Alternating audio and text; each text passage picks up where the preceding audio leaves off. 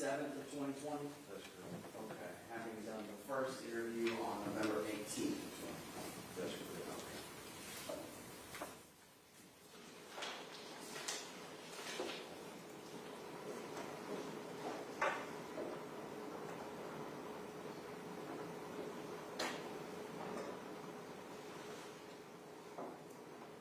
They ordered also an house. Okay. So Kiyon shows up. Okay. Anybody come over? Did you go anywhere?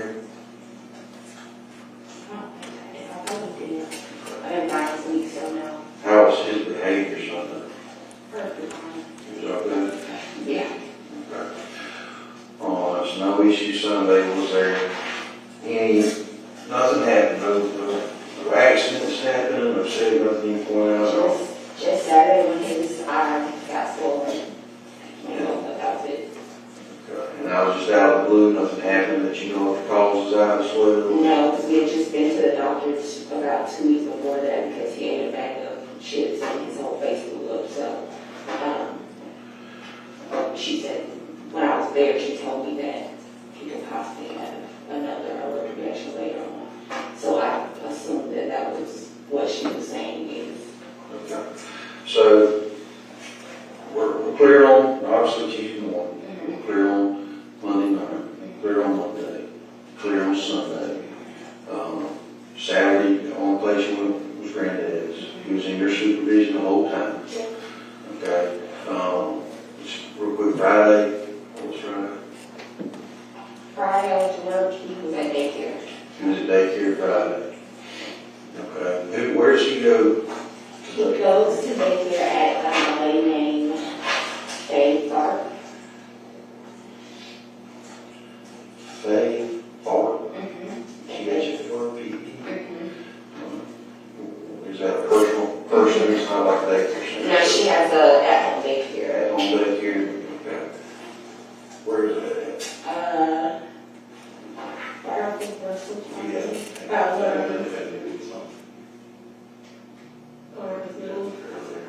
I'm sorry. right on the same road as Lawrence Middle School. Do you have a phone number? You said you did have any company? No, maybe that not that address. It's 478-213-9661. What time was he there Friday? He gets there at about 6:30 in the morning. And what time was he picked up Friday? I pick him up at 6. 6 p.m. Okay. And that's what happened Friday, there, 6:36. When you picked him up, was there any issues? Any complaints or anything going on then? He was fine all Friday night, he was fine all day Saturday, and all day Sunday. Mondays and Okay. All right. Is there anything that we haven't talked about that you think is important? just not really from what happened, but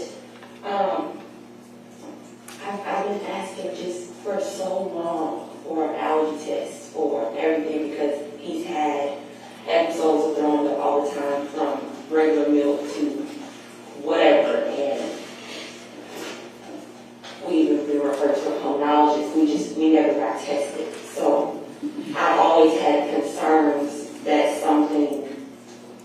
it was deeper than just a breathing issue that they were trying to tell me, because every time we go in, most of the time he's not sick. They test him for everything and the breathing just happens. So Well, I don't believe this is due to any kind of allergy. Okay? I thought it was a medical exam. Okay? What they have, the initial right now, okay, is he had a lacerated liver. Okay, he had blood in that. He had multiple contusions of his body. He had lacerations to his pancreas where it attaches to his body. Okay, there was no signs of any breathing issue that would cause is dead. Okay. So, there was something that happened to him. There was some type of injury to his abdomen that caused this to his liver and the contusions to his bowel, some sort of impact. There's nothing that literally, I mean, he's never had any issues with his stomach. Never been hit. Nothing.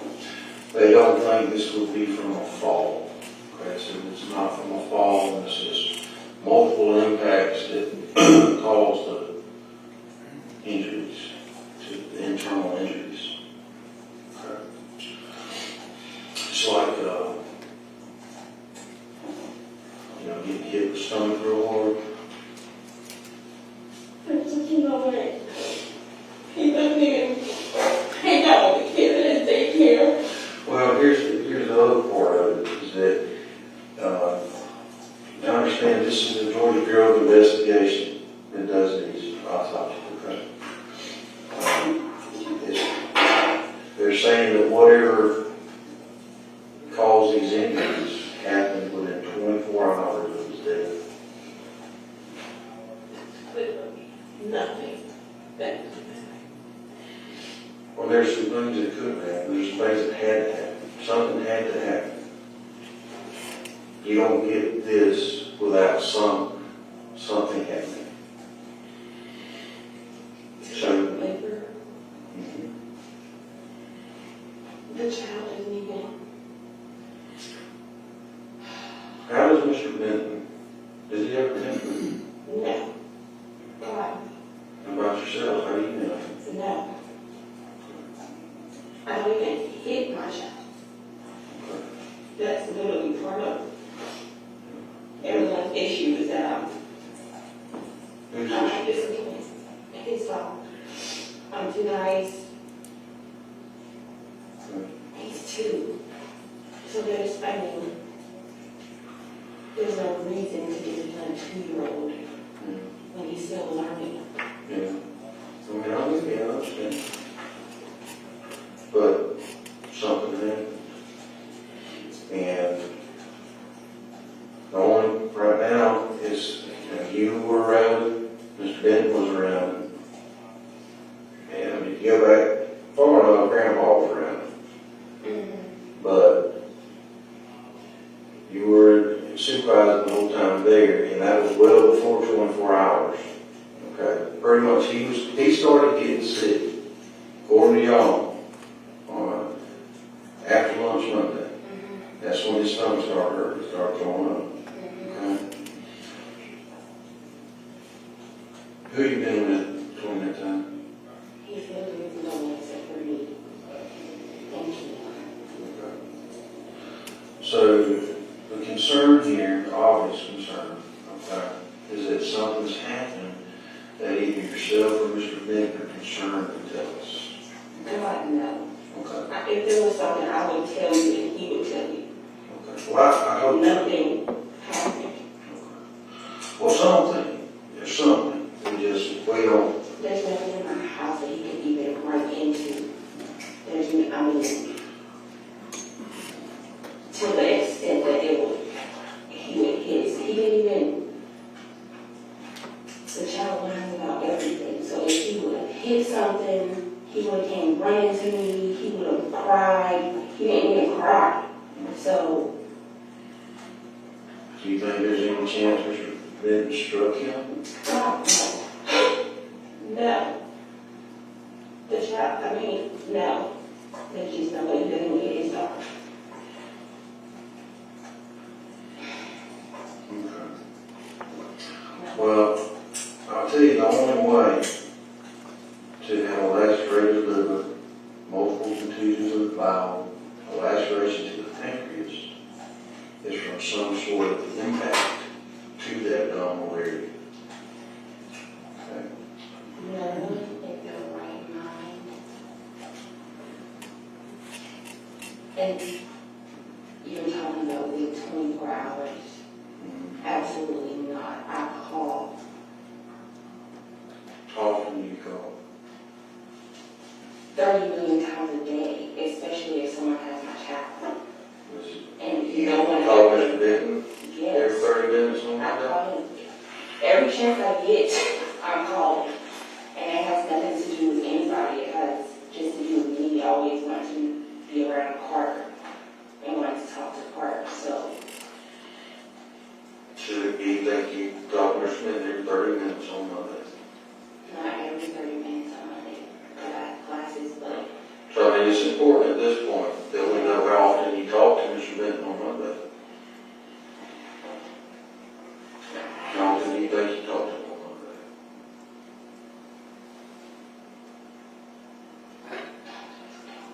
I call.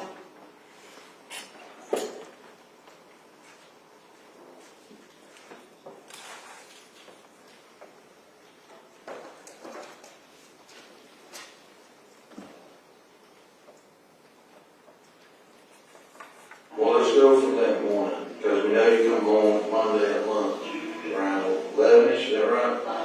That's 11, 7:15ish, back to 11ish. That's 4 hours. I didn't want to Robin, so I didn't leave at 7:15. I left at 7:45 because I was. No, we had a video you leave. Okay. Okay. So, what, between that 7:15ish and 11:15ish, 11, did you call him? How many times did you call Mr. Benton that morning? I don't know. I always You call log him that day? know. There's really no way no one could have ever touched my child. And that is no. No. Wow. You changed your phone service? No. Okay, so is it your phone line and your phone service? Yes. Would you be willing to get your phone bill and show me? Because I'll need to know how often you called him that day. We would have no issue. Was there any change when you called him that they just sounded different or? No, like that's.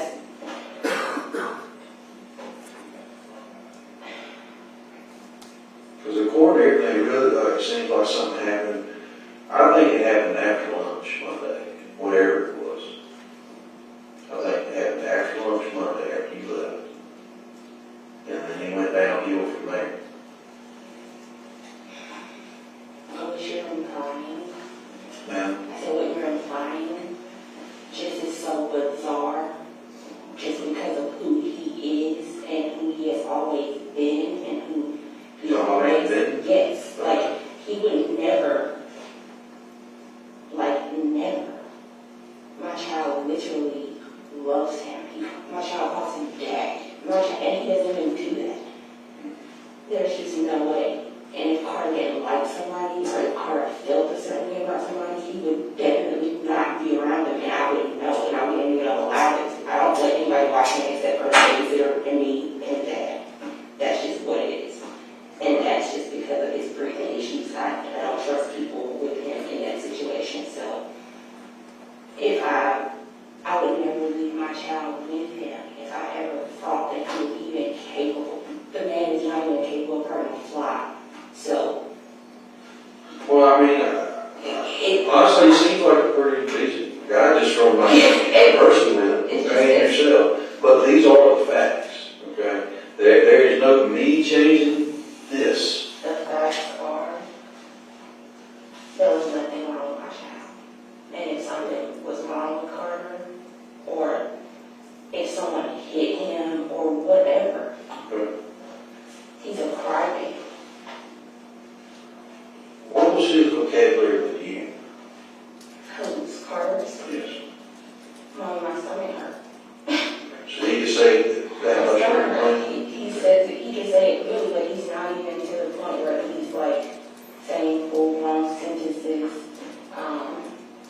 He can mix words together, but if something is wrong with him, he's gonna whine, or he's gonna come to me and point and show me what happened, or show me who did it. Mm-hmm.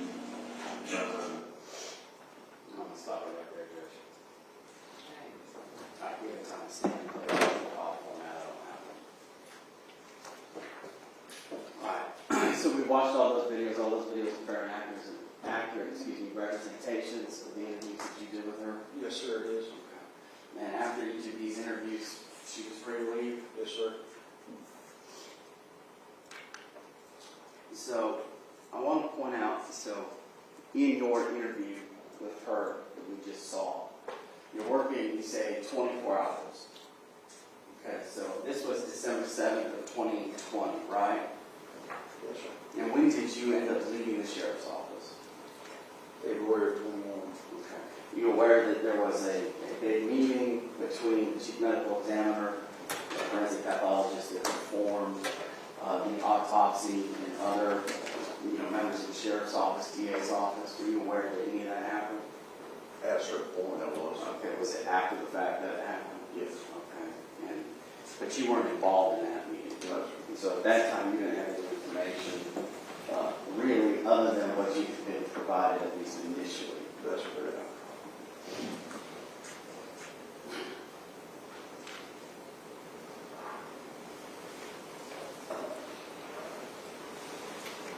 And at the time that you left the sheriff's office, you didn't have the final autopsy report. No, I did not. And the questions there, so you're asking about Kiyon, right? Yes, And that something happened, at least with the limited information that you had at that time, you're asking in the context of what was Kiyon doing. And potentially this could have been, Monday afternoon after you left. What is the purpose of trying, bringing Kiyon up? What are you trying to accomplish again? well, one of the things I'm trying to accomplish in this interview is to build a suspect list, a complete suspect list. I'm not sure anybody the child in contact with over certainly 24 hours, but well beyond that, at least a day or two. That was one of my initial objectives. Okay. And at that point in the interview, have you gotten any information to indicate that any person had done anything? Nothing further this time around. Mr. Bird, please review. Thank you, Your Honor.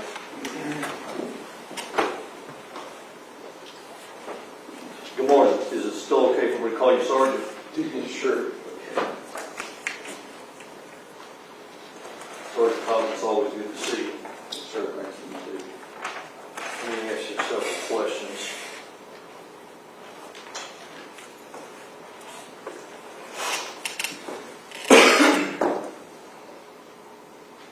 Once again, you originally got the call, did you not, to go to the hospital, Peach County Hospital over in Byron, is that right? Yes, sir, that's correct. And by the time that you got over there, the child had already been pronounced deceased. I believe that's correct. Did you, was Ms. Davis there? She was. Okay, did you interview her then, or talk to her then? I had a brief contact with her before leaving the hospital. And was the contact that you had with her that she needed to go back to the apartment so somebody could walk through the apartment? During our conversation, I asked her if I could meet her apartment after leaving. And she did, in fact, comply with that. Yes, sir. And Mr. Benton was with her also, is that correct? Yes, sir.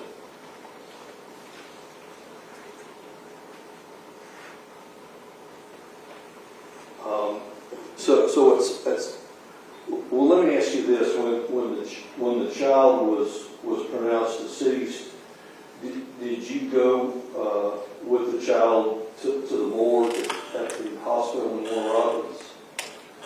I went into, it wasn't in the morgue, I went into the room where he was located. Okay, but when the child was removed from, or taken from the Peach County Hospital to go to the morgue in Warner Robins, is that right? I'm not sure where the child went after the hospital. I was told by the coroner he would be going for autopsy to the GBI's office. All right. So I take it that you left, that you left from the Peach County Hospital and then went to the apartment there on Lakeview. Is that correct? Yes, sir. And Ms. Davis was there with Mr. Benton, is that correct? Yes, sir. And also Officer Boytel was there from Warner Robins, is that correct? Yes, sir. And at that time, you talked to Ms. Davis to see about getting consent to search the inside of the apartment, is that correct? Yes, sir. Did you search it then, or did you wait for Officer Herrera to come, or Investigator Herrera to come from Warner Robins Police Department? I waited for this. All right. But in any event, you got Ms. Davis to sign a handwritten or makeshift, if you would, consent search, is that correct? That's correct. When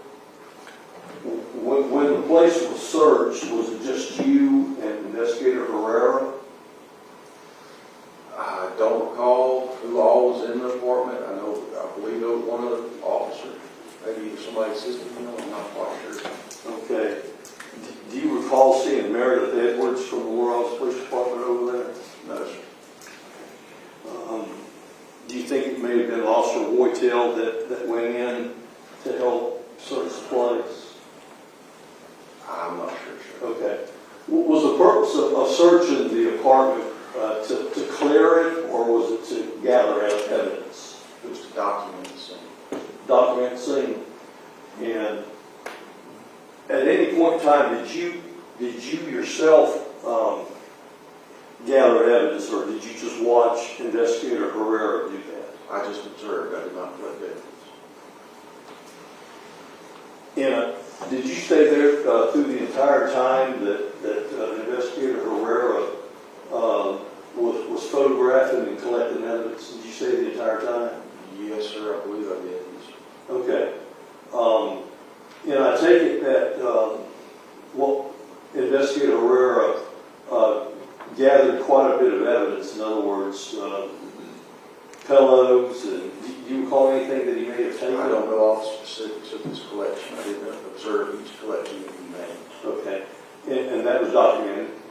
Yes, sir. They document each thing that they collect. He would have done that just himself, or did you help him do that? No, sir. He would have done that himself. I was not part of crime scene investigation. As in gathering that pillows, and do you know as well that he cut any of the carpet? I do not know.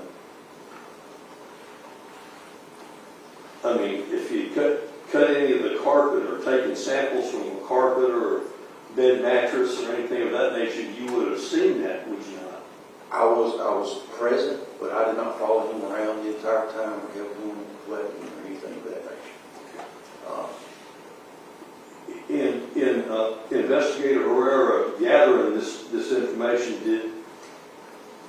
did he give it to you? The evidence, the collection of Right.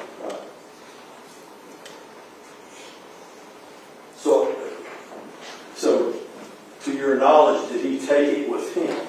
to my knowledge, yes, sir.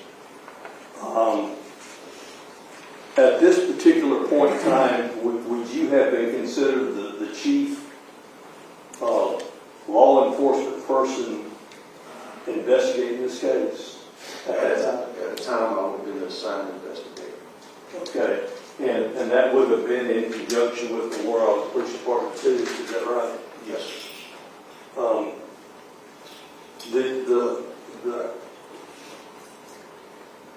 The items that were gathered, I take it as standard protocol for law enforcement to take it back to their office and put it in an evidence vault, is that correct? Generally speaking. Yes, sir. Do you know if any of these items were ever turned over to you? They were never turned over to me. Okay, so I'm asking this question. Do you know if anything was turned over to the GBI? I do not. Okay, so I mean, you didn't do that. No. If anything was turned over to the GBI, that was not something that you did. That I was involved in. Do you know if anybody else from the Houston County Sheriff's Department did that? I'm not sure, sir. Now, you testified that you left the employ of Sheriff Talton in February of 2021, is that correct? Yes, sir.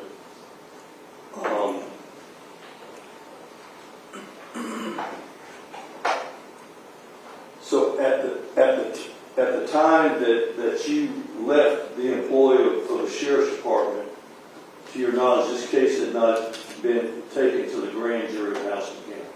The time I left, sir, I was still waiting on, the sheriff's office still waiting on final autopsy results to report. Now, you've testified that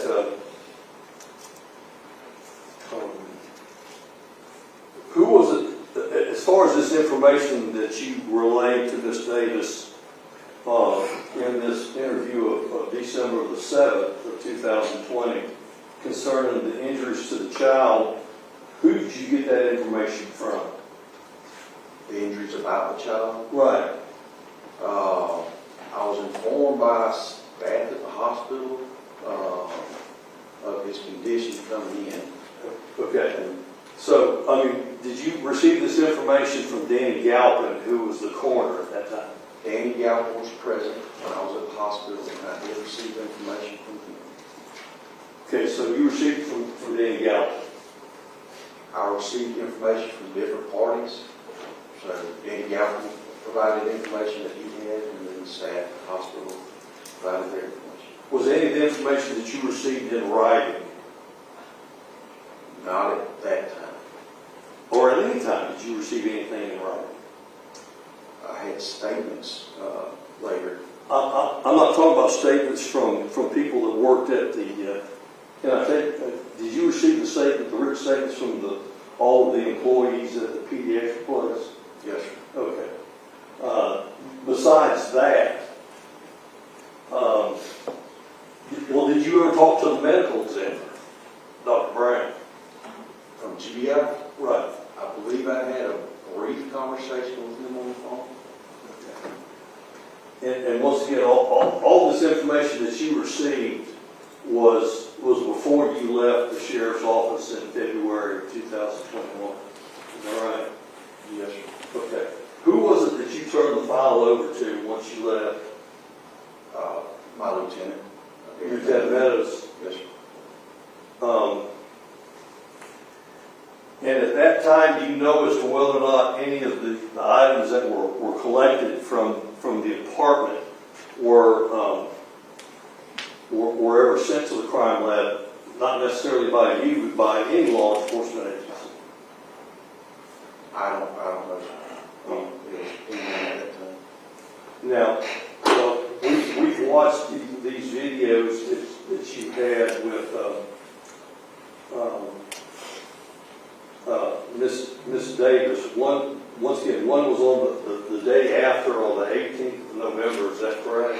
Yes, sir. And the next one was done 3 weeks or so later, on the 7th of December. Is that right? Yes, sir. In between the time of the first and the second one, Miss Davis had moved to the Atlanta area. Is that right? Yes, sir. And once again, at no time did you ever advise her of Miranda rights. No, sir. That's right. Yes, sir.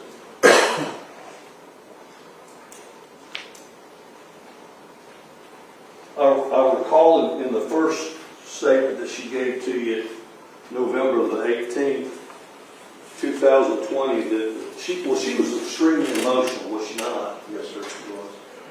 And at one point in time, you told her, did you not, don't blame yourself for this? I don't know that I can use words. You have to look back. I recall saying you couldn't have known while I was speaking with her what was going on. But, once again, the jury can recollect for themselves what they heard you say. Yes, sir.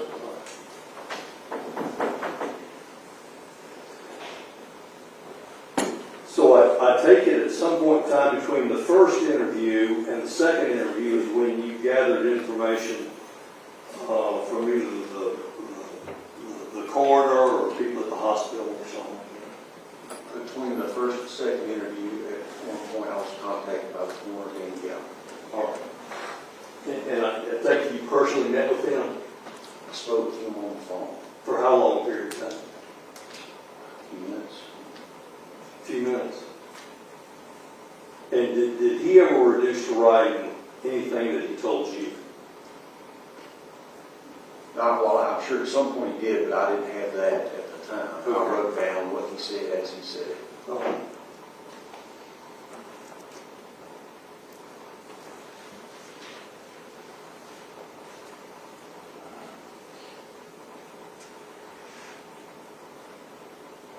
Did you later learn to understand that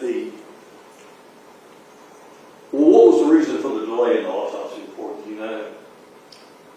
I believe workload from the GBI. Okay. Was there any concern about any toxicology reports or any other reports that GBI needed to do on the child's body? Yes, all that was concerned being waiting for the sheriff's office.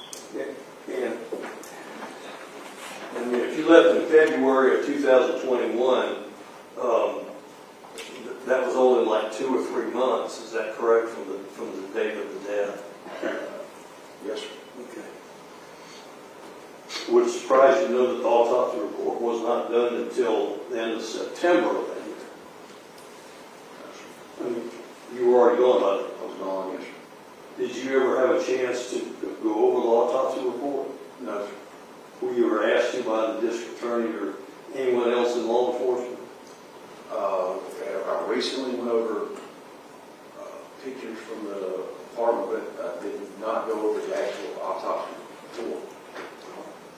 And the pictures that you described, those are the ones that basically we've seen. Well, you weren't in here, but the photographs that were taken by Investigator Herrera. Yes, sir.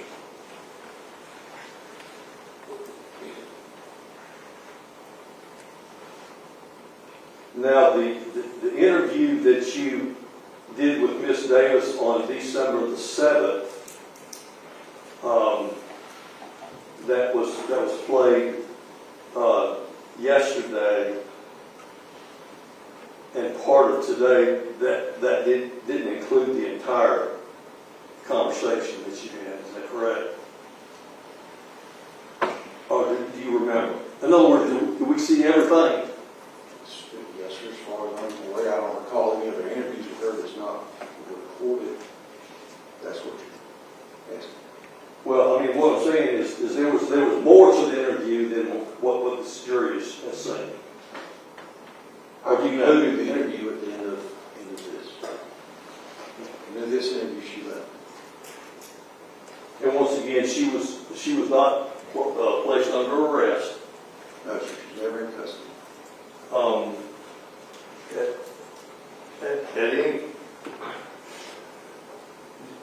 Did you seek warrants against her? No, sir. Did you seek warrants against Mr. Benton? No, sir. Would that have been your responsibility to seek warrants? No, sir, not necessarily. Whose job would it have been? These type of cases, these cases get forwarded to the district attorney's office. So there were never any warrants that were taken against Miss Davis? I never took a warrant against Ms. Davis. Then are you aware, based on what you know of the case, that there were never any warrants taken against Miss Davis? John, can we approach? Yeah.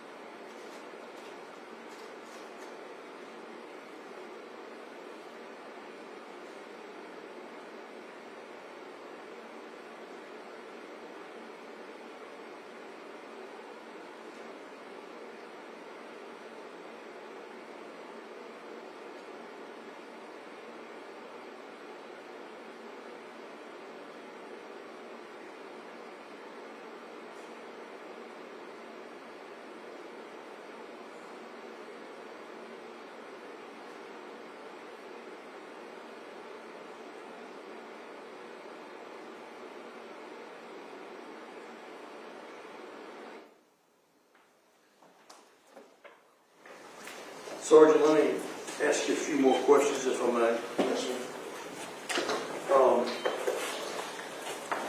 From the period of time that this event occurred until you left the employ of the sheriff, did you talk to Ms. Davis any other time besides in the office there at the sheriff's department? I made contact with her by phone.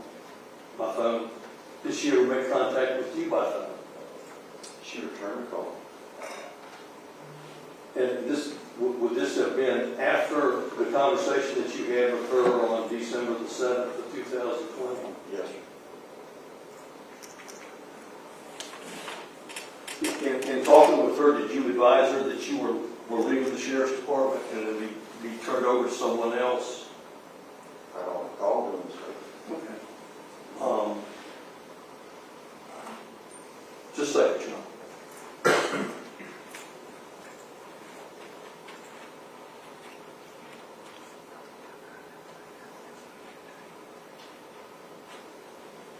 Judges all around. Thank you.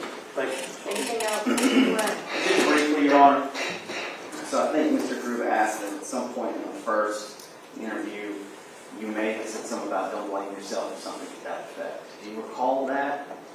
I recall hearing myself say that she couldn't have known in the first interview when it seemed to be a medical situation. Okay. So you didn't have a whole lot of info at that time. I'm still gathering information. Okay. And there was some questions by defense counsel about whether or not any evidence was GBI at all, correct? Right. And there was one very large piece of evidence, for lack of a better way to say it, that went to GBI, right? Referring to the deceased. Yes. His liver and his body. Yes. Nothing further. Anything else, Mr. Brewer? Nothing else. Thank you, Your Honor. You're free to go, Mr. Collins. Thank you. You may go stage you wish. Thank you, ma'am. Call your next witness, please. Lieutenant Darren Meadows.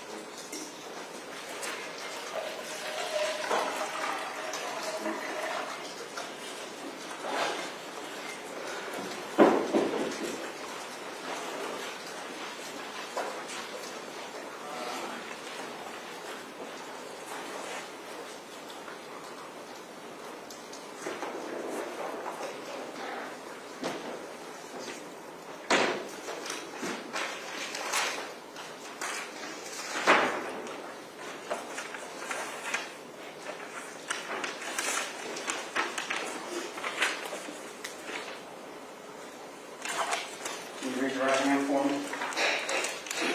You swear affirm testimony you're about to give you the truth, the whole truth, and nothing but the truth, so help you God. I do. Thank you, sir. Can you state your name for the record, please? Lieutenant Darren Meadows, And you're a lieutenant. Where are you a lieutenant? Houston County Sheriff's Office. How long have you been in the sheriff's office? 37 years. It kind of dawned on me that we get ranks of people who come up here and don't really explain what they are. What's a lieutenant? Well, in my office, I'm the assistant division commander. So that means I'm like the there's a captain, and then I'm the lieutenant, and then we both have similar duties in that we manage the investigators in our office and some other related duties. And is that for the juvenile division? Yes, that's for the juvenile division of the sheriff's office. And what is the role of the juvenile division of the sheriff's office? We have two main roles. One is to investigate child abuse-related incidents involving children under the age of 18, and also juvenile crime-related issues for children who go out and commit crimes. Were you working in that capacity in November of 2020? Yes. And have you been working in that capacity since November of 2020? Yes, sir, I have. I assume you were working in that capacity before those dates as well? Yes. Okay.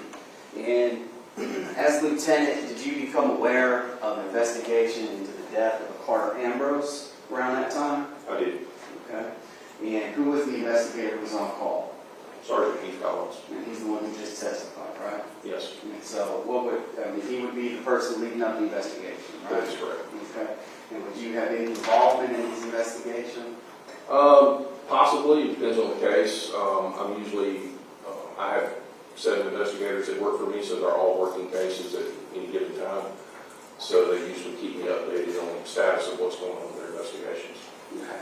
And at some point while the Karter Ambrose murder was under investigation, did... If you don't, please, let me just, that's for this jury to decide. I mean, I just object to it being characterized as being a murder. Well, that's the objections overruled, that is the prosecution's characterization, and they can ask that. Obviously, that will be the question the jury has to decide is, so go ahead. Did Sergeant Collins leave at some point? He is. Okay. And then you became involved? I did. Okay. And how did that come about? Well, it was just kind of the natural evolution of the case. By the time, I think he left 3 or 4 months after the death of the child, and he had done most of the investigation. Up to that point, he had completed everything that was available to be completed. Okay. We were waiting on the medical examiner's report, so I was just kind of monitoring the case at that point just to make sure there wasn't anything else that was needed or something else that the district attorney's office felt like we needed to do or review. So I was just trying to kind of monitor what was going on with it up until the time the case was complete. Okay. And it took a while to get the autopsy report, the finalized version, correct? It did. And prior to receiving the finalized autopsy report, was there some kind of meeting with certain people involved with GBI in your office? Yes. We had a Zoom meeting with myself, I believe it was Eric Edwards with the DA's office, and then the 2 of the medical examiners from the GBI. There's Daniel Brown, the medical examiner, Correct. and then Jonathan Eisenstadt, who at the time was the chief medical examiner. Yes, sir. I believe so. And you said members of the DA's office. Yeah, that was on September 27th of 21. And from your recollection, what was the purpose of that meeting? To understand exactly, to discuss what the final outcome was of the medical examiner's autopsy, and to kind of nail down like time frames, what exactly happened, what was the report going to be, when were we going to get the report. We had communicated with them over and over again about needing the report, and it was trying to get all the complete information for the case. Right, and at that meeting, I think a time frame for when the injury could have happened was discussed as well, right? Yes. And then after that meeting, at what point was the autopsy report received? I received it on November 12th, 21. And after that, up until this point, had you interviewed anybody involved in the case? No, sir. You had this meeting with people who were involved in the case, but the witnesses and stuff, I think you said Sergeant Collins had kind of completed all that. It had all been completed months earlier. We were just waiting on the additional information to complete the case file and investigation. Did you reach out to the defendant after that meeting? Yes, after I received the final autopsy report from the GBI, I reached out to Kianna Davis, the defendant, and asked if she would like to come in to discuss that we had received the final report and she'd like to come in to discuss the report. Okay, you said you called her? I did. Okay, do you remember, did she agree to come down and talk with you? She did. Okay, do you remember when that conversation took place? She came to my office on December 9th of 2021. And when you said she came, do you know how she got there? I do not know. She just showed up at my office. Was she a suspect? I think so, yes, sir. Okay. She was a suspect in the Yeah, case? she was the mother of the child with the child. Okay. And in order to get her to come down or to drive to juvenile or however she got there and speak with you, did you offer her any like hope, benefit, or promises? No, sir.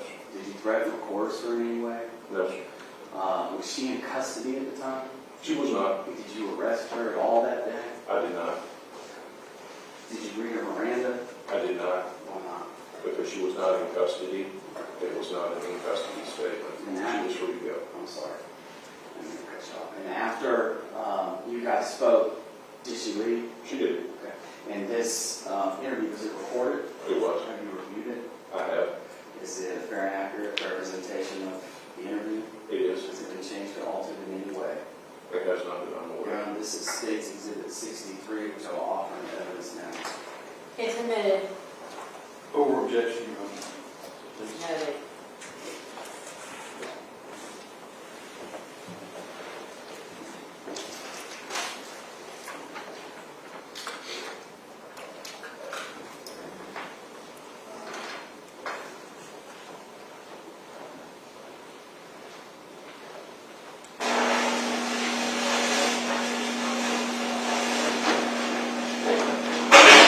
All right. Before I continue on, where is this? This is at my office, the Okay. juvenile division of the sheriff's office. This is your interview room, It is. and is that Miss Davis?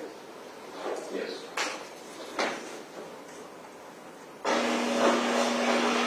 How's the drive down? Long. Yeah. Yes, traffic. It's so much traffic, and then they're working on the road still, of course, so. Sure. Lanes are closed everywhere. It's always, I had to go like North Georgia, Hawaii, I said last week, the October route was through Atlanta, 75 to 675, 85. Yeah. No. You're just rolling the dice. Yes. Every time you get up there. So, let me just get a little current information. Can you get your home address?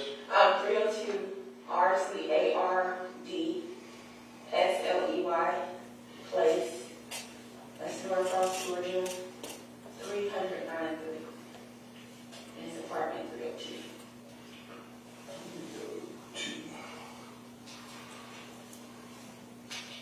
What was it?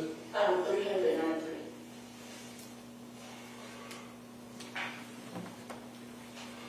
All right, and your phone number's the same? Yes. What's that? 478-302-3335.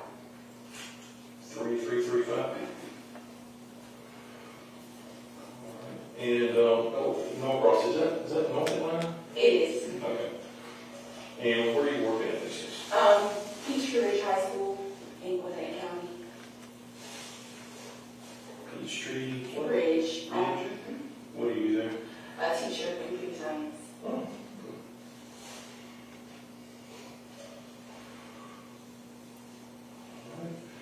And let's see.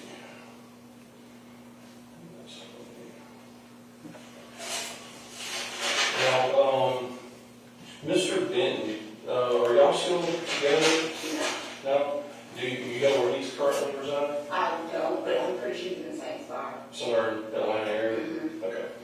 That's what I thought. I'm just trying to make sure I have updated information. So, I don't know if you knew or not, but Sergeant Collins, who originally investigated the death of your child, was he's no longer with the department.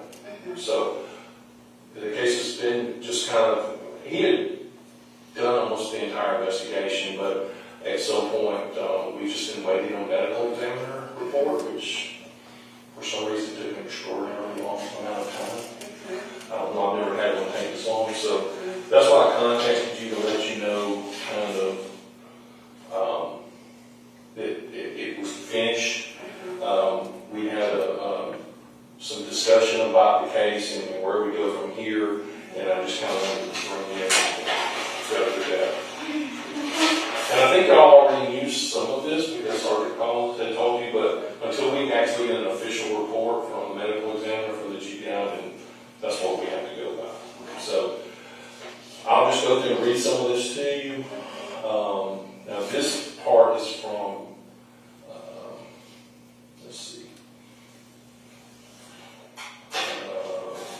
Amy Goodwin, which is GBI. So they've sent this report to the coroner, which is Danny Galpin, in reference to Karter. This was a full autopsy done.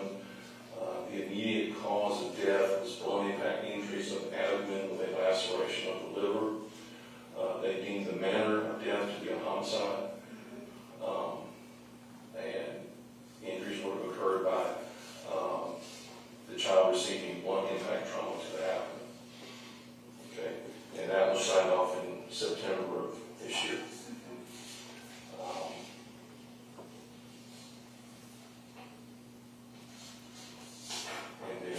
They've got a lot of just report stuff that's just, some of it's just medical terminology and stuff, weights and different things. And, let's see if I can get down here. Under the opinion, now this is the opinion of the medical examiner who performed the autopsy. I'll read it. It says, this 2-year, 10-month-old black male child, Karter Ambrose, died of blunt impact injuries to his abdomen. Karter was the last known alive on Tuesday, November 17, 2020, at approximately 30 hours. The mother reports that the child had thrown up in his bed around 0200 and told his mother that his stomach had hurt. The mother left the child in the care of her boyfriend at approximately 7:15. The boyfriend called the mother at approximately 8:30 and said that Karter was having trouble breathing and going in and out of consciousness. He had given the child a breathing treatment, but it didn't work. The mother said to take Karter to his pediatrician, which was located nearby. Upon arrival, he was unresponsive, and the doctor administered CPR. The nurses called for EMS. This then was transported to the hospital, where resuscitative measures continued but unsuccessful. Further information is contained in the report. The autopsy revealed blunt impact injuries of the head and torso.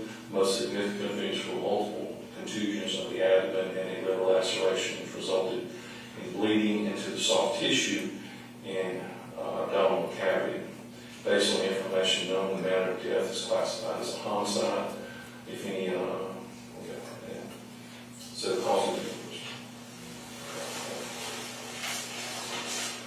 So that's kind of Which I know, we've been in contact with the coroner. okay. My question would be, the blunt force, was that from CPR? No, because that's why he went into distress. His abdomen was full of blood, and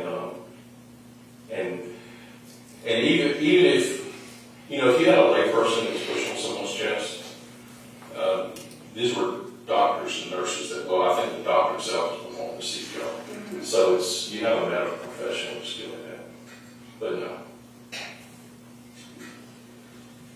There's just no way. There's really just no way. Because my son has been multiple places before this passing, all of which he showed no sign of hurting, no sign of anything until a literal, my stomach hurts. And that's the last thing, and it wasn't even my stomach hurts and he's in pain. It was, Mommy, my stomach hurts. But yeah, he started having the stomach pain and the vomiting started happening Sunday night too. Correct. No, Sunday night Yeah. is when I asked him, he looked like he wasn't feeling well. Okay. Which that wasn't something that it was dramatic because of the time of year is when he normally has breathing issues, and that's what to me it seemed like he was just not feeling well, not Right. anything. But on Sunday night he did complain of stomach hurting, and then continued through Monday off and on was vomiting some, correct? Monday was when I was at work in Warren Robins. Right. and he was asleep on the couch. That's when I saw throw up on the floor. At the time, I didn't know it was throw up because it just looked like his juice that he had been drinking. But now, if he, was that carpet or like Carpet. If It's orange juice. Did Kiyon? Mhm. Did he have not seen that? Yes, he was sleeping on the couch. I don't know if he saw it on the floor or whatever, but me. I just know if my wife came home, when my kids were throwing on the floor and they cleaned it up, I'd be like, I'd be like in trouble, kind of thing. I came in. He's on the couch sleeping. I go over to check on him, kiss him, just to see if he's fine. I look over. I see blood on the floor. Well, from what I suspected, juice. Yeah. Because he had his cup, his sippy cup. Karter is usually known for throwing the juice around or the cup around.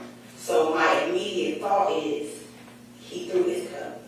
And juice just went everywhere. But then you later figured out it was, Later, as in when I went back to work and I came back home, there was also juice on the couch, which then I said, I then cooked dinner.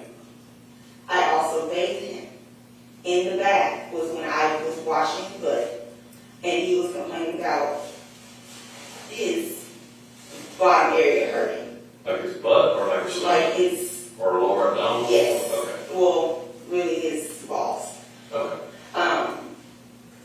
And he had done that a week before. But I didn't make anything about it because he's dramatic. Karter, he's a mommy's boy. So I said, okay, I'm going to see if he complains about this again. Nothing else. The next thing I know was the day that he passed away. That night before, I had put him in his bed because of the stomach hurting. He had ate, we watched a movie, he danced, literally nothing, until I went back in the room and I checked on him that night. And I saw that he had threw up in the bed. Okay. That was the first alarming thing to me. Right. Nothing else throughout the entire day, even when I got back home. Nothing else would even tell you that this child was in pain.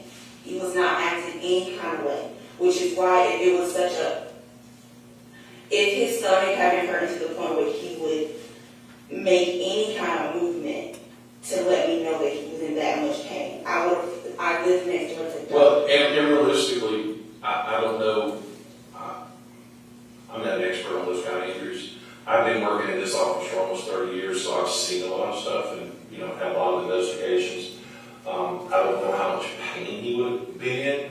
If there was some impact to his abdomen that caused a liver to start bleeding, it could have just been slowly bleeding. I don't know that, maybe that's something that just over time got worse, and eventually that's what happened. He got to the point where, he was unconscious next morning. And that's what is so confusing about this entire thing. But now, when we talk to the medical examiners, and they're giving us a window of, 24, 48 hours when the injury could have occurred.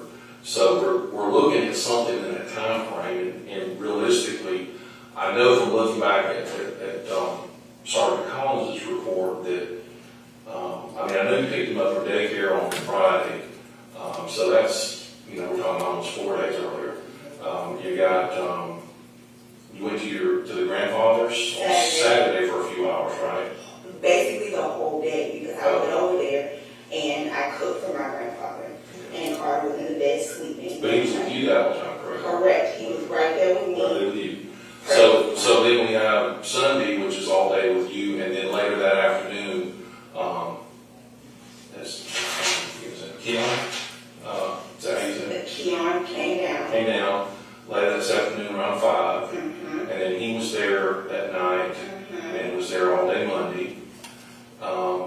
Now, it's my understanding that you contacted the child's father on Monday and asked him to watch him because he was sick. Because he was not feeling well. Right. Correct. He was sick, and And I had to go to and work. apparently he was unable to. So I guess that's why Kiyon just stayed over. Yes, it is. Okay.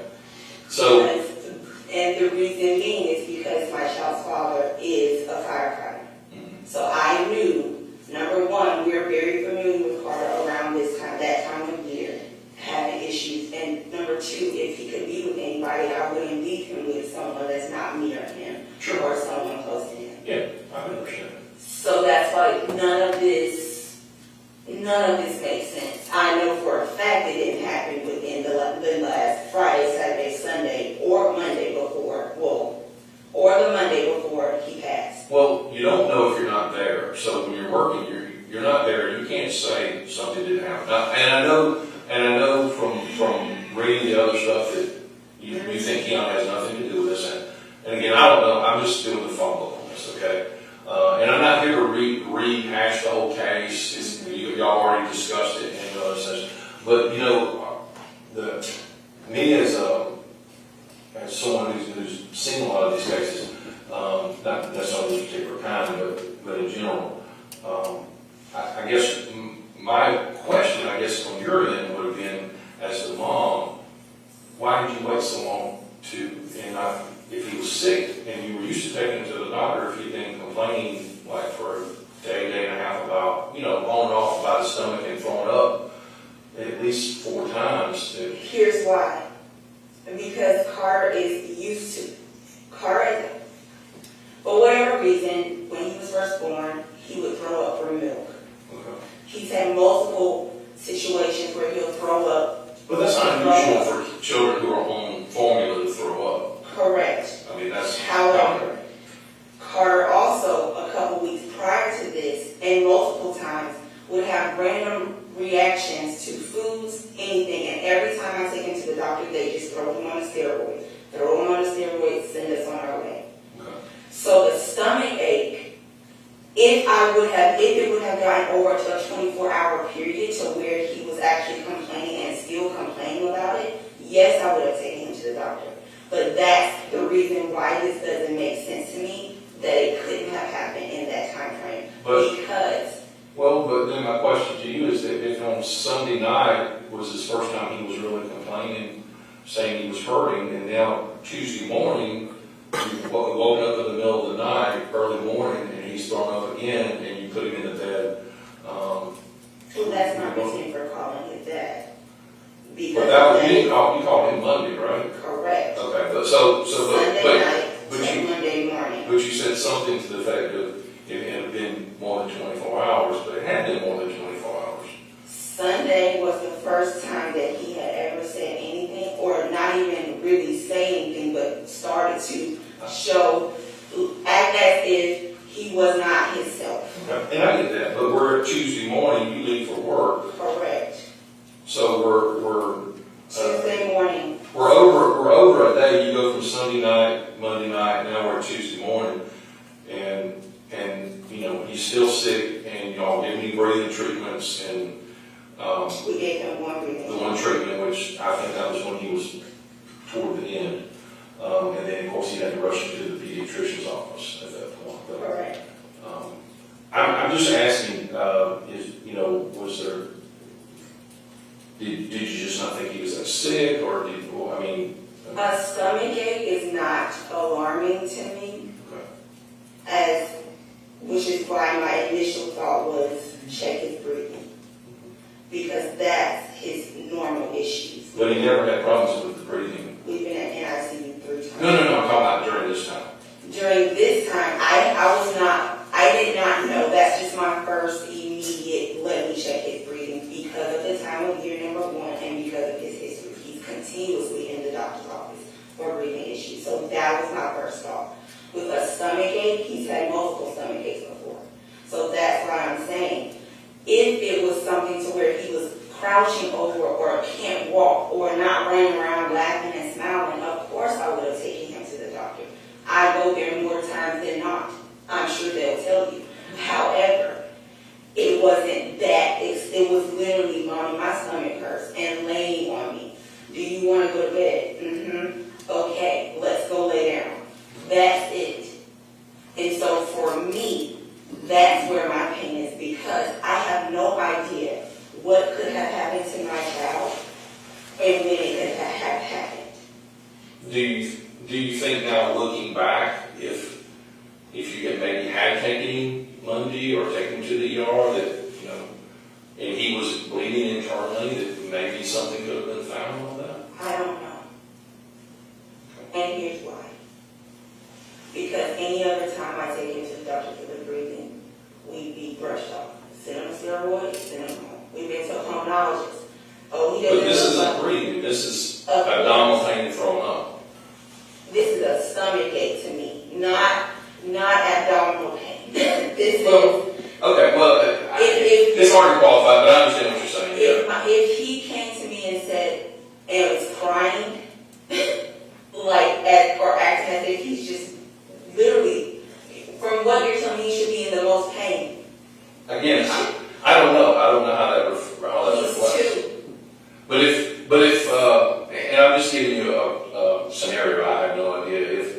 If you leave for work at Monday at 7 o'clock, and at 9 o'clock something happens, and 3 hours later you come home for lunch, And he's asleep. and he's asleep, and Well, that's. maybe he's not in pain, maybe he was, you know, there was some injury there, and he bled, and then he continued to bleed until, you know, Tuesday. But, you know, there's no way the internal organ can get lacerated. There's no way. Right, it just can't happen. So.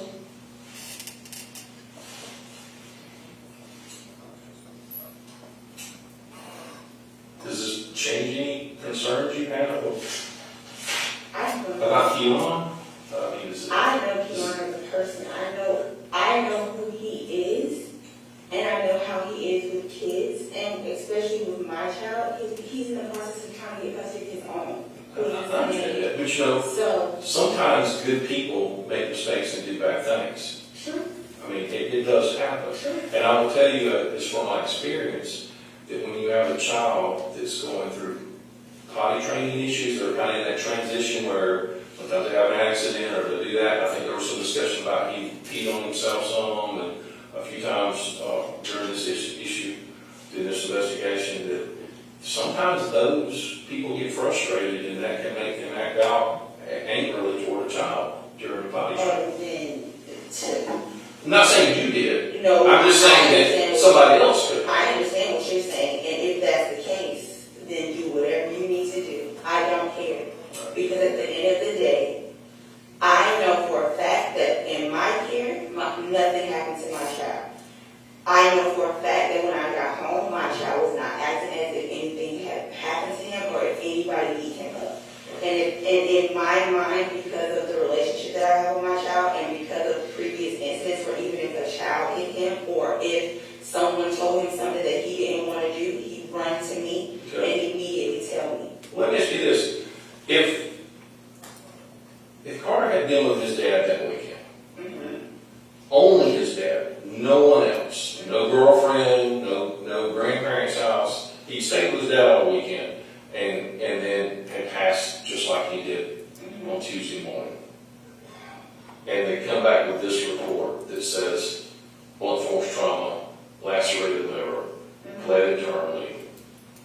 What would you think then? Would you say just because he's a good person he couldn't have done it? I have the same questions because of who he is as a person. Right. I don't know. I can't speak on who people are if I have never seen them in that way. Sure. So no, I would not have felt any differently about this situation. So you think, I know so your feelings are based on the fact that of how I know the person. the person, okay. And I assume how you've seen them interact with How your I've child. seen them interact with my child. Neither one of them. But you do understand that in and of itself is not enough to clear a person. Oh, of course. Because if we say Kiyon didn't have any part in this, then the only other person is you. And you're saying adamantly you didn't do it. Let's be clear. There is no way in the world that I will hurt my child, and I work with kids all day. That's me. So But you're I don't care. saying if Kiyon did this, he should be punished. Yeah. That's not even a question. So, I don't care. but I guess I'm a little confused from the standpoint of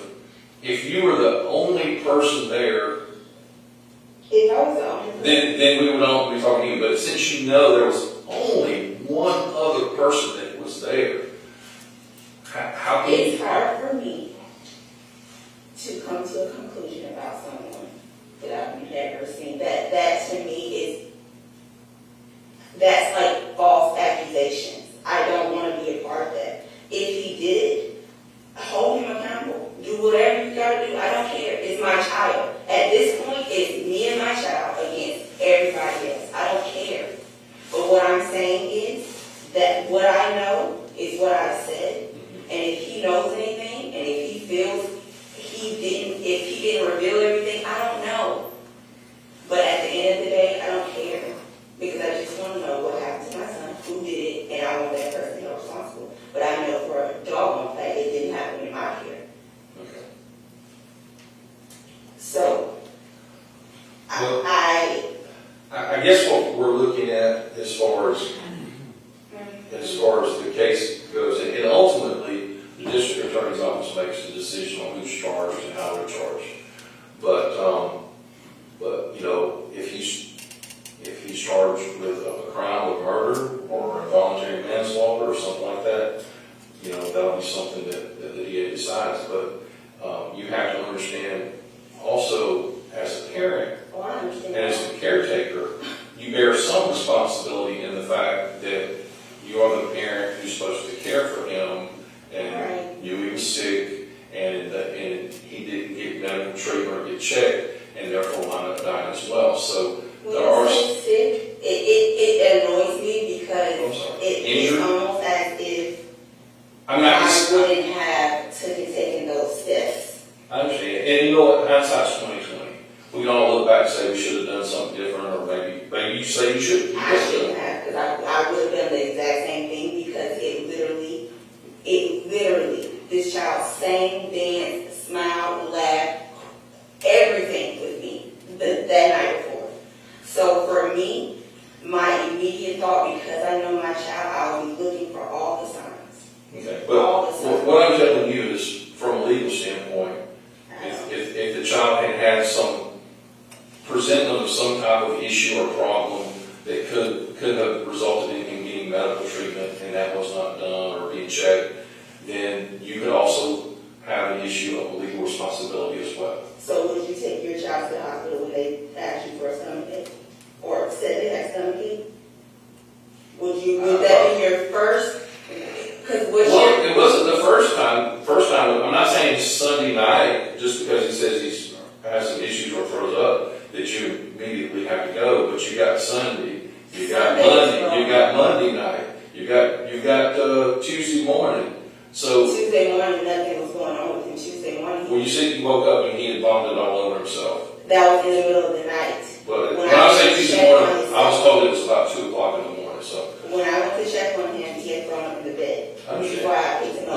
And I don't want to get argumentative with you, but I'm just trying to explain to you where we're at. Where we're at legally, okay? That you could bear some legal responsibility from the fact that he wasn't given care and he obviously passed from injuries that appeared to be during that time. He had sustained injuries. Okay? So I don't know that will happen, but that's certainly something. He certainly won't. That's why I have an attorney. Well, the attorney can't keep you from getting charged with a crime. But what I'm telling you is don't. Now you're irritating me. I'm sorry, I don't mean to irritate you. Because at this point, it's almost as if, and it has been, almost as if I'm a bad mother. And no one has asked about my reputation as a mother, as a teacher, as someone who's literally mentored kids since I was in 12th grade with this police department. So I don't care. When I read through the report, they did ask about you. Okay. And I don't care. At the end of the day, everyone around me knows I would do anything for my child. I will protect my child from my own family. If anyone did anything that I did not like, for instance, when my mother herself did not take his breathing issues as if it was a serious thing, she no longer got to watch him. So at this point, that's what I'm trying to tell you. If any indication, he would have been removed. Well, I believe you on that. I'm not saying you. As a single mom, what was I supposed to do when I asked his father to get him and take care of him? don't know. Okay. I'll let you take off work, that's what I usually And do. that's my point, because that whole week, I was already supposed to be home. It's the end of towards holidays, we only get a certain amount of days. I was actually in the middle of switching jobs. So I was already done that rest of the week, which is why I didn't take off, and which is why I offered or asked his father to get him for that day, because I was gonna be off the rest of the week anyway.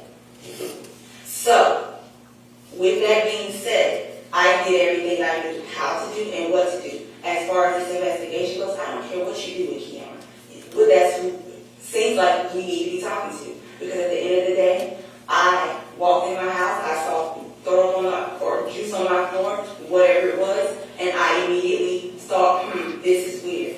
But it didn't strike me to be like, oh my God, let me take my son to the hospital. I've been through many situations where he almost did not make it because of his breathing.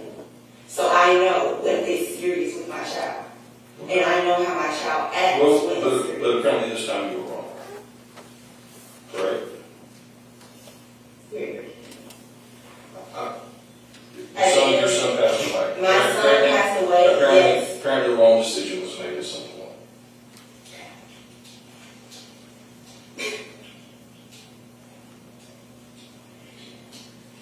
Ooh, Jesus. Well, do you have any questions for me? No, Okay. Well, I just need a copy of everything that she got, the medical reports I've been sending. I can't give you anything because it's still an open, ongoing investigation. At some point when that's closed, then you can get a copy of whatever you need. So can my attorney request it? You can request it, but you can't have it. Okay. That's what the investigation is closed. All right?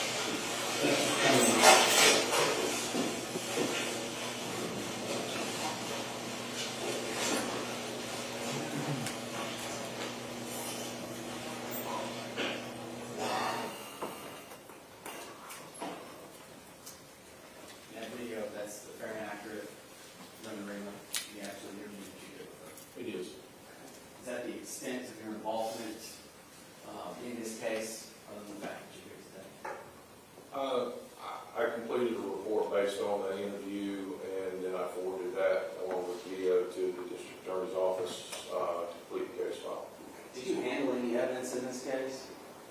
Other than the video and the report I heard. No, sir. That you weren't out at the scene? No, sir, I wasn't involved in the scene or the actual investigation. And do you know where she was living at the time? Apartment complex in Warren. In Warner Robins? You know if it was in Houston County? It is, All right. Do you see Kianna Davis in court today? right there. What's she wearing? Black shirt. He's identified that for the purposes of the record. Nothing further at this time, Your Honor. Mr. Cruz, do you have questions for Lieutenant Bettis? Thank you, Your Honor.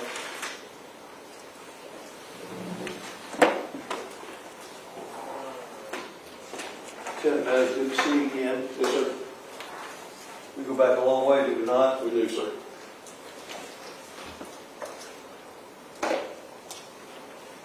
I'm not going to be very long with you, but ask you a few things.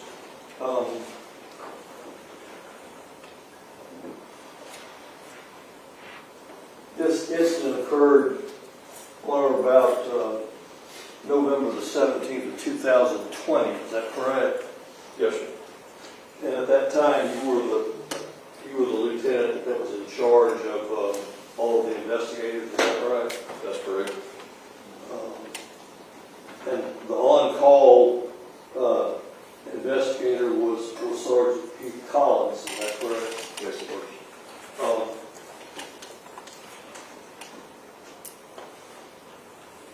Once again, you didn't go to the scene there on Lakeview Road, did you? No, sir. Did you?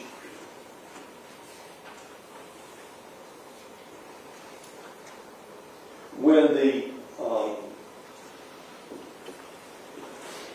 investigation that Sergeant did on this case included, did it not, a gathering of possible evidence from the scene, is that right? I believe there was some items gathered from the scene. Okay. But you answered Mr. Dwayne's question, and I don't want to belabor the point, but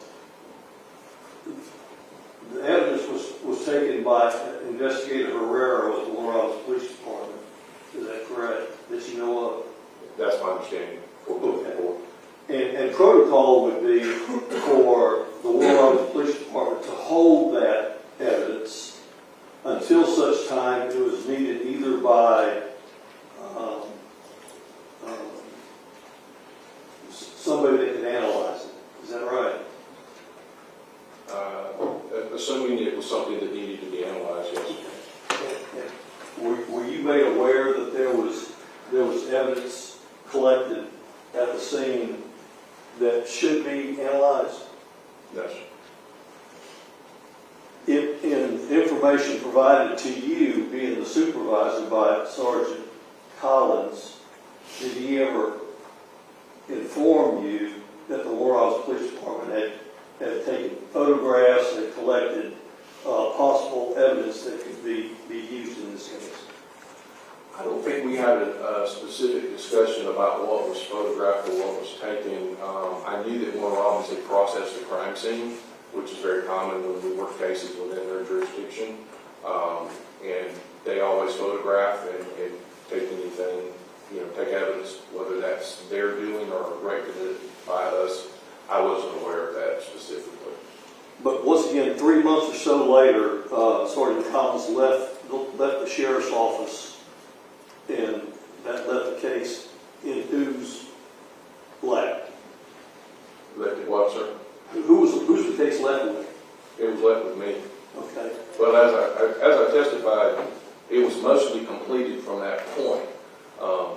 In May of 21, after he left, it was requested that we send the case file to the medical examiner's office, a copy of it, and we did that. So they knew what was there, what was collected. If they had wanted to examine something or test something further, they certainly could have requested that, and we would have seen that. Are you aware that soon after the child died, that toxicology reports were done on the child as far as, were you aware of that? That there were toxicology reports that were done and completed by the GBI and turned over to law enforcement? The only thing I was aware of was the final report that we got in late 21. They did a separate toxicology that was sent in. I'm not familiar with that. Would reports of that nature be necessary in order for there to be an autopsy report? That's usually part of the autopsy. We wait on that. Generally, that's one of the things that we have to wait on is the toxicology and things for them to include that in the final report. But once again, the sergeant leaves, you take over the case in February of 2021, right? Yes, I'm basically monitoring the case at that point. Okay, by monitoring, what do you do? I'm not doing anything on a day-to-day basis. The case, as I said, was already investigated. We were waiting on the final autopsy report to find out exactly what caused the death and everything, so we could proceed and finish the investigation. So the autopsy report was done after you had this Zoom meeting with Dr. Eisenstadt and Dr. Brown and Eric Edwards of the district attorney's office and other people that work in their office. Is that right? That was in September? Yes. All right. And within a couple of days, the report was generated. I don't know when it was generated, so I guess there's a date on it, but it was given to me on November 12th. All right. If the report, you have a copy of the report with you? I do. The report reflected it was actually signed off on by Dr. Brown and provided or completed on September the 29th of 2021. Yes. Last page shows it. In the meantime, up until this time, had you ever talked to Ms. Davis? No. Do you know if she had ever called your office? I'm not aware. I assume she talked to Sergeant Collins, but I have never talked to her. Okay. Do you know as well as not anyone in your office ever talked with Ms. Davis from the time that Sergeant Collins left until you had this Zoom meeting in September of 2021? Not that I'm aware of. All right. But in any event, you get the report the reports provided to you in November, basically the middle of November of 2021, is that right? Correct. And you took it upon yourself to contact Ms. Davis to see if she could come meet with you, Yes. and she came right on down. Yeah, about a week later. I mean, there wasn't any real delay. About a week later. All right. And the first time I guess you met her was when she sat down at the table with you? Which is on video, yes, sir. All right. That's been my only contact other than the phone call. All right. When she met with you, she told you that she had in fact moved, she had taken a job, she had left this area and taken a job up at Peachtree Ridge High School in Gwinnett County, is that right? Yes, sir. Did you check on that? To verify she was employed as a Right. teacher? No, sir. Objection on relevance, Judge. All right, I'll move on. But in any event, based on your reading of the autopsy report, you, at that point in time, you considered her a suspect, did you not? Yes.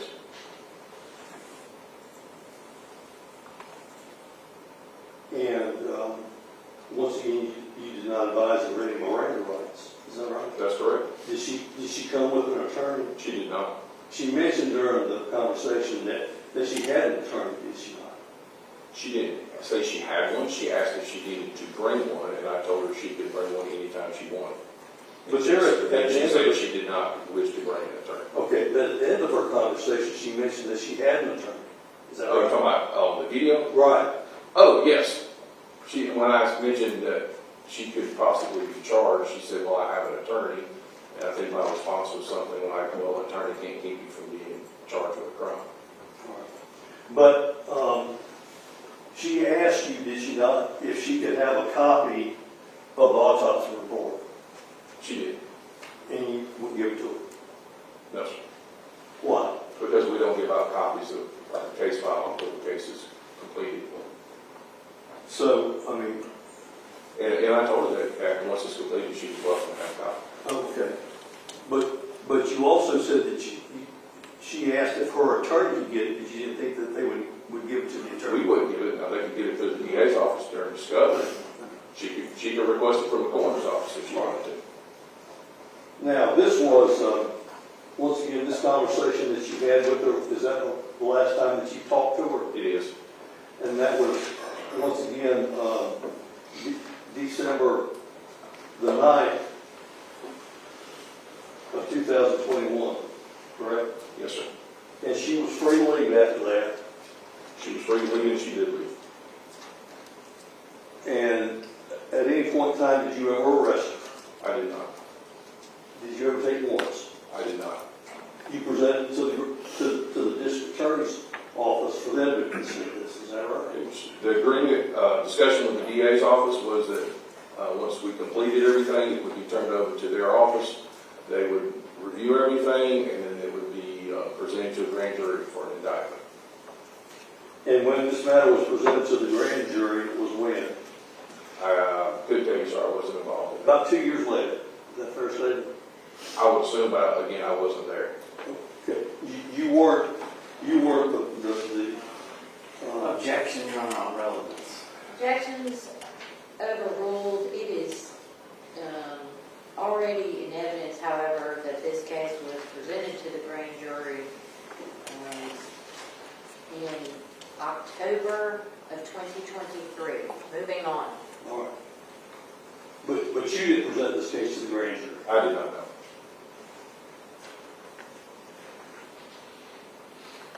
During the period of time between when you had this meeting with Ms. Davis and the time that it was indicted, did you continue to work on the case? There wasn't anything for us to work on after I completed writing it up and I turned over my case file. I continued to have communication with the DA's office about the grand jury, when was the case being presented. So that was my only follow-up, was inquiring about that.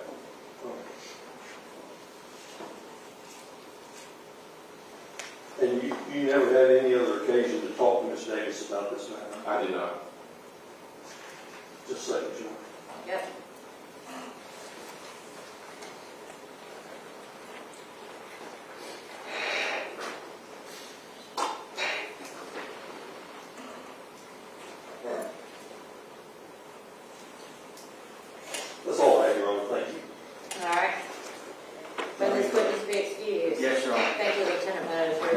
go or stay as you wish.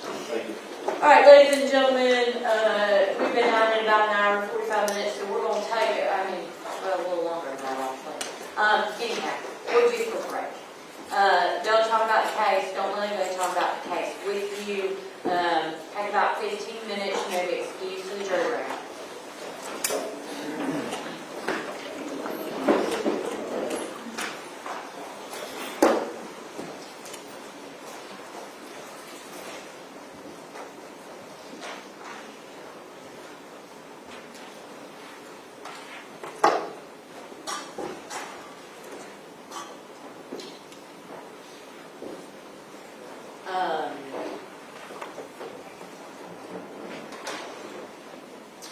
How many more you got, Mr.? Send the rest. Okay. All right, so if you're going to do that after the break, Mr. Greer, do you have evidence you want to present? Judge, if I may talk to my client during the break, Yep. if she was going to testify. Okay. I'm going to print, I don't hear it coming on. Maybe I'm going to go to my office and print a copy of the charge that I have thus far so that when we're talking, y'all can follow along. And then we'll see where we're at, okay? Yes, ma'am. All right, let's take 15 minutes and then we'll reconvene and see what we're doing next. Let me close this.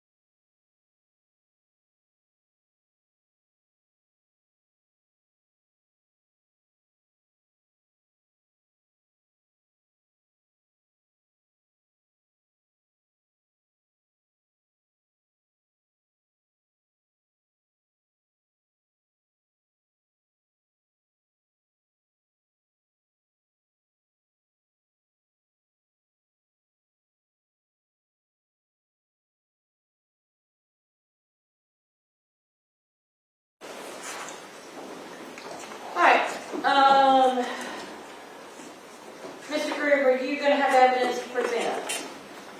Yes, we will. Ms. Davis is going to testify. I'll tell the court that, when the state is, if the state is arrested, that's fine, but I'm going to have a motion for directed verdict to make, and I don't necessarily need to make it now, but as long as it's timely in the court's mind, I can make it whenever the court wants. Well, you're going to rest immediately when I bring him back in. Yes. Let's go ahead and hear your motion for directed verdict, Okay. and then I'll let Mr. Dwayne officially rest on the record in front of the jury. So since we're already out, let's do that. Go ahead. If you want to please, for the record,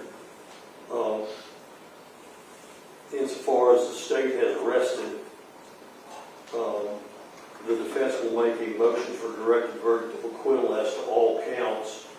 Specifically, I'm not going to belabor each count, but I am going to mention that, of course, the court's well aware of the legal standards that are required of the state in order for a case to, at the conclusion of their evidence, to get to the jury. And I would argue to the court that count one being malice murder, the state has not met its burden in this case. They showed no malice aforethought in this matter.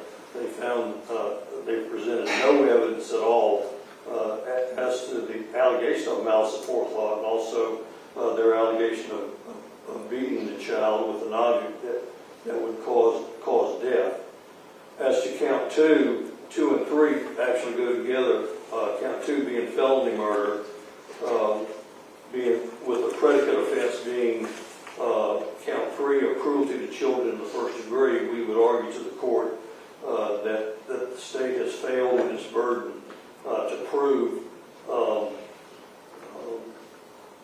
any of the allegations in counts three and two, and with three being the predicate offense for felony murder. We would just argue to the court that the state has failed in its burden in this case, should not go, or these two charges should not go to the jury.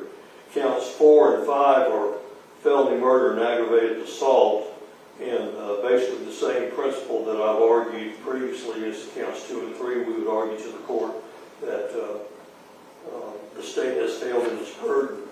Counts 6 and 7 also are tied together, Your Honor, please, and as we've mentioned, we don't often see in this court a charge of murder in the second degree. In the murder in the second degree, which is I guess I would consider a lesser, even though it's a murder charge, it's a lesser Penalty. type case. It's a lesser punishment, for example, for a case like this, but it's also based on the predicate offense of cruelty to children in the second degree. And the burden is on the government, of course, to prove that Ms. Davis, in her actions, committed criminal negligence, which would rise to a level of cruelty to children in the second degree, and therefore become part of murder in the second degree. And we just feel as though the state has failed in its burden, and that would ask the court to dismiss all the charges against Ms. Davis.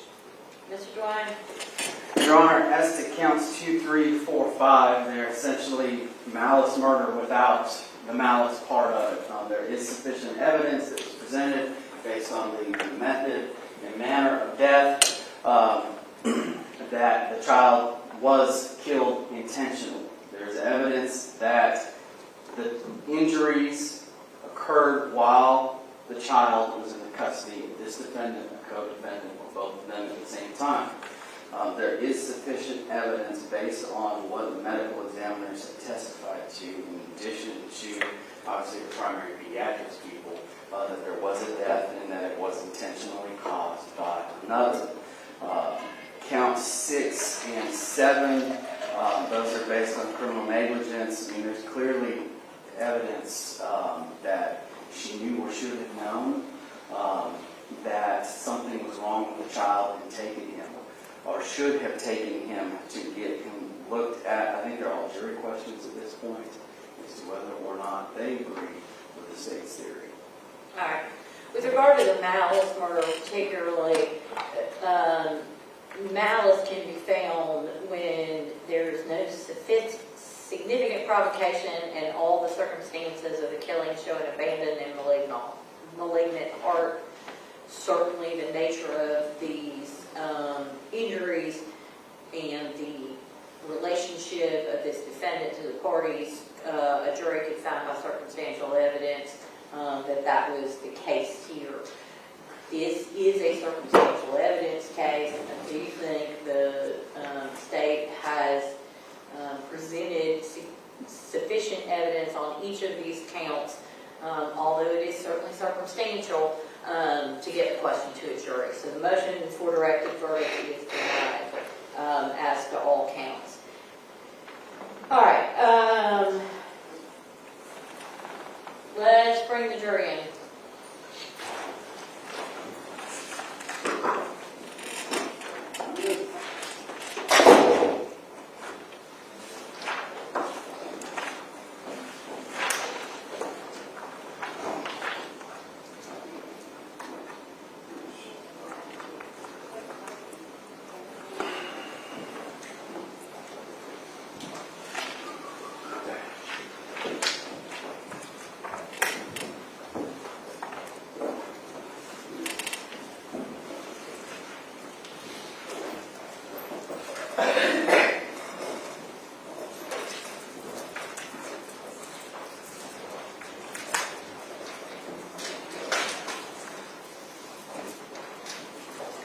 Ladies and gentlemen, I appreciate your patience. Sometimes there are things at certain junctures in the trial that we have to take up outside your presence.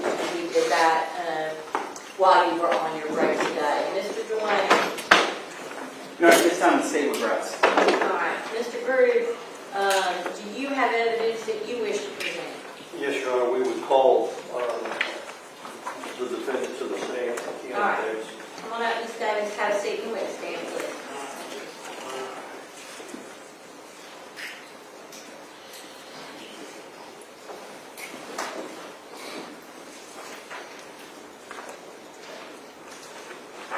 Ms. Davis, let me have you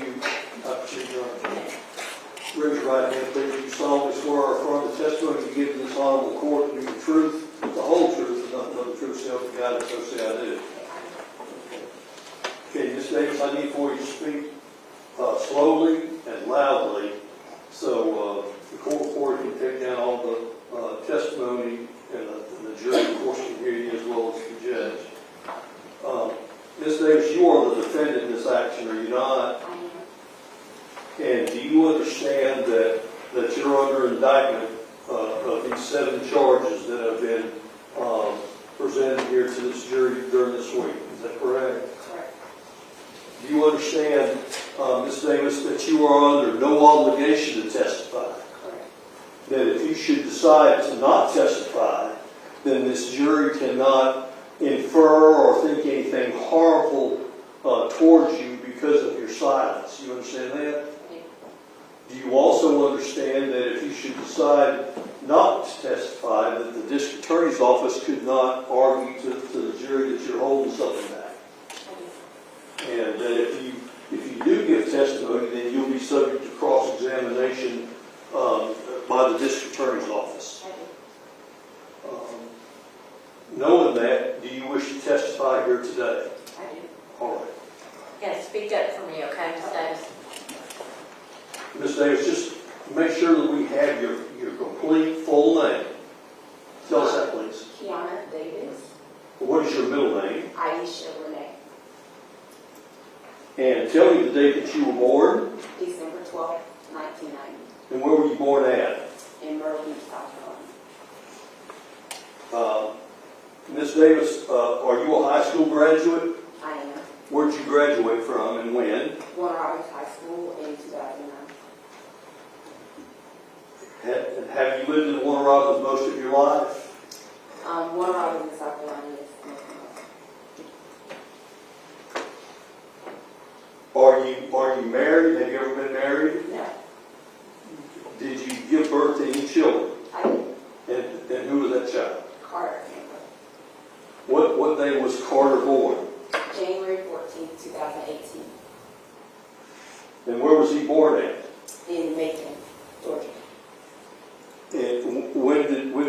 Carter pass away?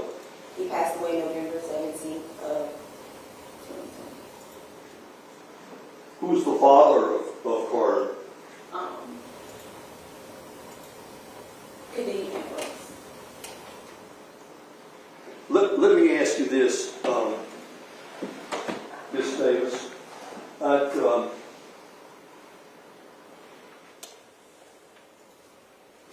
Were you and Mr. Ambrose, Kiyon Ambrose, were you living with each other at the time that Carter was conceived? At the time that he was conceived, no, but when I found out I was pregnant, yes. Okay. And where were you living at that time? At the time that he was conceived, Right. I believe I was back at my grandfather's house, And who's your grandfather? James Kennedy. And Mr. Kennedy testified yesterday, is that right? He did. And what is his address? 309 Bonnie Drive, Warren, Georgia. And is that off Russell Parkway? It is. Is that where you're living at now? It is currently.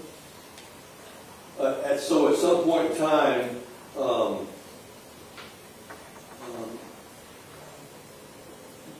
you were with child. Is that correct? Yes. And Kiyon Ambrose was the father of that child, is that right? That's correct. At some point in time, did you and he move in together? We did. When would that have been? Approximately. Approximately, maybe immediately after I found out I was pregnant, or maybe like a month or two afterwards. And where did you move in with Mr. Ambrose? We moved to Sandpiper Apartments. And that's in Warner Robins, is that That correct? is correct. Is that off Russell Parkway? That is correct. So at this apartment, until the baby was born, it was just you and he? Correct. Where was he working at? He was a firefighter for the line. He was a firefighter. And he testified, did he not, yesterday? Correct. And at that time, where were you employed at? I believe I was working at FedEx at the time, but then I switched jobs to a dermatology office Where was this dermatology office at? in Maine. And this was while you were pregnant with Carter, is that correct? Correct. Were you in college at the time? I believe I was taking some extra classes. I had already gotten one degree, but I was getting certified for a specific programming language. Okay, where did you get your bachelor's degree from? Mercer University. Out of Macon? Yes. And what was that degree in? Software application development and human-computer interactions. And you say that you were taking some extra classes at that time, is that right? I was taking, this was before going to Mercer, but I was taking extra. I already had a degree in web design and web development, so I was just continuing my education by taking more classes to get certified in a specific programming language. Okay, what specific program were you going into? Java programming. Pardon me? Java is a programming language, so I was getting certified for that specific program. Okay. Were these classes that were going towards a master's degree? After the software application development, yes, I did get a master's degree after. All right. So at some point in time, after you got your degree from Mercer, did you begin teaching? I was teaching before already. I was working for Central Georgia Technical College as an industrial aide, so essentially I was teaching. Yes. Tell us, you were working for where? Central Georgia Technical College. I was working as an industrial aide, so essentially my job was to run all of the technology in the classrooms that were being ran by the college for dual enrollment during high school. And Central, this is off Cohen Walker, is that right? Correct. And when did you start working for them? I believe around June of 2019. Okay, and this was after the baby was born, is that correct? Correct. Were you and Kiyon Ambrose still living together at that time? Yes, we were.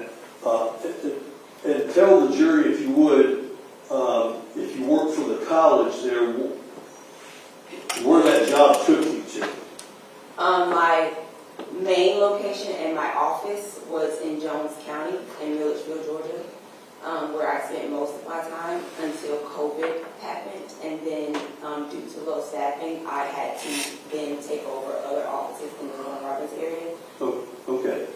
You take other offices at other schools, is that correct? Correct. Which other schools would you work in? The Houston County Career Academy here in Warner Robins. And that's off Russell Parkway? That is correct. Okay. And where else? The Central Georgia Technical College at Cohen Walker in Warner Robins. Okay. And were you still working at the school at Jones County? Yes, I was doing all of Okay. How often would you go to these different locations? Would you report every morning to the college and then drive to either the Jones County High School, or how would you do that?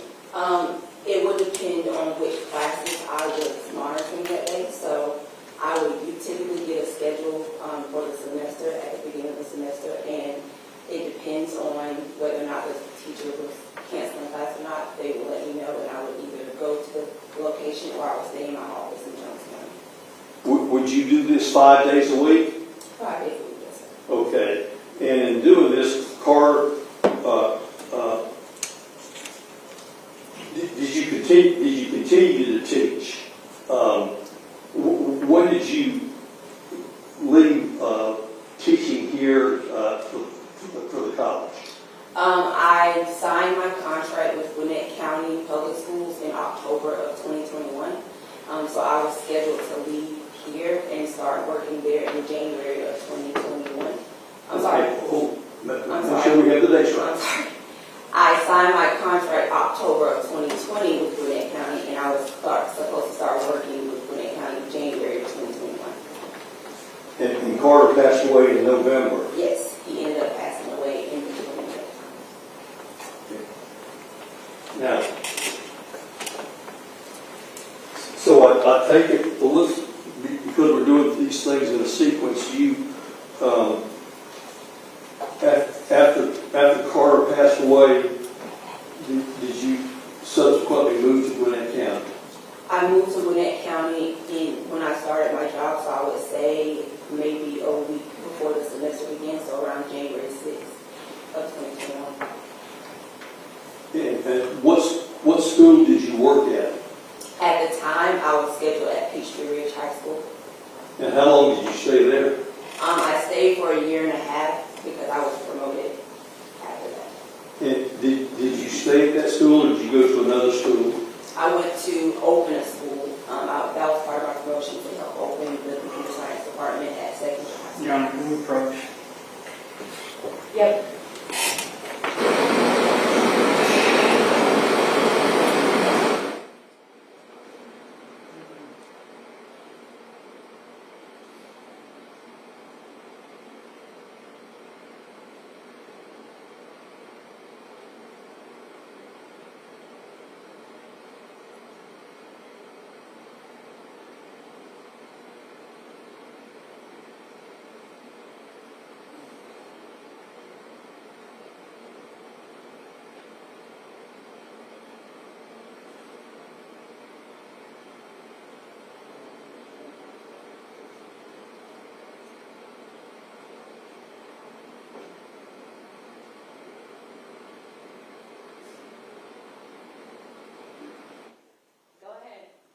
Ms. Davis, tell us again as to which high school you went to work for after Peachtree Ridge. Second High School. Okay, spell that. SECKINGER. And that was a high school, a public high school Yes, it had just opened the year that I started. in Gwinnett County. Yes. And you stayed there until that you were arrested on this charge. That's correct. And that was when? That was in October of 2023.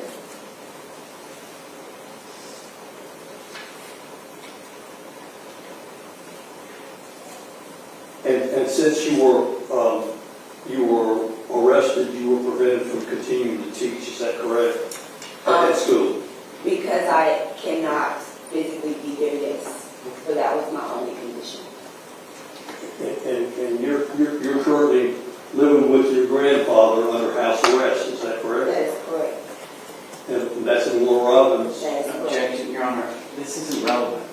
objection sustained, the jury will disregard any reference to the conditions of her pretrial release. Moving on. All right. Now, Ms. Davis, let me ask you this. Karter, his date of birth again was when? January 14th,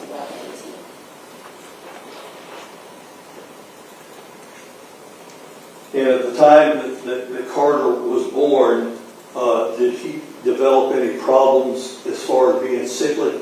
Yes, he did. Okay.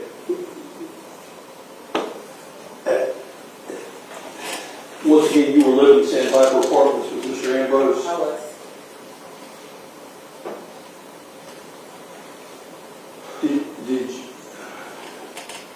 Was Karter hospitalized soon after he was born? I'm not sure how soon it was, but he was hospitalized for sure, right before his first birthday. And for what type of problems? He was having breathing issues, and he was admitted into the NICU for a few days. The NICU where? In Macon. At the time that this happened, were you and Mr. Ambrose still living with each other? Yes, we were. At some point in time, who was your doctor for Karter? Dr. Waters And where was Dr. Waters at? at Primary Pediatrics. And that's the primary pediatrics that we've been talking about all week, is that correct? That's correct. At some point in time, did you and Mr. Ambrose move from where you were living at Sandpiper Apartments? We did. Where did you move to? We moved to 6080 Lakeview Road, which was the doctor's office. It was right next to the doctor's office. Okay, how far away? They're 6082, so I would say maybe a few yards, not even. And was that primarily a reason for you moving to this location? Yes, because of my child's medical conditions, I felt more comfortable moving closer to the doctor's office. Would it be a fair statement to say that you spent a lot of time at pediatrics, at the pediatric place? A lot of time, yes, I would say. Yes. And you were aware, are you not, of all the medical reports that were provided by their business, is that correct? That is correct. And as far as you know, that's a true and accurate representation of the times that you took Karter to that place for treatment, is that right? That is correct. What type of treatments? You mean what type of things that did he go for? He's been for allergic reactions. He's mainly been for breathing issues and his minor checkups, regular checkups, and any COVID testing or anything that we need to be done.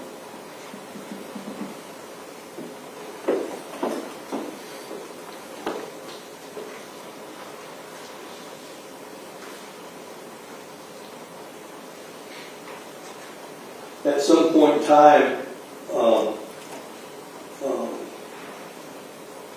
did the relationship between yourself and Mr. Ambrose, did it dissolve or end? It did. When would that have been?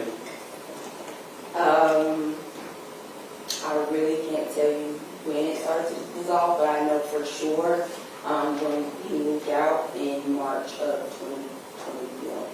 2020. Okay. He moved out in March of 2020, is that right? Correct.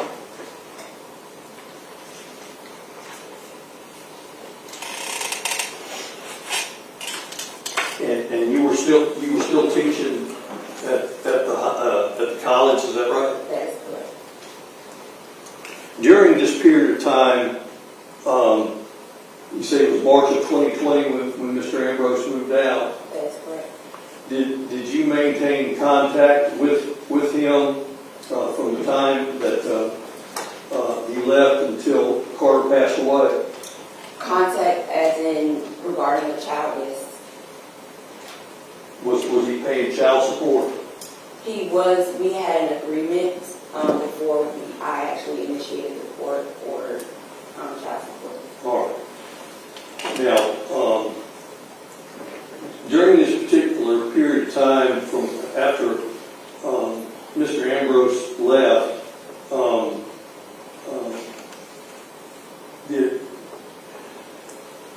where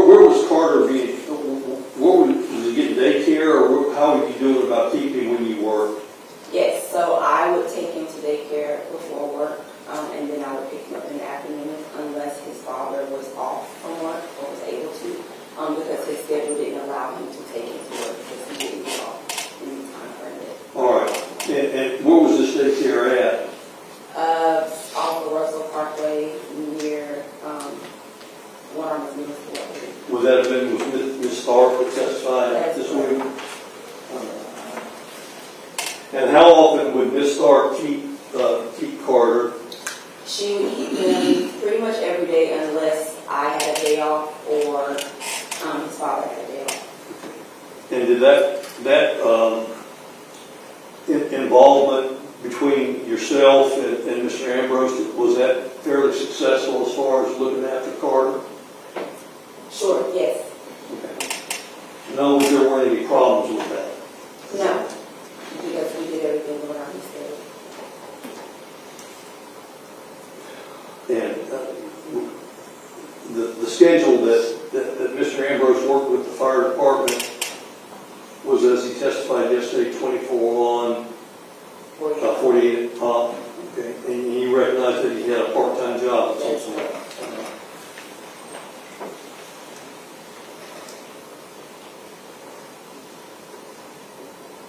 Now, let me move on to November of 2020.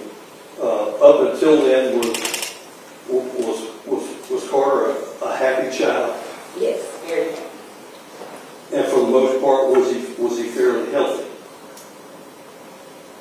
For the most part, other than his medical issues. And if there was a problem with Karter, you would take him over to the pediatric place, is that correct? And you fairly regular over there? Yes, I'm a regular.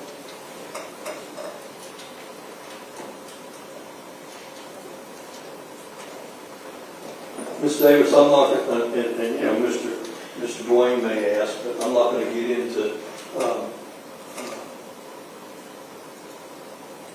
we've all heard what happened on the 17th of November.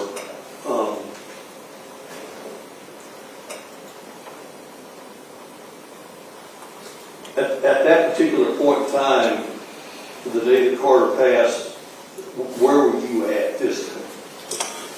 The day that he passed, I was at work. Where at? In Milledgeville, Virginia. And that was for one of the high schools up there, is that For right? Johnson County High School.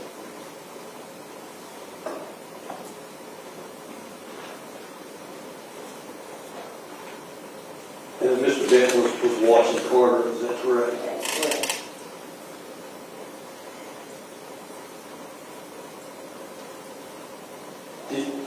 Did you, when you found out that Karter was in distress, where did you go to? Where did you rush to? I was on the phone with Mr. Benton, and he informed me that they were transporting him to the emergency room, so I met them at Peachtree County Emergency. Now, the information that you provided to the sergeant in this matter, and also to Lieutenant Meadows, and we heard the videos. To your recollection and way of thinking, is all that true and accurate to the best of your knowledge and belief? Yes.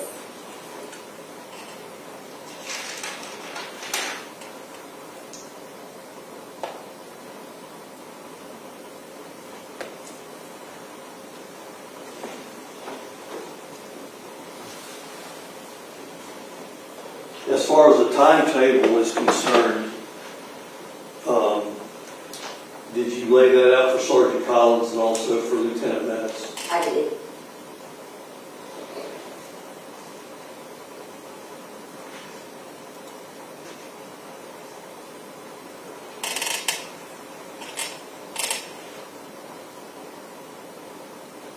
On the Monday night before Karter passed on Tuesday, did you contact his father, Mr. Ambrose, as to whether or not he could watch the child? I did.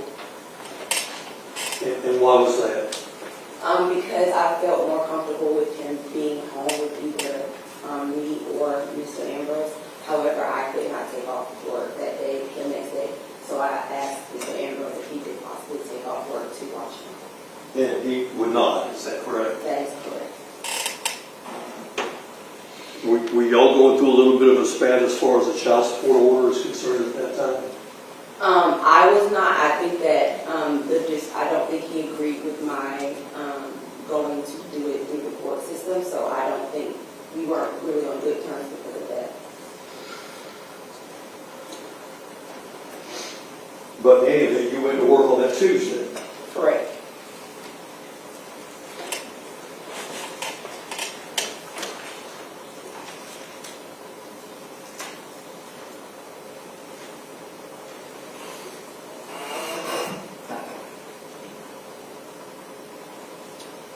Ms. Davis, let me ask you this, as far as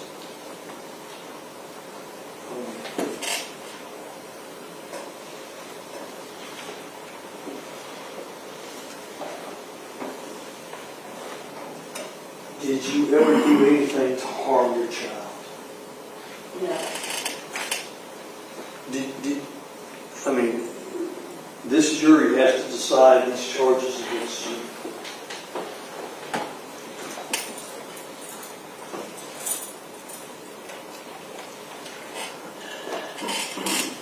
Was this child ever harmed or hurt or injured by you or in your presence?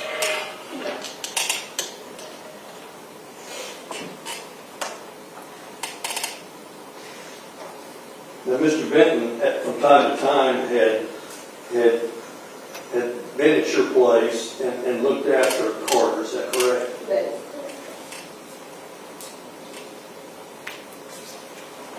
Your sworn testimony. Has Mr. Benton ever done anything in your presence or to your knowledge where he would harm this child? No.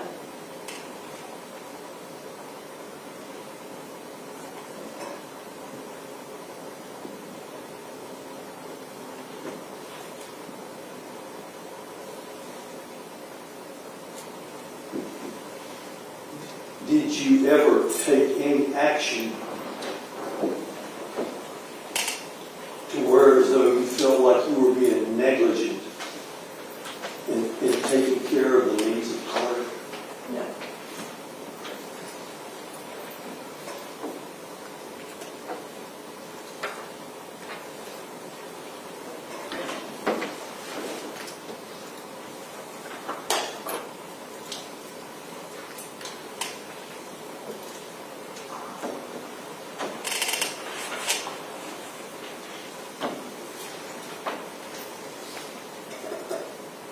Do you recall the child at any point in time falling or hurting himself or being in an accident of some sort there at the residence? No, I do not. The Saturday before, you were at your granddaddy's house, is that right? That's correct. Did you keep a close eye on Karter the whole time? Yes, because he's always up under me.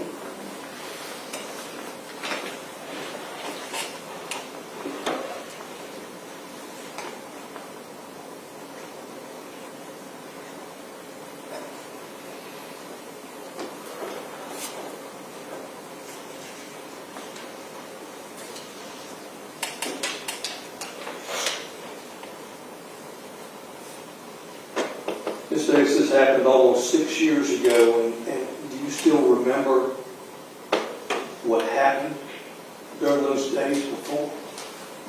Vaguely.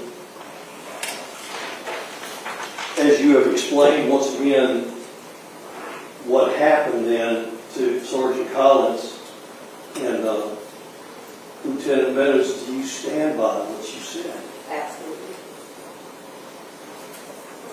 And also Marcus Jackson from DFAX was there, is that correct? That is correct.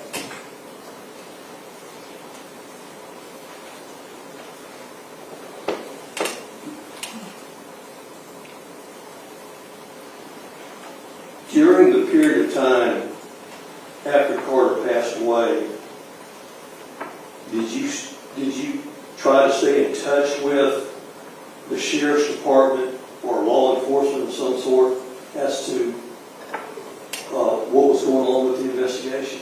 Oh, yes, yes, absolutely. I mean, what would you do? I was consistently calling them for 3 years.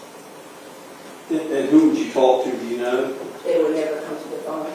I was always referred to the assistant to leave my number, and that they would get back to me, and they would never get back to me, which is why I continued to call. Would that just be law enforcement, or did you also try to contact the district attorney's office? But I would contact one of our police department, the sheriff's department, and the district attorney's office. And you heard the testimony of Sergeant Collins, and you met with him, did you not? And right after Karter passed away, and then a few weeks later, is that right? That's correct. Did you ever talk to him anymore? We did have one phone conversation, and that's all.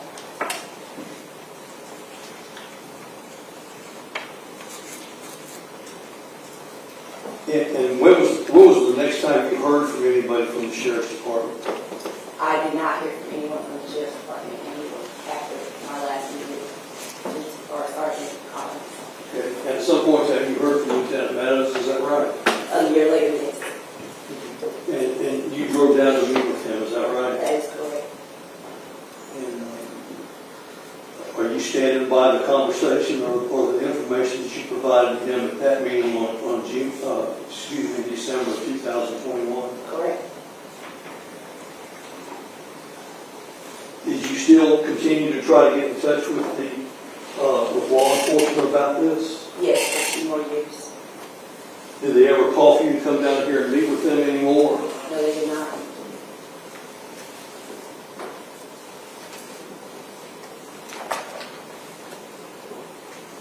And the whole time you were teaching in Gwinnett County, is that right? That is correct.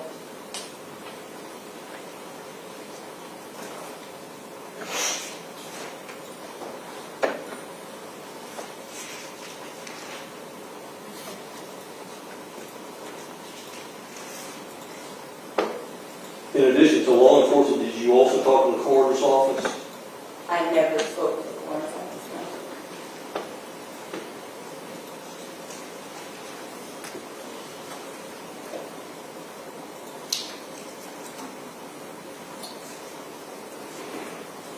No. Ms. Davis, you're under oath. Once again, did you ever do anything to harm your child? No. Did you ever do anything to where you were reluctant or unwilling or unable to seek medical care for this child? No.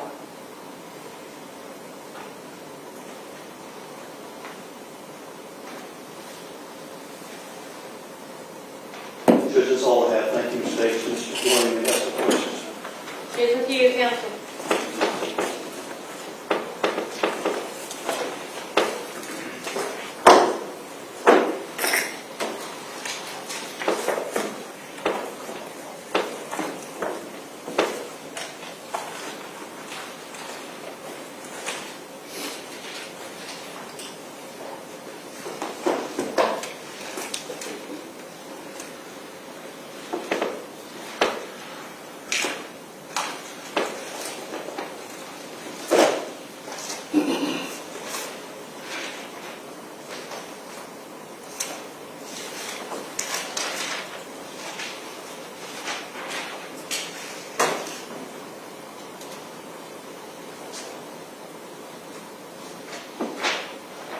State's Exhibit 11. What is that? That is a picture of my child's liver. Your child's liver. That's quite a laceration, isn't it? It is. It is. And you heard the testimony that it would be 24 to 72 hours out. So either Monday morning to Saturday morning, correct? Correct. And he was just telling you his stomach hurt? He was pointing at one point saying my stomach hurts, and that's all. And you heard Dr. Eisenstadt say this is a serious injury, right? I did. And that quite a bit of force would be needed in order to cause that injury. That is correct. But so Monday he was just okay? Monday he was throwing up, I was at work all day Monday, so I did not see him all day. I only saw him during the period of time when I returned home for lunch and when I returned home after 5 p.m. Okay. And he was hurting overnight though, wasn't he? No, He wasn't? overnight with it. Sunday. Sunday, no, he was not. Now, you said just a minute ago that you stand by the statements that you gave Collins, correct? Correct. And in your first statement, you told him that the symptoms started Sunday night. I told him that on Sunday. He told me that, Mommy, my stomach hurts, and that was all on No. Sunday night. That was not your first statement to him. It was my first statement to him. Well, we all watched it, We and did. they can watch it again. They can. Yes, they can. So Monday he's throwing up. Is that right? Monday, when I got home from lunch, I suspected that what was on the floor was a puddle of juice. I did not suspect at that time that it was thrown up until after he threw up with me after I returned home around 5 p.m. But you didn't take his calls for help seriously, did you? I did take it as seriously as I could from what I was presented and what he was showing me. Mm-hmm. I think you had said that he's never thrown up like that before. He has thrown up. He has thrown up like that before. But he's a crybaby, isn't he? He's a crybaby in the sense of he would tell me or he would cry if something was seriously injured or seriously wrong. He would tell you something seriously wrong with him? He would be crying and he would notify me that something was wrong with him. And Is it? Pointing or making, like I testified for, like I said, he wasn't at a point where he could say full sentences yet. So it would be fragments of this, mommy this, mommy that. Well, is a 2-inch laceration to a 2-year-old's liver serious? Yes, It's very serious. That's why he died, right? correct. But he didn't say point. He wasn't crying. It wasn't really alarming to you, was it? He was not crying. He was not crouching over. He was not holding his stomach. He was not doing anything except for saying, Mommy, stomach hurt, and Mommy, juice. Mm-hmm. And you expect the jury to believe that a 2-year-old crybaby, who you said cried over everything, who had a 2-inch laceration of his liver, wasn't really crying? I expect him to believe what I saw and what I presented. When did you break up with Kiyon? Me and Kiyon ended our relationship around February of 2021 Why? because Because why? we did. We just broke up. That was our first time dating. And 2, all of this was going on, so it was really a lot for me to even try to be in a relationship with anyone or focus on anything other than my child in this case. Mm-hmm. And you knew him, right? Correct? Mm-hmm. And you repeatedly denied that he would have done anything to your child. That is correct. But you denied that you did anything to your child. Absolutely. And the time frame, as we've all heard, is that you and Kiyon were the only people who had access to him. During Sunday to Monday. Right. Correct? Right. Other than the Saturday that you were at your father's house. Right. Okay, but he was fine that day. He was running around. And then Sunday is when he's not feeling well. Sunday night is when he first mentioned Mommy, my stomach hurts. Okay. And then into Monday. Monday, after I got home from work, yes. I had to do it again. But you say Kiyon would never do anything like that. That is correct. But you deny having done this thing. That is correct. So who would have done it if the only 2 people were he and you? That is a good question. So we just don't know. We don't. Considering, and I will say this, nurses, they've all testified that my child did not have bruises on his body when he was presented to them. That is Tuesday morning. So, according to that time frame that you're trying to give me, by Tuesday morning, if something like this would have happened, he would have absolutely shown bruises or something on his body to a complete staff of medical professionals. And every one of them got on the stand and testified that they saw nothing. So, I also did not see anything to a point where I thought that I needed to rush my child to an emergency room after hours, after everyone was already off. I did not get home from work until 5 I did not choose to do so because that was the first time that my child had grown up in my presence. And I believe that keeping him home would have sufficed for enough time for us to be able to monitor him and then decide from there what we needed to do. So you said you didn't see anything. I did not see anything. Right. At some point you said you gave him a bath and you complained his balls hurt. I was washing his balls, scrubbing his balls, obviously, because he had threw up on himself, and he said, ouch, and I assumed that it was because I was rubbing his balls too hard. Well, and I'm looking at State's Exhibit 10, which is a picture of that very region of his body. Correct. Okay, so he said, and is that not kind of a weird place to have a pain? Not while I'm rubbing it, no. Okay, so you never saw the injury, I never saw To him. the injury. you had no idea. I never saw the injury.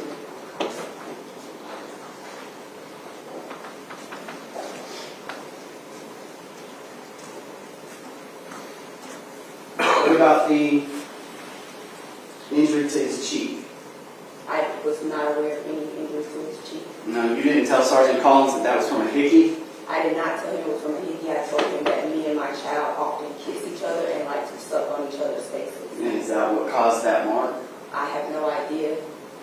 So it could be from you sucking on your child's face. Could be I have video of me sucking on his face.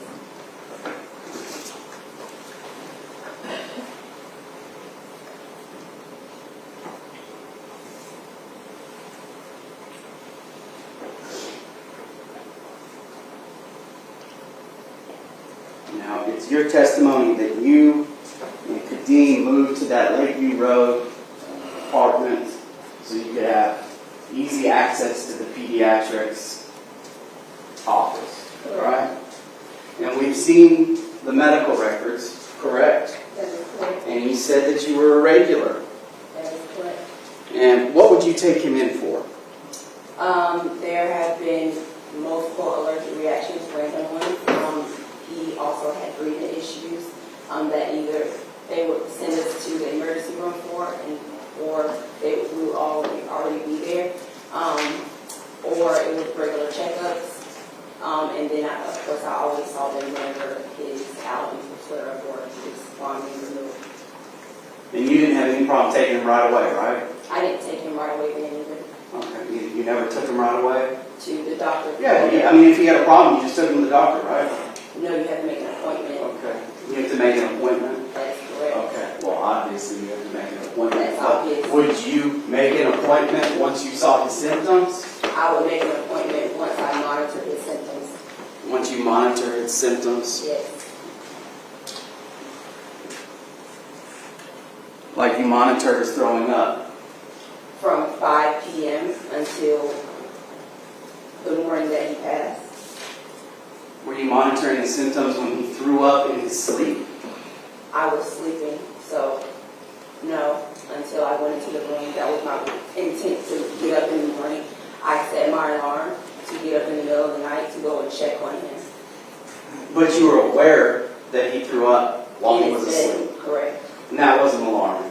It was at that point, that was my very first alarm because he had threw up in his sleep and not while he was awake. Mm-hmm. But you don't call Monday when you get up, right? When you wake up Monday, you just go to work. Why would I need to call anyone on Monday? I don't know. Would you potentially, you just said it was alarming that he threw up in his sleep. That was Monday night. Okay. And then he threw up again Monday, correct? So Monday he throws up in his sleep, which you say is alarming. Would you go to work? Monday at 3, that will be Tuesday now at 3 Okay, a.m. it's Tuesday? See, I'm still hung up on the fact that you told Collins that these symptoms started Sunday. I When you first told said that. Collins that he first mentioned that his stomach was hurting on Sunday. On Monday is when I went to work. He was at home. And when I came home from lunch, he was sleeping. And there was juice on my floor. And what I presented was juice because the sippy cup was sitting right beside it, tipped over. Right, but I guess my point is that on the first interview that you gave Collins, you told him that the kid was throwing up, Karter was throwing up Sunday. It wasn't until a month later, a couple weeks later, that you told him, oh, now it's Monday. I did not, and also I spoke with Mr. Collins the first time, the day after my child had died. So I was completely discombobulated that day. Okay. And so you had kind of no idea what was going on. You're just monitoring conditions, but Carter's just happy as can be. I'm monitoring his conditions, yes. Right. And Carter's fine? From my understanding, he has not yet thrown up in my prison. Okay. So why doesn't Kadeem get to FaceTime his child? Me and Kadeem were going through obviously a court battle, and he was annoying me, so I blocked his number. He could still contact me via either email or he could call my child's tablet. He was annoying you by trying to figure out his overpayment of child support. Why would he be overpaying for child support? That doesn't even make any sense. You heard his testimony. Why would he give you money for child support if he knew that he was overpaying? I mean, he provided He his gave me the money, response. that is correct. So that would not be overpaying. That is a voluntary. I'm giving you the money. Stop emailing me. No, you can't get her talk to Carter. Leave me the fuck alone. And that's the last time I'm going to tell you. Correct. All right. So, but you heard Kadeem's testimony about how you would block him when you got mad, but that he would always get to see his child, FaceTime or talk to him. You also heard him say that he can only get his child during the times in which he's off work. So that would mean that he would have to be off work from his part-time job and his job at the fire station. Which is not something that he can just say, I'm off. It's based on his schedule. I'm not talking about his work schedule and whether or not he gets to keep Kadeem. I'm talking about the fact that his testimony was that even when you would block him, when you'd be mad at him, he would still see his child on FaceTime or be able to call the child. And now, the weekend where your child's suffering a lacerated liver, all of a sudden he can't see his child. No, I called him on Monday and asked him if he could watch the child. Right. You called him Monday at what time? When I got off of work, when he threw up in my arms. Okay, after he's been sick for a while? I saw him throw up for the first time that moment. You saw him throw up for the first time at that moment when he was in your arms? Correct, he threw up with me. Okay. And that was when or where? Monday in the kitchen. Monday in the kitchen. After I got from work. Okay, so we had the red flag in the middle of the night. Was that? That was after. That was after? Okay. All right, so you called Kadeem and said, come get him. I called Kadeem and asked him if he could take off of work to watch him that full day and monitor him. Yes. And then after the fact, you blamed him for this, right? No, Yeah? You didn't say if he had just come get him, none of this would happen? I do not recall saying that. You don't recall saying that, but you heard Kadeem say that. That may be his feelings. I have nothing to do with that. What do you mean you have nothing to do with that? It's a conversation between you and him. No, it's a conversation between you and him, or him and his own thoughts that has nothing to do with me. So Kadeem's just making stuff up. What would he be making up? He said out of his mouth, if he would have gotten the child, it probably wouldn't have happened. I had no control over that. All I could do was pick up the phone and ask my child's father, can you watch your child? And considering that she had just been calling me for 2 days, asking me if you could see the child, I would suspect that she would assuredly want to watch the child, especially knowing that he was sick. But he told me no. Or, none of this would have happened meant that the finger would have been pointed at him. No, I don't know what you're referring to. Right? Why would I tell him that? He's my child's father. He's never. Why would you tell him what? Why would I tell him that if none of this would have ever happened if he had been watching my child?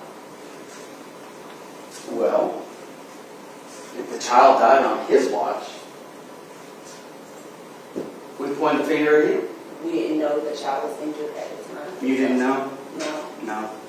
Just all this throw up, my tummy hurts. correct.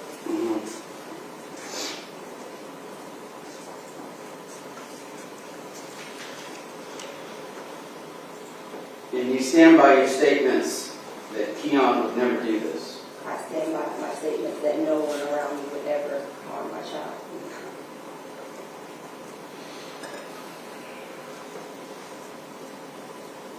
So, if Monday he's throwing up, why didn't you just make an appointment for him then?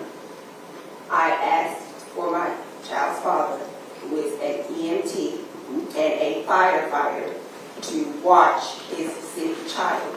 He is fully medically trained to watch his own child. He is medically trained to take care of anyone who is in an emergency situation. So yes, I went to him first before I took him to the doctor. Well, you didn't take him to the doctor. Correct, I did not have time. He passed away at 8:40 or 9:30 that next morning. Right, well, but he was sick in the morning, wasn't he? I went to work that morning. Right, and that's and my point. I FaceTimed him, and I told Kiyon to rush him to the doctor's office, which was next door.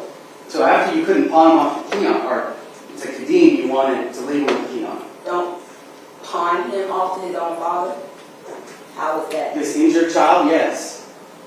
Yes, At so the you just time, go to work. He was injured. At the time, the only thing that he was presenting to us was throw up. Throw up and his stomach hurt really bad. Not really bad. Mommy, my stomach hurt. Not really bad, a 2-inch lacerated liver, but he's telling you his stomach just hurts. It's not really bad. He's not crying, nothing.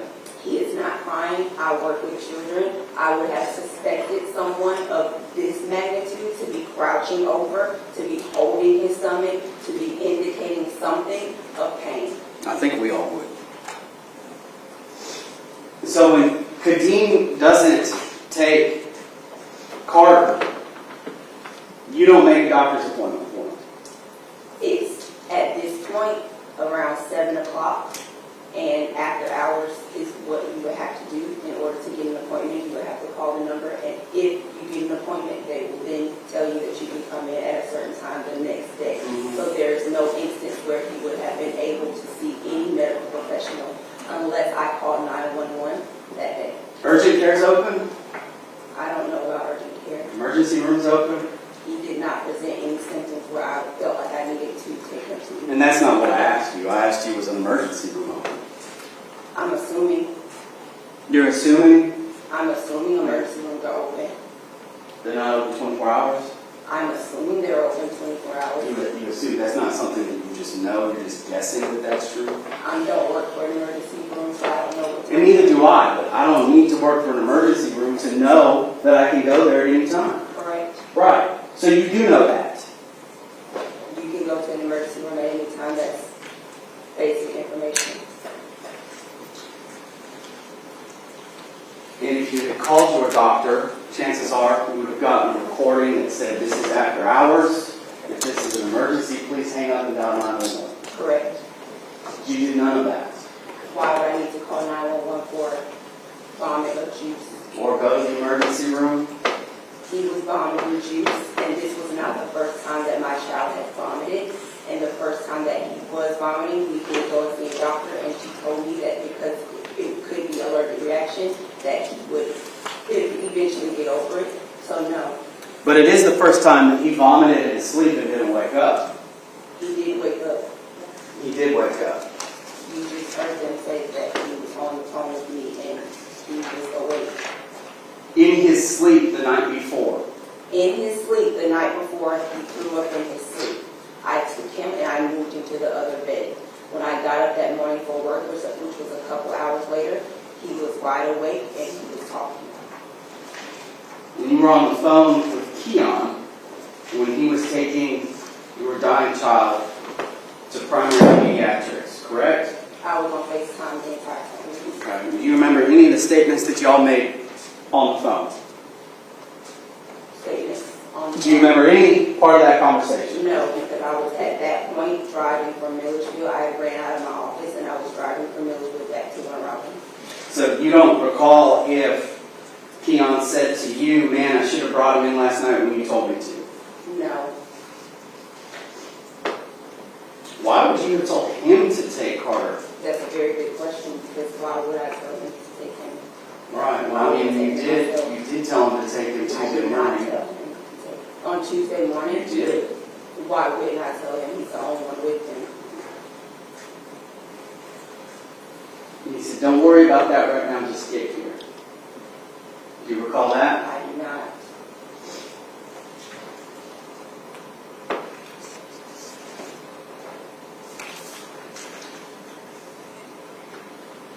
In the daycare, Miss Shirley, right? How long have you been knowing her?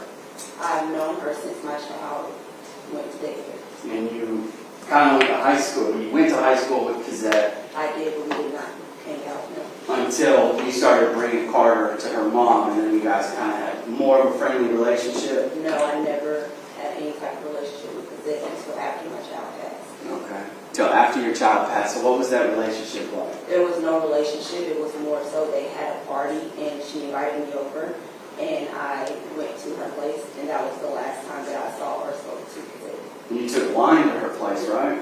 I did not take wine. So you didn't go to her place to pick up a plate? I went to her place, like I said, they were having a party of some sort, and I went to pick up a plate of food, yes. You don't even know what kind of party it was? No, I don't. You don't recall it being a Christmas party? No, You don't recall that you took Christmas gifts there? he didn't tell me that he took Christmas gifts, so Okay, okay. But who called you and told you that you could get a plate? Kazette, Gazette did? Yes. And you could pick it up from her house? correct. And you guys didn't discuss anything while you were there? No, You didn't tell her that he had a lacerated liver?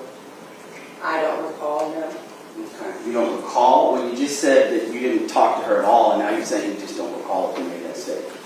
I just said I don't recall telling her that my child's liver was lacerated. I obviously had conversation with her because I was at her place. And you told her that you Googled it? I don't recall telling her that. You don't recall telling her that it could be because he jumped off the couch? No, I don't recall telling her anything, but if I did, then I would probably have said what I researched. And you never blamed Kiyon? No. Well, Miss Shirley, did you keep in contact with Miss Shirley after Karter's death?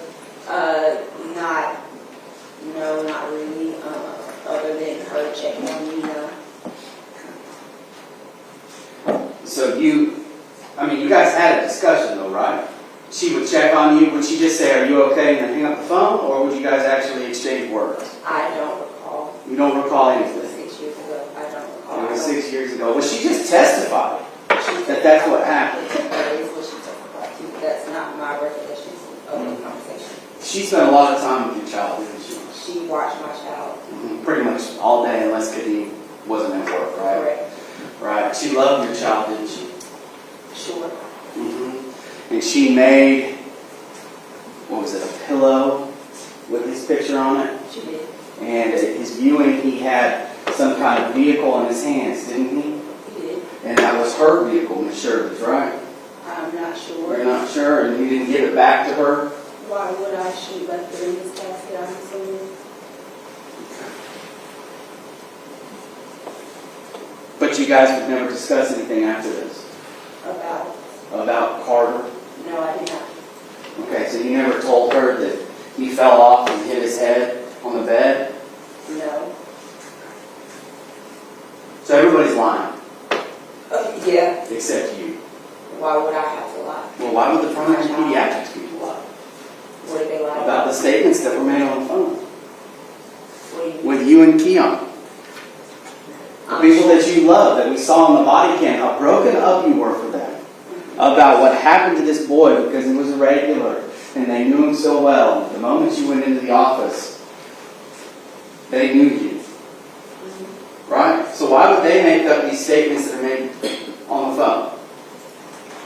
They only said that I told him to, or that he said, don't worry about it, just get here. Yeah, and what were you doing? Driving. You were driving? Correct. Okay. And where were you coming from? Milledgeville, Georgia. What age kids did you work with? I think it sounds like maybe they were college students. They were high school students. High school students?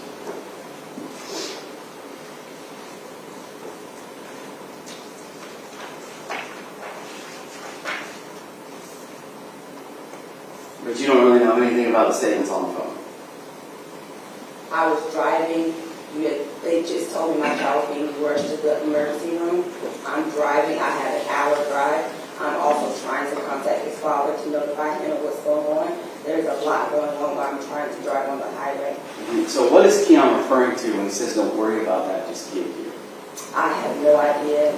I'm sure I was trying to find out information about my child.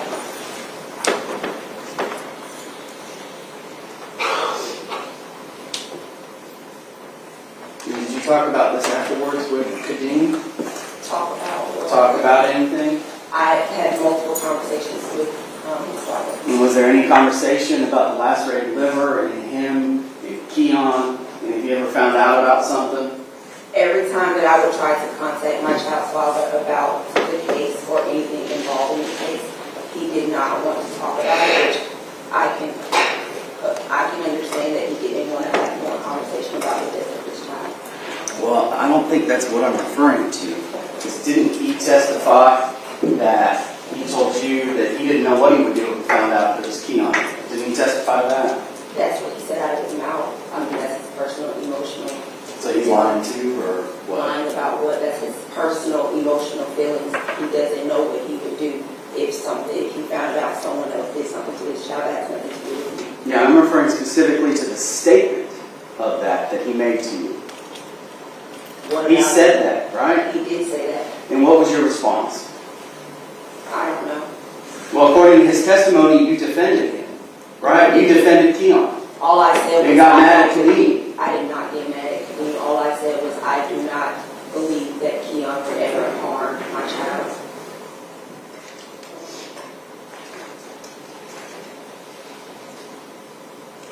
And so we know that Karter had his own bedroom in your apartment, correct? Correct. Okay. And that there was kind of this battle between keeping him in his own bedroom. Not a battle. He was sleep trained. He was sleep trained. Yes, so I was training him to sleep in his own bed. But he would come and knock on your door or try to find you. Obviously, he would get up in the middle of the night and try to come back and sleep in my bed, yes. Okay. He would. What about if you and Kiyon were in the bedroom with the door closed? We wouldn't be in the bedroom with the door closed. Well, what about, where would you guys smoke marijuana? We did not smoke marijuana in my house. He would smoke outside or on the patio. He would smoke outside on the patio? On the patio. So you never had anything to do with any of that? I never had anything to do with any of that.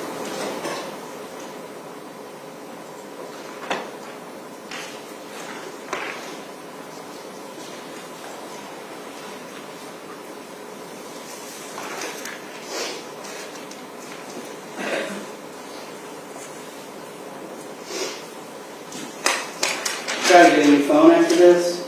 Did I try to get a new phone? Mm-hmm. As in a phone number or? A new phone, like upgrade your phone? I believe I did upgrade my phone only because me and his father shared a phone at the time online, and I was returning his, and I was eligible for an upgrade, so I believe that I did upgrade or whatever. When did you become eligible for an upgrade? I don't know. Does December 6, 2020 sound right? I don't know. Okay. Do you know how many times you checked to see if you actually qualified for an upgrade? I would never check to see if I qualify for an upgrade. I don't know.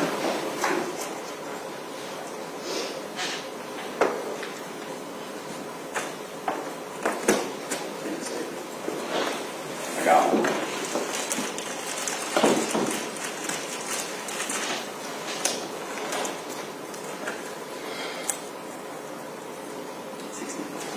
Right.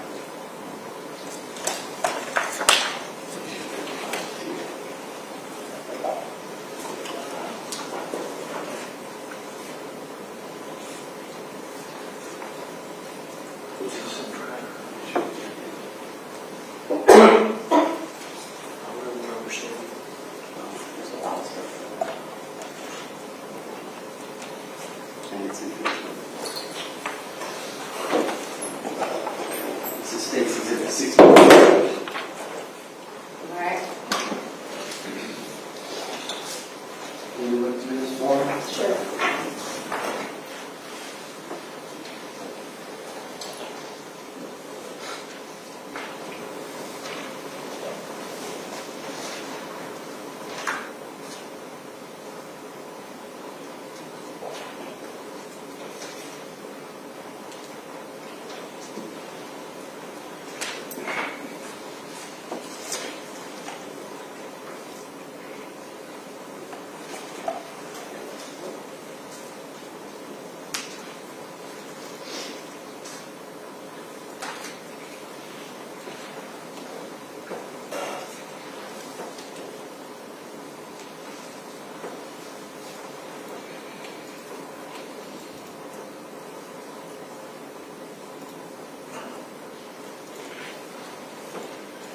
Do you have any idea what that is? Those are records of an eligibility check from, I guess, my account. From your account? And there were a lot of pages, weren't there? They are Okay, what were the dates? from November until, I believe it was January, I don't know, So December or? December, January, and the last day. That's quite a few pages, isn't it? Eligibility request for upgrade on my cell phone. Mm-hmm. Sure. Okay. A lot of them came right after this incident happened, didn't it? Sure. But I mean, I work in tech, so we upgraded my phone, had no bearing on anything, because everything was then transferred over to my new phone. Why did you tell Kiyon to get him a breathing treatment that morning? Because Kianna had mentioned that he didn't think that he was breathing correctly. So I immediately said, well, I asked him to lift up his shirt so that I could see if he was retracting a little bit. I did not notice him retracting, but because he stated that he thought that he was breathing oddly, I told him to give him a breathing treatment anyway. And you knew the signs and symptoms, right? Yes, which is why I asked him to lift up his shirt. Right, and you didn't see anything? No, But you said give him the breathing treatment anyway. correct.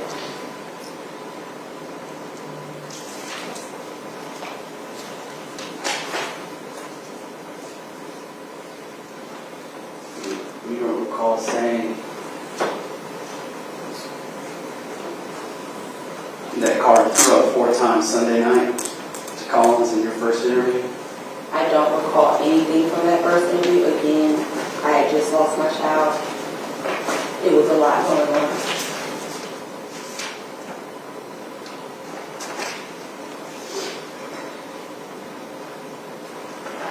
How many times did he tell you his stomach hurt?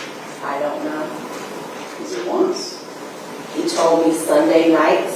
I went to work on Monday. I never heard him say it again until I returned home and he threw up in my face. And then he said, Mommy, my stomach hurts. And did you give him a bath after that happened, or did you give him the bath prior to being in the kitchen? I gave him a bath when I got home because I noticed that he had juice all on his shirt. But it wasn't juice, was it? It was juice. It was juice? It was juice. What was on the carpet? Juice. Juice was on the carpet? Juice. Okay.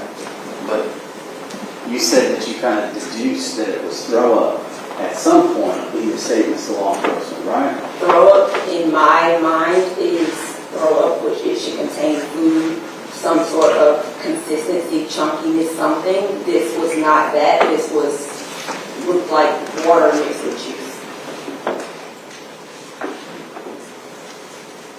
So,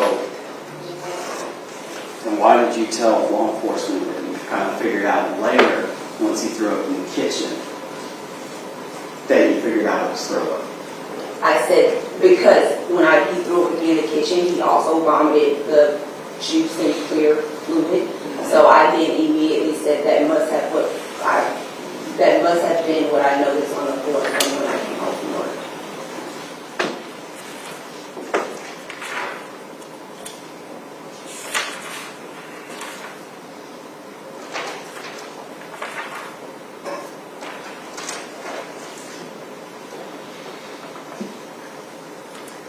You said there was something I would tell you to law enforcement once they told you about the injuries, right? Of course. So there's nothing. I did not witness any type of anything, no. And there was no evidence of any bruising or anything on his body to me, nor was there any evidence of any bruising on his body to the medical staff who saw him that Tuesday morning. But Karter didn't run to you and point at Kiyon and say he hit me. No. And he would do that, right? He never said anyone hit him, but if anyone did hit him, he would point to whoever. I would ask who did it, as I would refer to my child, and he would point and tell me who he thought would do anything. Right, like if he got hit at daycare, something like that.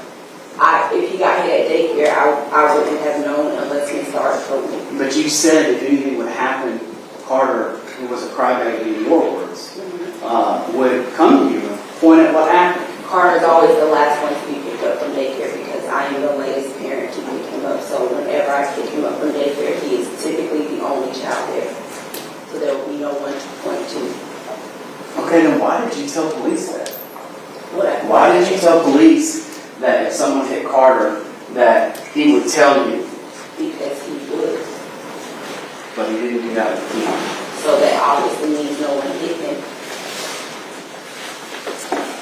Nothing further, Judge. Thank you. I have nothing else, Your Honor. You can come Step down. down, ma'am. Ms. Davis, come back, seat. Do you have any other evidence to present, Mr. Drew? No, ma'am. All right, the defense rests. Does the state have rebuttal? No, Your Honor. All right, ladies and gentlemen, we have some steps we have to do outside your presence, and it's time for lunch. So we're going to give you, I'm going to give you a little longer lunch break today so that we can take care of what we need to do, get some lunch, and then we will resume at 1:45, and we'll hear the closing arguments from both sides, and then I'll give you the law that applies to this case, and then we will begin deliberation. The evidence is closed. It is still, however, improper for you to discuss this case with each other or anyone else. It will always be improper for you to do any independent research. So leave your notepads in the jury room, grab some lunch. I'll see you back at 1:45. You may be excused with the bailiff.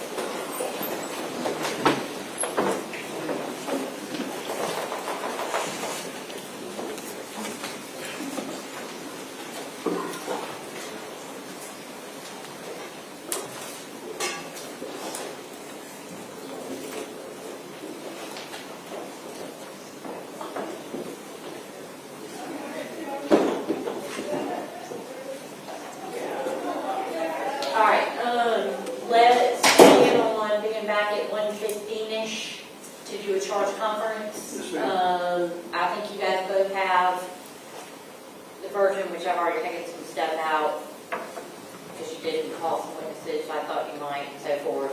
But that'll give us a starting place, and we'll do a charge conference at 1:15. Mr. Dwayne, are you going to open and close? Probably. Okay, so we'll do that, and then we'll do the closing arguments and charge. Okay? Yes, ma'am. 1:15 for you guys, 1:45 for the jury. We'll stand and recess.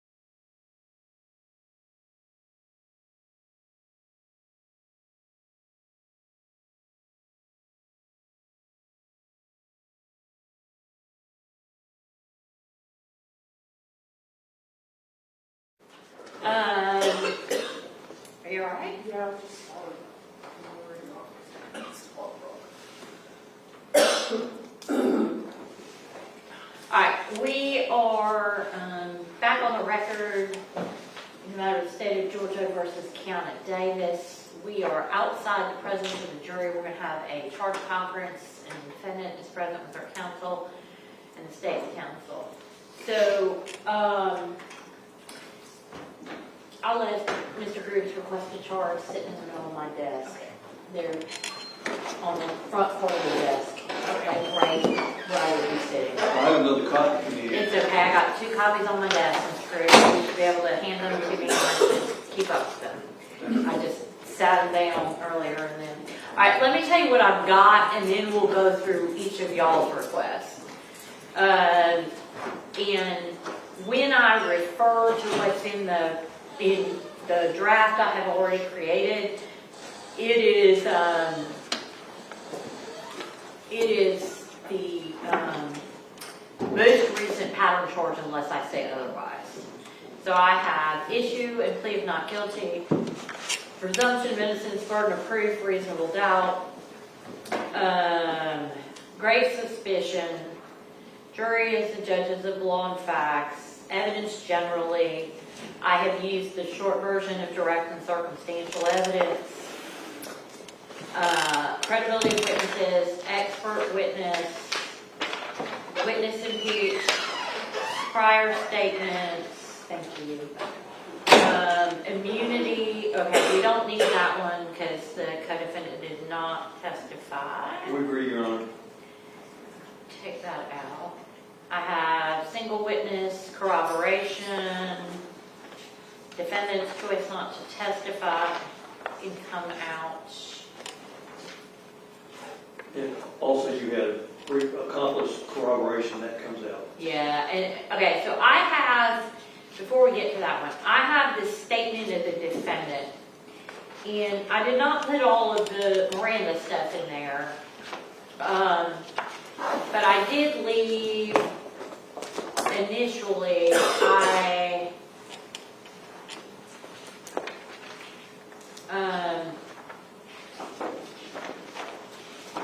hold on a second, I'm kind of, yes.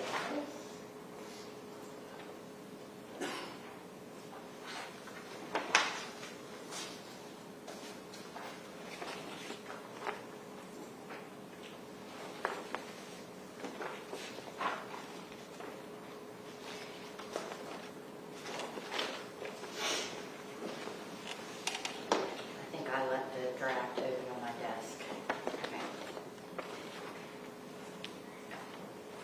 Okay. So the pattern statement of a defendant says, the statement of the defendant allegedly, and it says, made while in custody has been offered for your consideration.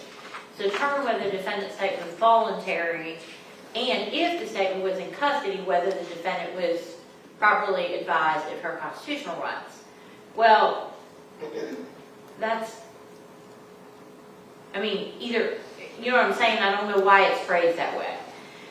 Because my intention had been at first to give statement of the defendant 1.32.16 and voluntariness 1.32.17 and not the rest of that about Miranda and all that, because we all agree these are not custodial interrogations. Or whether or not we all agree to that, that is what the evidence is and what the court has found. So I guess my first question is, do I give it at all? Is it appropriate to give those 2 paragraphs? And if so, then I'm going to read a statement that the defendant allegedly made has been offered for your consideration and take out the while in custody and then just leave those 2 paragraphs otherwise as written. That's fine, Your Honor.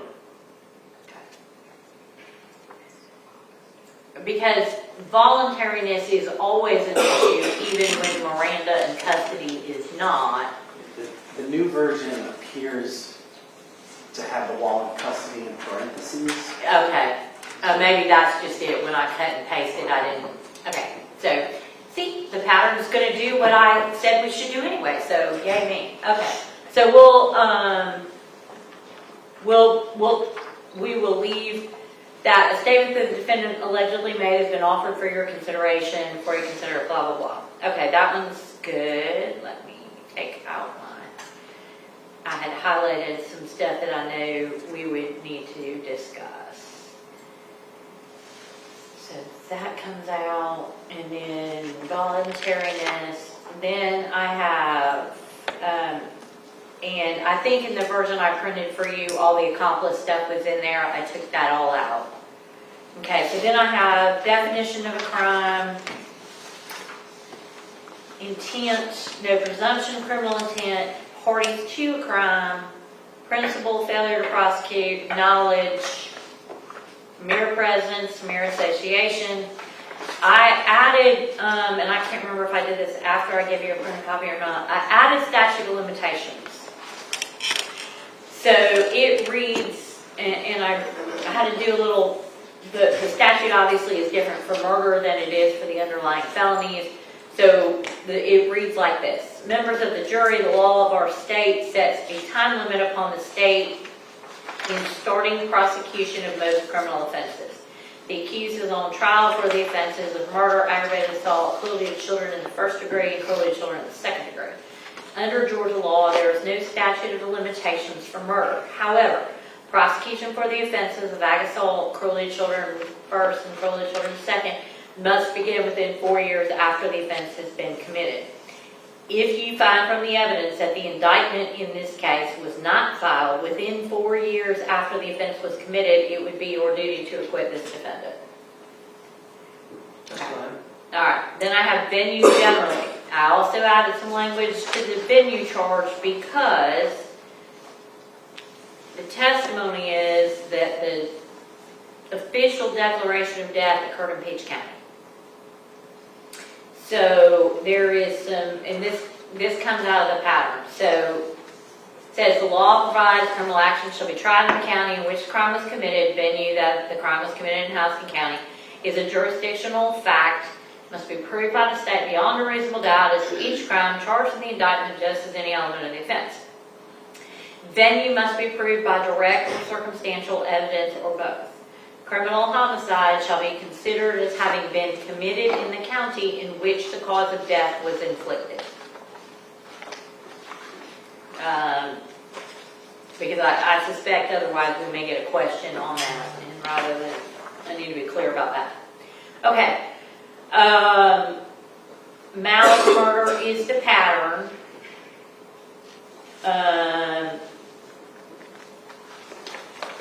I have the paragraph on the state does not prove premeditation, malice is how long or how briefly the malicious intent, no specific time, so on and so forth. Motive, you don't have to prove motive. Then felony murder, and here's the way I did this. It says, for felony murder, state must prove the defendant caused the death of another person by committing a felony. The state does not have to show that the defendant acted with malice to prove felony murder. Then I said, count 2 charges felony murder with cruelty to children in the first degree as the underlying felony. Cruelty to children in the first degree is a felony, which I will define for you now. Then, for cruelty to children in the first degree, the state must prove the defendant maliciously caused. And let me adjust to the indictment. It's cruel physical, isn't that the way it's alleged? Yes. Okay, so cause cruel physical pain to a child under the age of 18 years. In deciding whether the defendant acted maliciously, understand that malice is not ill will or hatred. Malice in this context means an intent to cause the pain without justification or excuse, willfully doing an act while aware of strong likelihood that pain may result. That's all pattern. Then I went on to say, count 4 charges felony murder with aggravated assault as the underlying felony. Aggravated assault is a felony which I will define for you now. For aggravated assault, state must prove that the defendant, and in this adjusted for the evidence, assaulted another person with an offensive weapon. Then an offensive weapon is any object that is likely to or actually does cause death or serious bodily injury if used against someone. In deciding whether the unknown object is an offensive weapon, you may consider all of the following factors. And again, this is pattern. Nature and extent of injury inflicted, character or capabilities of the weapon, manner in which it was used, any display of it to the jury, and any other circumstances in this case. Then murder in the second degree. Statements prove that the defendant caused the death of another person by committing cruelty to children in the second degree. State does not have to show malice. Define cruelty in the second degree for you shortly. Cruelty. I'm not going to do it shortly. I'm going to do it right now. Hold on. I will define cruelty in the second degree.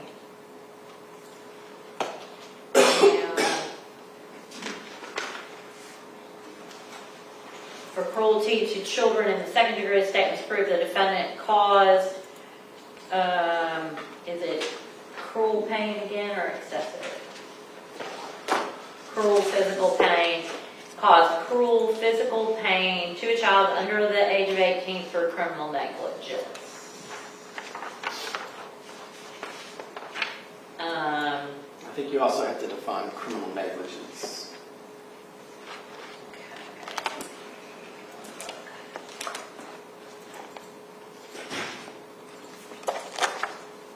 All right, and then I have verdict, which is a pattern. Court has no interest, sympathy, sentencing is the court's responsibility, deliberations, unanimous verdict, retired to the jury room, alternates go over there. Okay, let me go back and look at the malice too.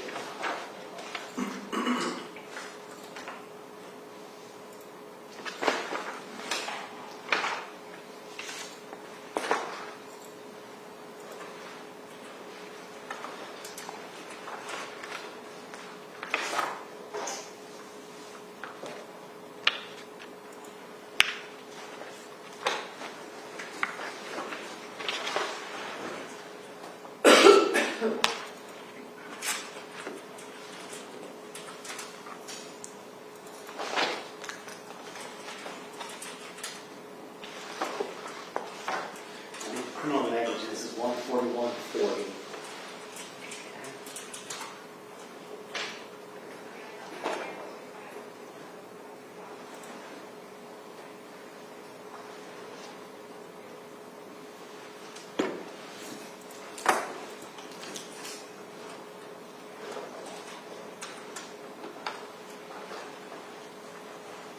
Interesting, it's not. Right after cruelty in the second degree. Right. That's going to be the most common way that would be charged, but I'll make a note for the Patter Jury Committee. I'm sure they'll be thrilled. All right.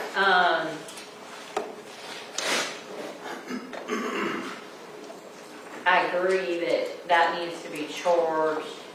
Criminal negligence is an act or failure to act. In this case, it's charged as a failure to act, I think.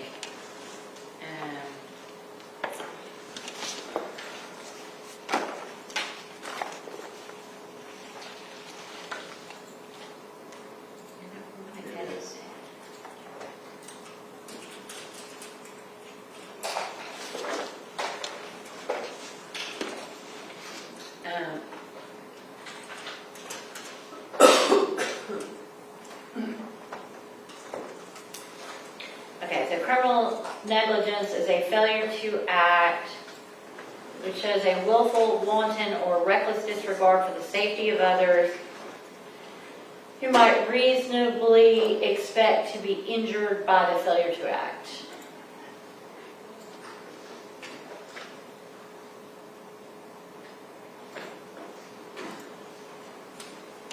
Okay. Does the state have other charges that I have failed to include that you believe are necessary or appropriate? No, Your Honor. All right, let me go through. Mr. Grube has properly submitted his request to charge. I think we've got most if not all of them, but I'm gonna go through them.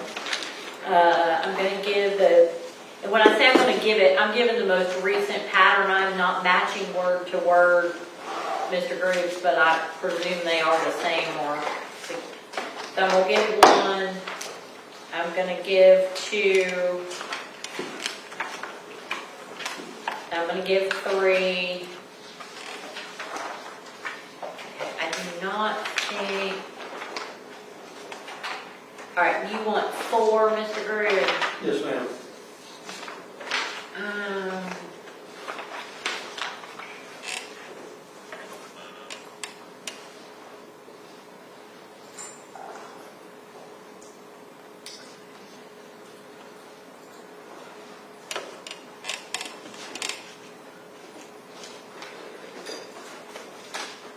Where is that?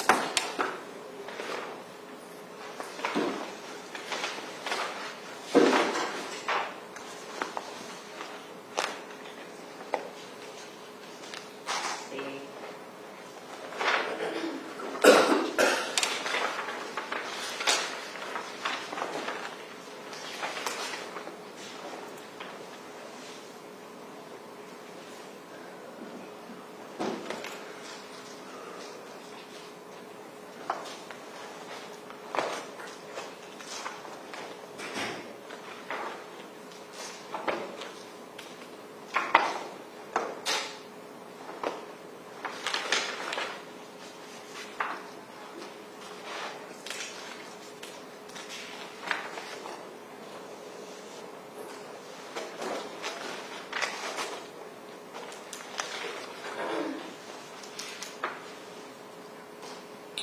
I know that's a pattern. Can somebody tell me where it came from, which section it's in, if I can't find it? Did we get rid of it anywhere? Judge, I don't think so, and I've been asking it since the beginning of time. Right, I know, and it comes straight from a pattern. I'm honestly I'd like to cut and paste, and I can't find it. So I want to make sure we didn't eliminate it for a legal reason. I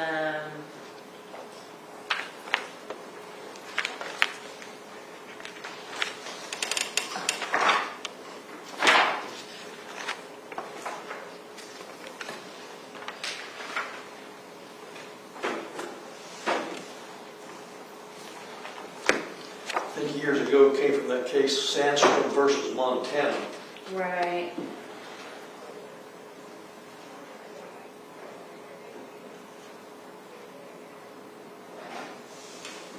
I think it's 141.12, Judge. Presumptions and inferences. Well, I call myself.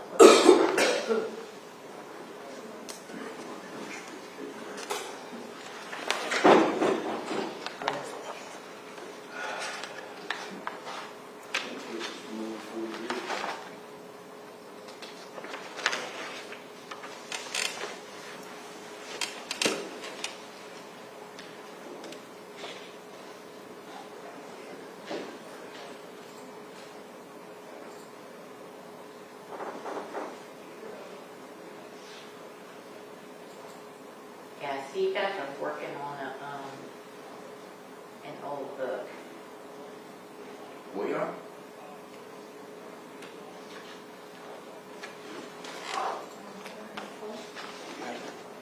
Hold on. Oh, there it is. You're right. Y'all are correct. There it is. Okay.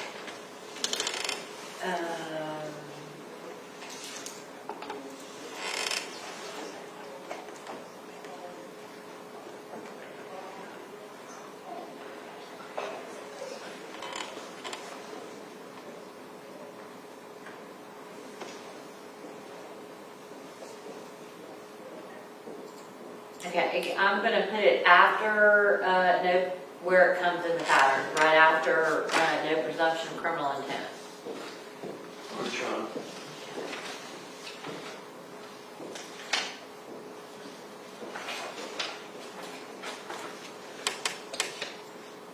Give me just a second, y'all, because I'm cutting and pasting as we go, so I have it all in front of me when we get ready.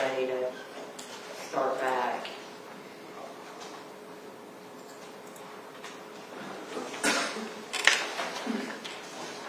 Okay, so we'll give 4. I'm gonna give 5, which is grave suspicion.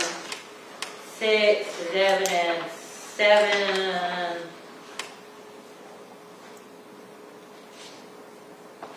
The testimony of a single witness.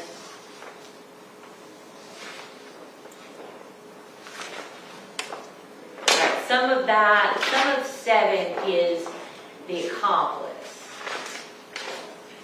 And we don't have any of that. I have no problem with that coming out. Okay, so I am going to give the first part, which is the testimony of the single witness. So I'll give the single witness portion of 7, but not the accomplice portion. Yes, ma'am. So that's the 2 sections. I am going to give 8. I'm giving 9, or the current version of that. 10, expert witness. I'm giving mere association, that's 11. I'm giving credibility of witnesses. And that, what Mr. Groove has as 12 is credibility of witnesses, impeachment, and credibility. And so I'm giving all of those. 13 is not, I'm not going to give 13 because there's no witness to which that applies. I'm not giving 14 because Ms. Davis chose to testify. I am giving venue with that extra homicide section that I said, which is 15. All right, accident.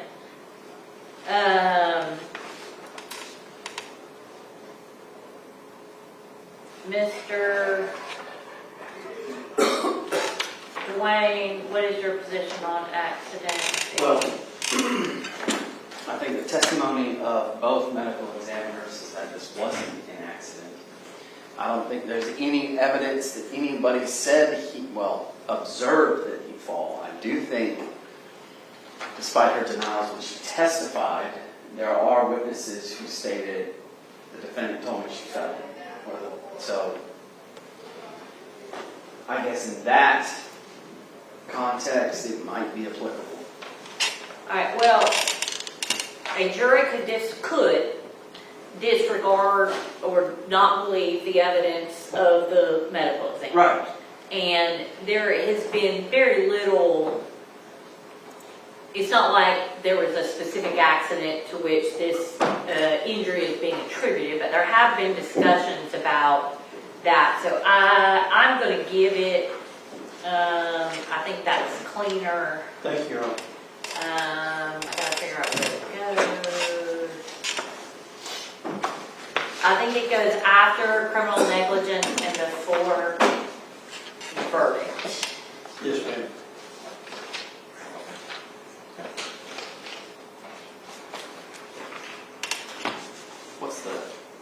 Do you have the number for it? It's 3.50.10. And this is what the current pattern says, which is a little different. An accident is an event that occurs without the defendant planning, expecting, or anticipating it. You may not find the defendant guilty of a crime if the alleged criminal act was committed by accident and there was no scheme, intent, or criminal negligence by the defendant. And then it defines criminal negligence, and then if the defendant raises the defense of accident, the state has the burden to disprove it beyond a reasonable doubt.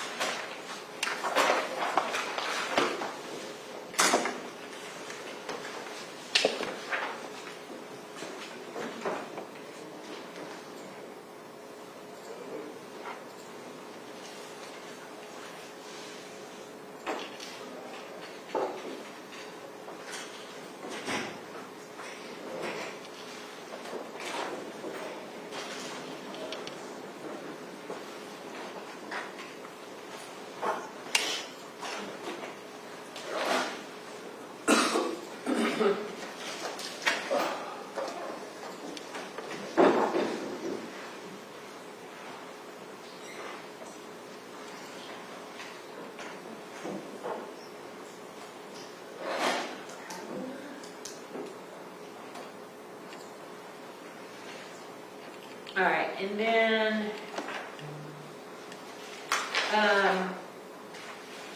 17 is knowledge that goes with parties of the crime, that's in there. 18 is, murder, which is in there. 19 is murder of the second, which is in there, and 20, and we've talked about the patterns there. So I think that's everything. Mr. Groove, anything else, based on the way the evidence has fallen out that you would like the court to consider or charge on? No, ma'am. Mr. Dwayne? No, Your Honor. Okay, do you guys want a new copy of what I'm actually saying, or are you good? Please. Alright. Now, I will tell you, I can't swear there's not a typo in here somewhere, because I'm cutting and pasting it as we go, but do we put paper in there?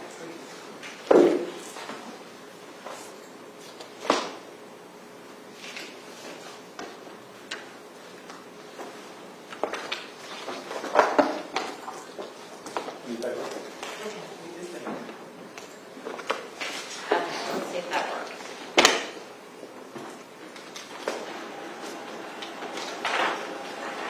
Mr. Davis, is Lisa in there today?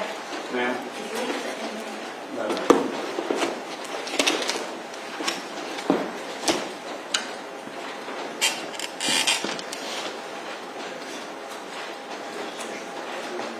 I can go check. She was also. Ask Annie, he filed it. Hello. Thank you.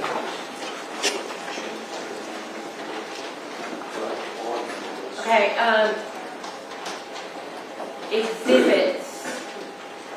Everything's going out but the videos. Yes? Yes, ma'am. Okay. Yes. And then if they want to watch something again, they can ask for that. Here, do.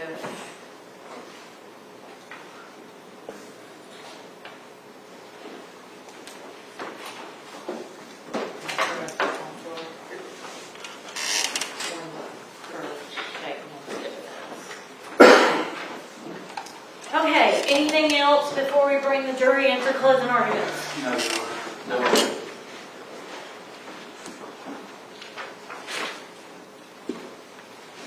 All right, I just sent Bob to do something else, so it's not you blame in the jury, please.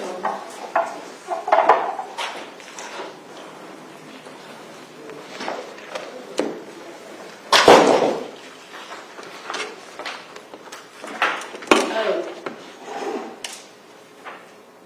We needed an indictment. I guess we can send this one out, they know he's charged. Hold on 1 second. In a verdict form, do we have a verdict form?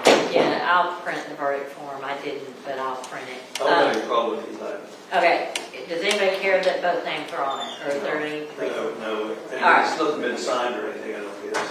No, it's Been just the clear not out trial. guilties by both of them. Yeah, I mean, I'll try, and, Actually, this one does not even have Mr., this copy does not have Mr. Benton's not guilty. Because his not guilty is in his file. But I will probably take that page out and put his not, so they both have entered their not guilties on that document. Okay.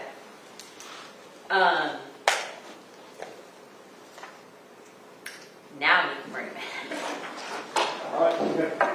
Sure got all my ducks in a row.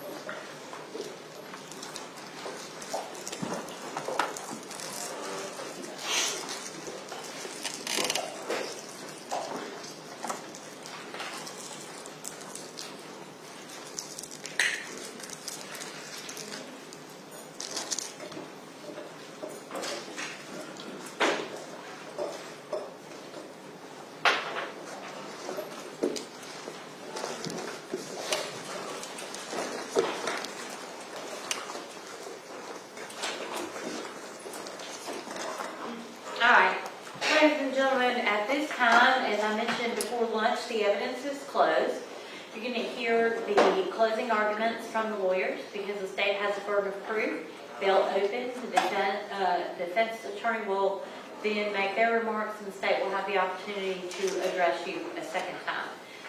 And then I will give you the law that applies to this case, okay? Mr. Dwayne, there with you. Thank you, Judge.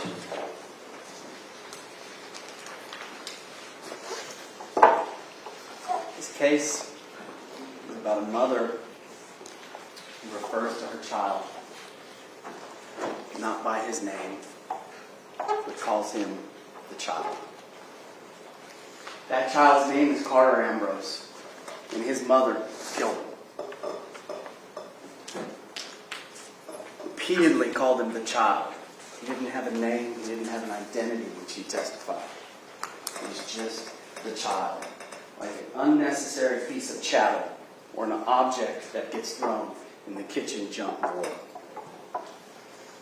I told you from the start, you don't have to choose who did what. They are each party to the crime of each other. They are parties to each other's crimes. And there is no doubt when 2-year-old Karter was murdered. He was murdered by the two people who were supposed to care for him. Now, I get 2 opportunities to talk to you.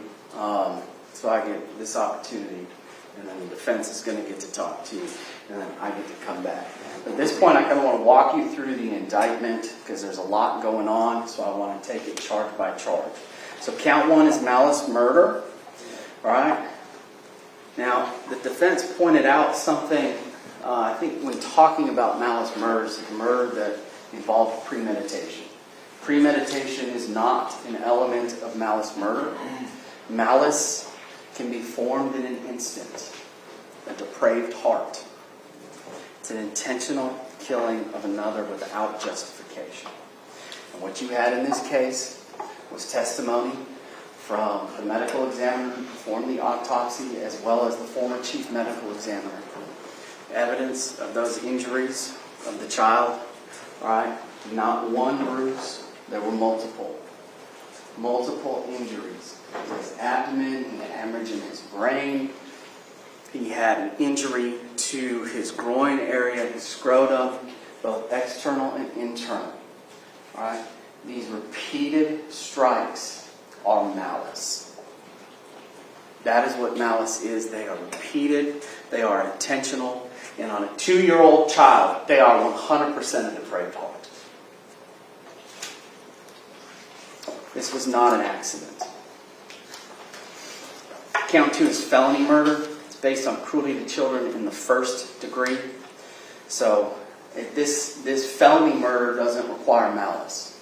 All it requires is the intentional committal of cruelty to children in the first degree, which then caused the death of Karter. All right? Cruelty to children in the first degree is the intentional infliction of pain on a child under the age of 18. All right? It caused the death of Karter Ambrose.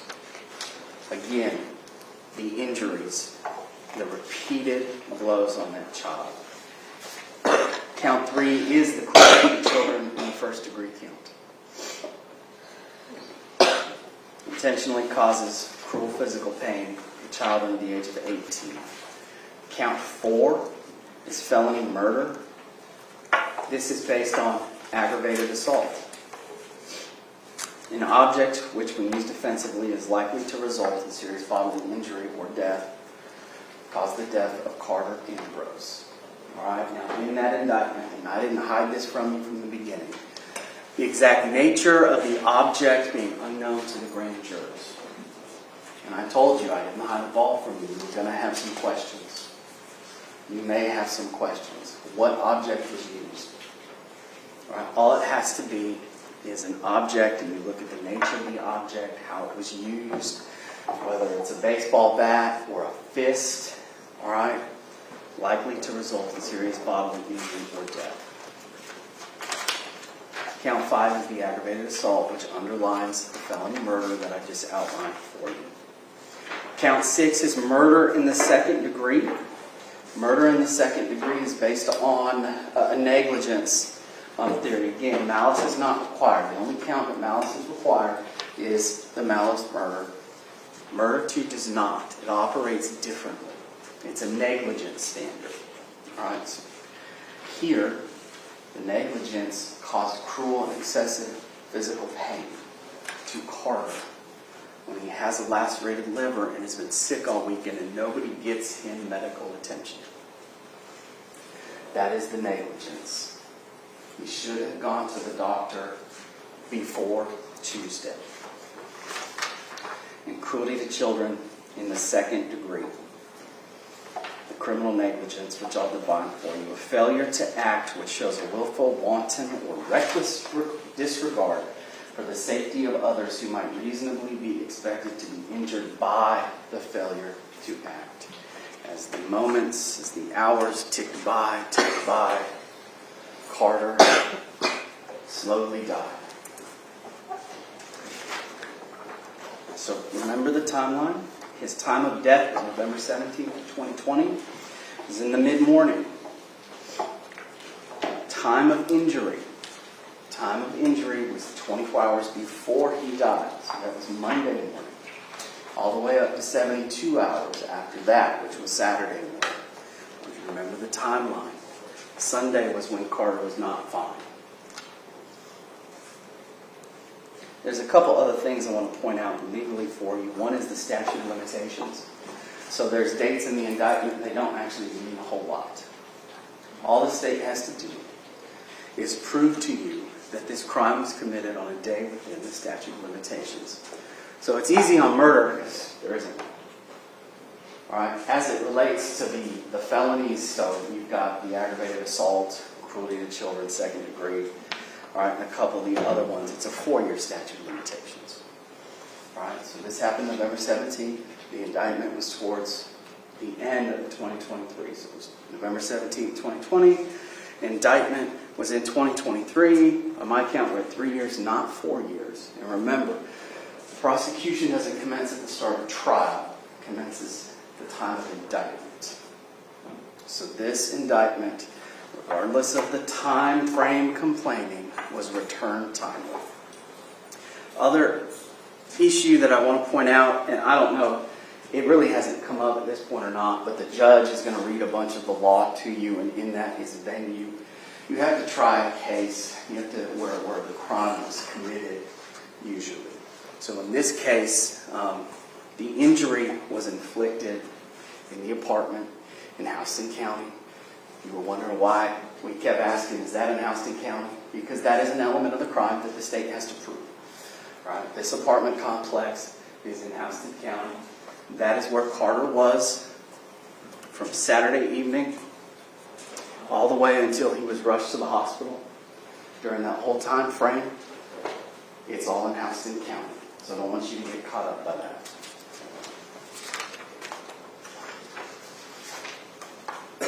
Thursday was the last day Kadeem saw his son alive. He's a 2-year-old boy on a bike. Drops him off at daycare, happy and uninjured. You'll never see Karter again, MF. Those were her words. Boy, how true are they? Friday, he's at daycare. He's happy. He doesn't seem injured. He eats his food. He wasn't throwing up.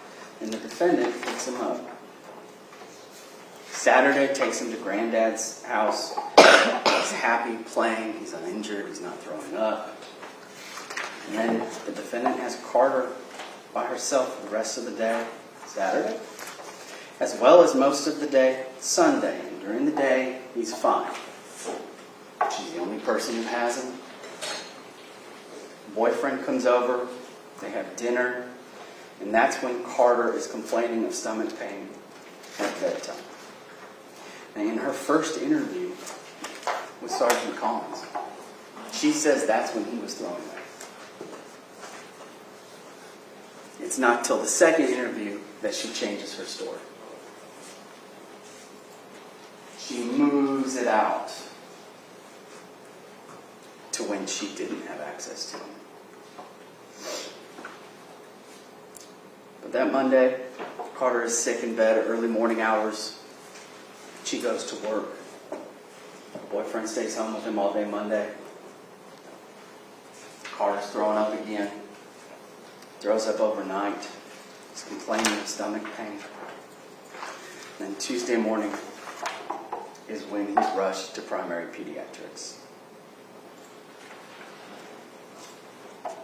She drives out of her apartment complex within yards of the doctor's office and continues on her day, leaving Kiyon to deal with her dying child. Again, you don't have to decide who did it. You don't have to pick one or the other. It's not all or nothing. Alright? These two people had access to this child when he was symptomatic, the only two. Everybody else who came into contact with this child leading up to Saturday evening said that boy was happy. He wasn't throwing up.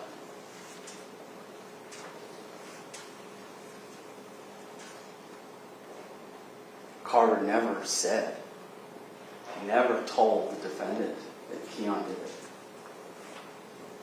He would run to me and point and tell me who hit it. He didn't do that. He didn't do that. And she doesn't know what's going on. She didn't know nothing about anything.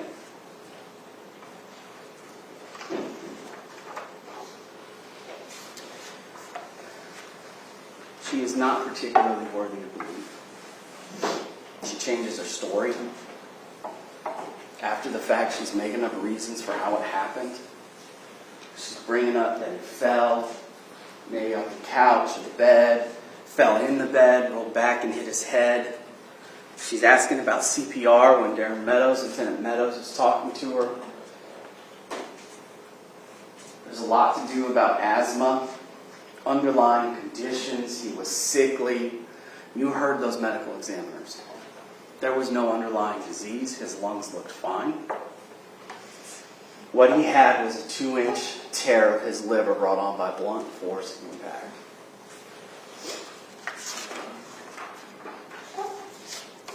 And to claim that she doesn't know. I call 30 million times a day. I FaceTime. I always check in when someone else has my child. And she's right there. She's right there. The time frame for the injury, when it was inflicted, right, is the closest to the time of death is Monday morning. So if you go back, she's the one who was right there with him the whole time. And according to her, she watches him like a hawk. I mean, she calls him a crybaby. He's dramatic. What a way to talk about your son. Whose autopsy photos have just been shown to the world.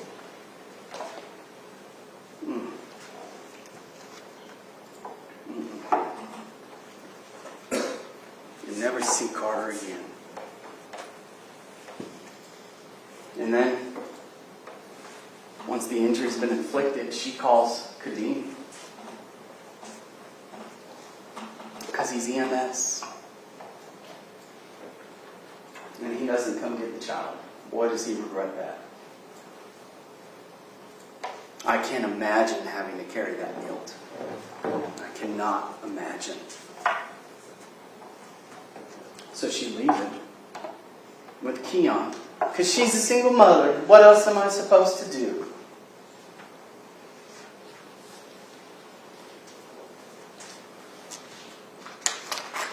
Lets him deal with the problem.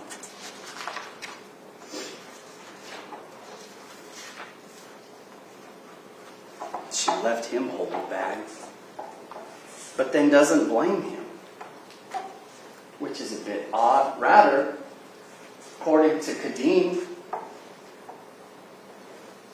the man that she wanted to take the child because he was sick, wanted Karter to go with him, when he discusses with her the autopsy report and injuries of the child, and if he finds out Kiyon did something, he doesn't know what he'll do, she gets mad at him.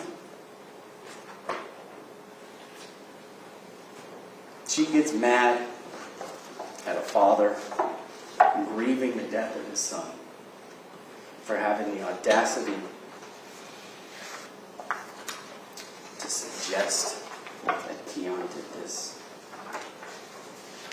Now, I think I brought it up in my opening originally, and that is reasonable doubt. You're going to hear beyond a reasonable doubt.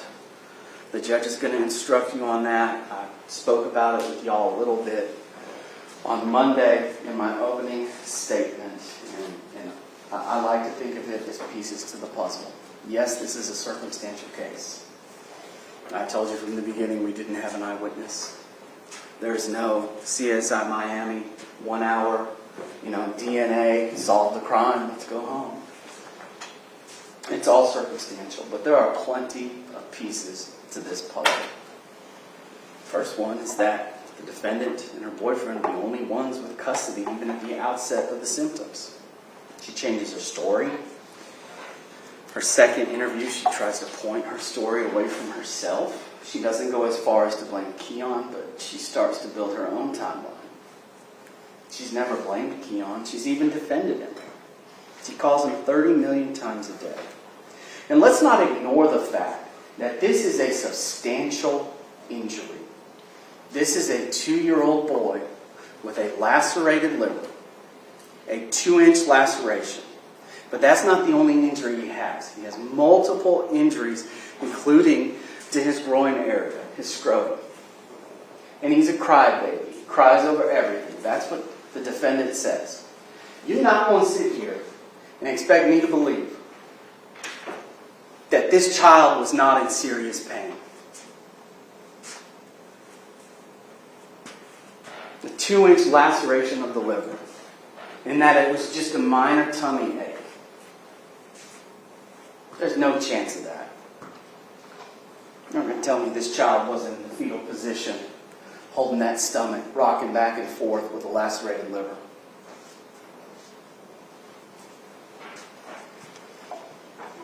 And that's why Kadeem couldn't see his child.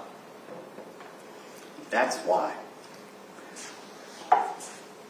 he couldn't FaceTime or talk to that boy. Because remember, she's mad, she blocks him. He said it happens sometimes, but she's never refused him access to the child until the weekend his liver is lacerated.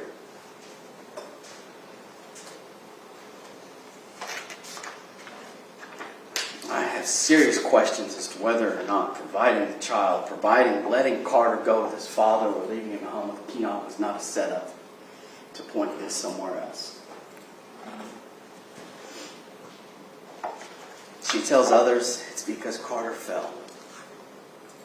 And she doesn't tell the police that, but she tells daycare workers that. She tells Gazette that. Building this story. How could this have happened? And then she bragged about the investigator, which is kind of an odd thing to do. And then when she testified, she couldn't even say Karter's name. Now, this isn't the only time I'm going to speak to you. I'm going to speak to you again. I'll have more to say. But this is not an accident. This is cold-blooded hate, murder, malice, depravity. No child should die like this. Thank you. Mr. Groove, there with you. Thank you, Your Honor. May it please the court. Mr. Dwayne, Ms. Holland.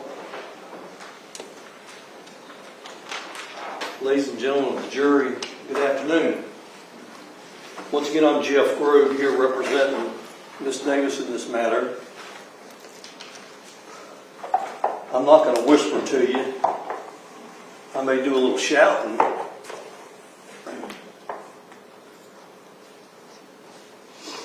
But I want everyone to hear what I have to say about this. Okay? First of all, Ms. Davis thanks you for your service. She understands how traumatic of a case this really is. And it is. It's as sad a case as you'll ever want to hear.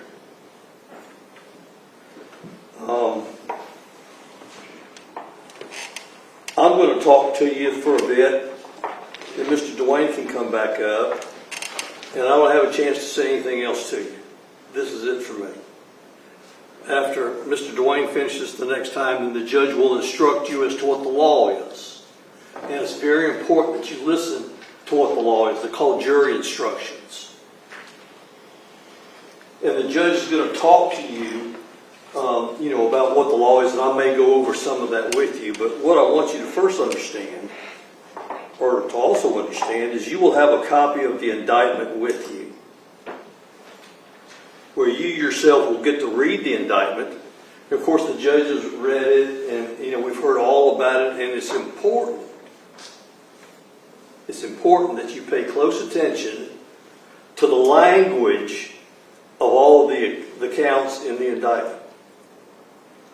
First of all, understand, and I'm glad Mr. Dwayne mentioned that the statute of limitations on some offenses is 4 years.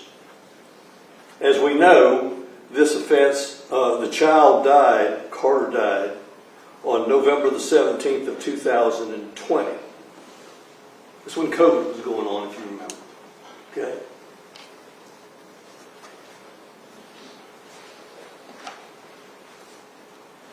This case was indicted by the Houston County Grand Jury on October the 18th of 2023, almost 3 years later. And of course the state will say, we returned this indictment, it was returned within 4 years. Okay? But think about it. 3 years later, here we are, July of 2026, the case is finally going to trial. And you have to think, why? Okay? Of course, the state can get up and argue that they did everything they're supposed to do, and, the fact that the sheriff's department did their thing, and then it was submitted to us, and, it was the grand jury that didn't return the indictment until October of 2023. But in any event, timelines are always important in everything, in life, okay? In everything we do. And like I say, you need to be mindful of the fact that here we are, some 6 years later, after the child has died, that this case is going to trial. Okay? Now,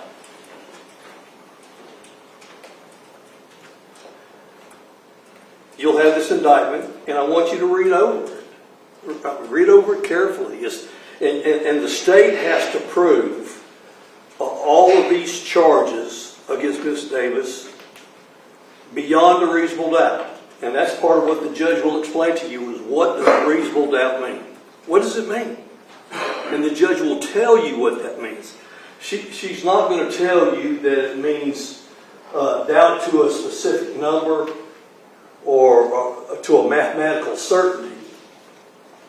She will tell you as reasonable doubt means exactly the type of evidence that you need to consider when making your decision as to whether or not the state has proved each and every essential element of each crime charged beyond a reasonable doubt.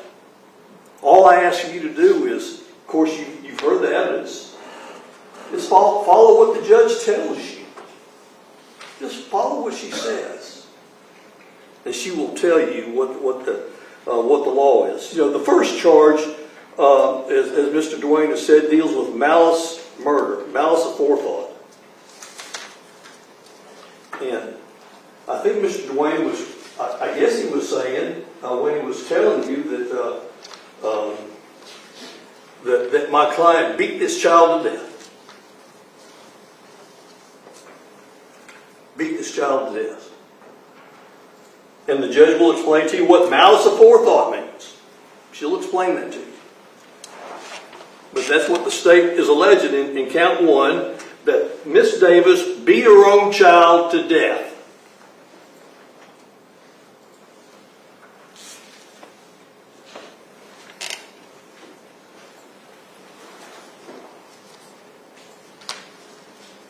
And of course, the state has said that they don't have any eyewitnesses or any factual evidence or direct evidence of that nature, that it's all circumstantial.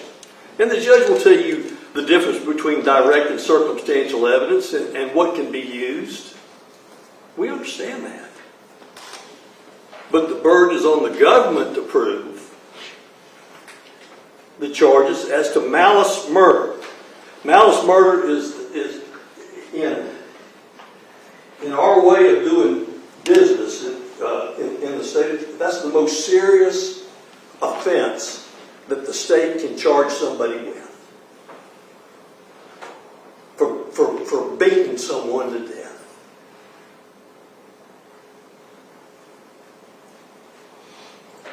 I mean, you see malice murder in cases where someone's been shot or been pistol whipped, or I mean, and the state has said that they have no theory on what sort of weapon there was. Not that they have to, but they don't have that. So, I guess, you've seen Miss Davis in trial this week, and you've seen her testifying, and they're saying that either she did it maliciously, with malice aforethought, and they've also got Kiyon Benton charged with the same thing. He's not here. He's not here.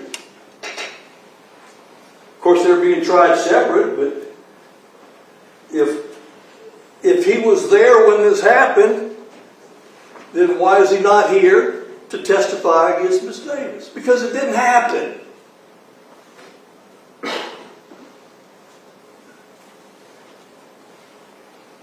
Malice murder. The most serious of any murder that there could be in our state. The other charges, 2 and 3, felony murder with the separate predicate offense being cruelty to children in the first degree. And then count 4, felony murder, the predicate offense being count 5, aggravated assault. And of course the indictment here says in felony murder that the child was beaten with an object the exact nature of which is unknown to the grand jury, caused cruel physical pain, that being a lacerated liver, to the victim. Well, circumstantial evidence is what they've established. And circumstantial can be okay. Not in this case. Aggravated assault being circumstantial evidence that the child was struck by an object unknown to the grand jury. Okay.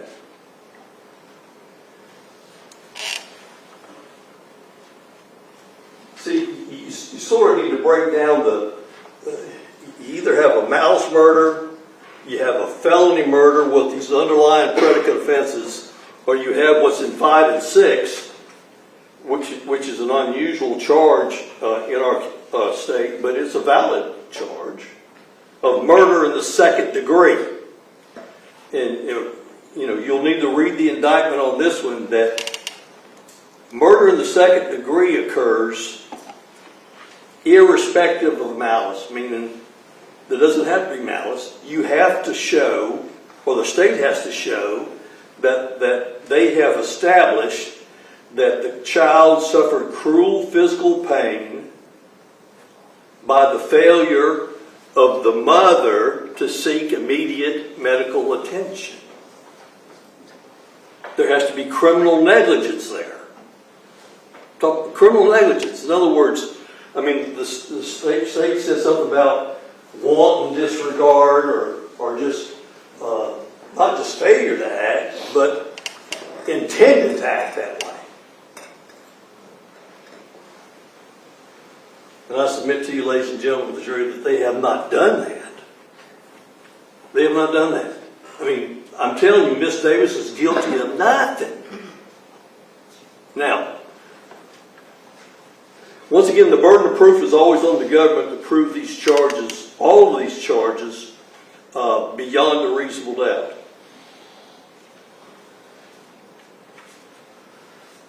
I'm not going to, and I don't don't know what Mr. Dwayne's gonna do, because he goes after me. That's the way that this works. But you heard the evidence in this case. And as things go, a case of 3 days in a murder case is not that long. But still what's important is what you gathered or what you gleaned from the witness stand. Okay? You heard, let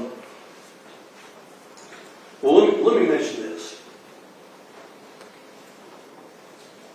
Timelines are important, as I mentioned before. Miss Davis and Mr. Ambrose together conceived this child, and this child was born, as we talked about, on January the 14th of 2018.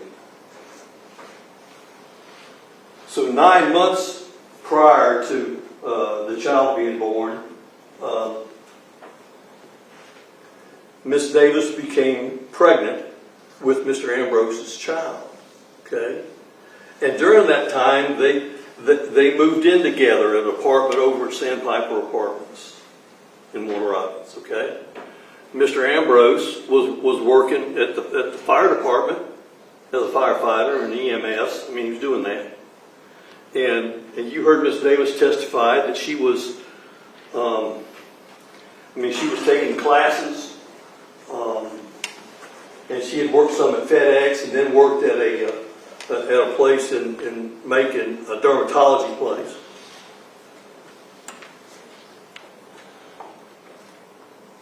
And that the child was born January the 14th of 2018, while they were still living at Sandpiper Apartments.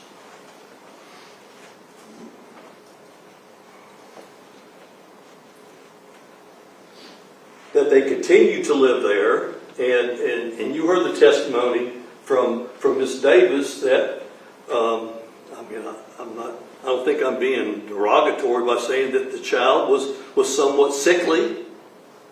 Okay? There's some things that we've said about sickly, and the state wants to be critical of Miss Davis because she called her child a crybaby. So what?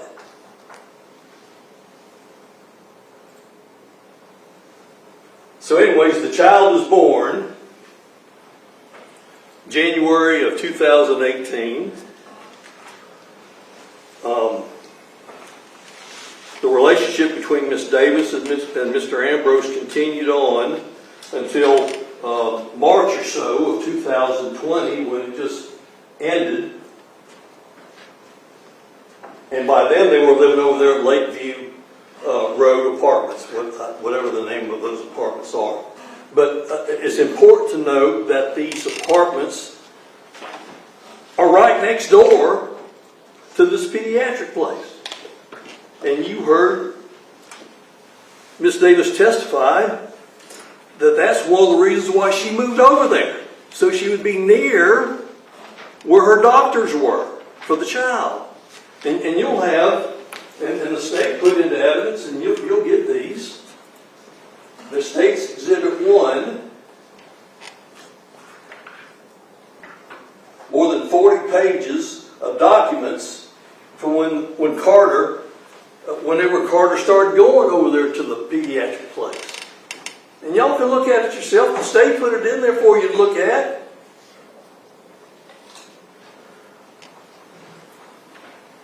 Miss Davis isn't being disingenuous or dishonest with you by saying that she was over there at the doctor's office quite a bit. She was concerned about her child. Okay? All these instances of her taking the child to the doctor. And the state wants to come here and say that she's wanton and willfully disregarded the life of her child. That doesn't make any sense, folks. Doesn't make any sense at all.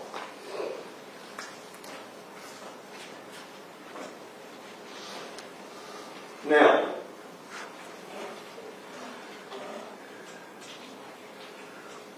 one thing that is important to understand too is that Miss Davis is raising this child as a single mother. You've heard some testimony that, for the most part, her and the father, Mr. Ambrose, got along okay, and they agreed on the amount of child support to be paid, and that he was paying it. And then at some point in time, the decision was made, October or so, right, the month or so before the child died, that maybe he needed to be under a child support order. I mean, that's just, a lot of times the state will want to bring up things sort of like a red herring or a smoke screen or something to try to take your eye off the prize. Okay?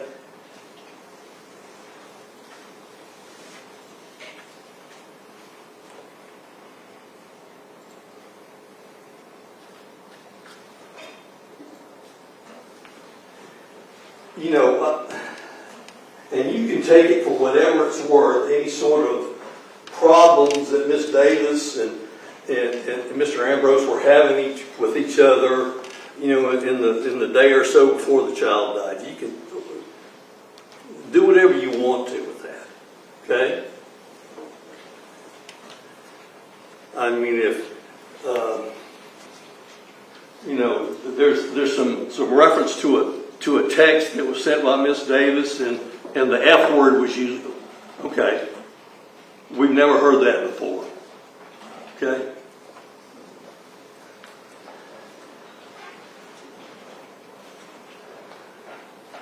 I mean, I guess that makes Miss Davis the worst person in the world to use the F word in a communication with the father of the child.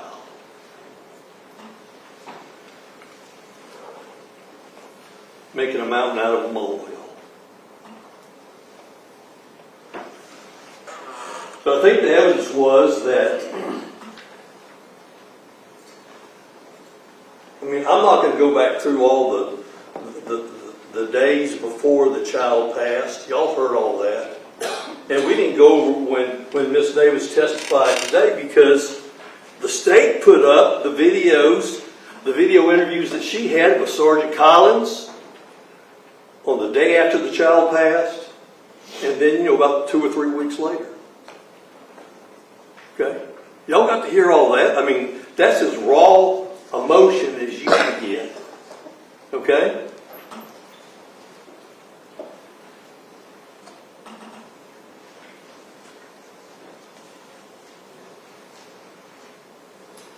And I guess the state's going to say that she was just putting on or making it up, but she didn't care about her child, and therefore the indifference or the criminal negligence, therefore at least murder in the second degree.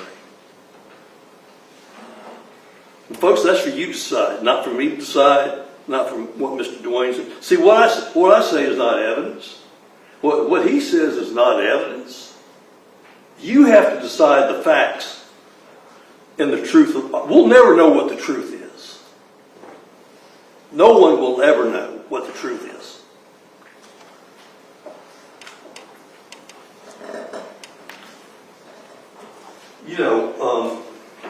Other things that you need to be mindful of too, and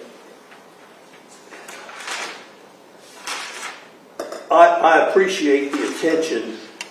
The set of facts in this case is just different. You heard that Miss Davis, in her job, she worked for the Central Georgia Technical College, and she was assigned or sent to different high schools in the area to help them with their computer science classes. Okay? And you heard her testimony that she received a bachelor's degree from Mercer and also a master's degree from Mercer. Okay.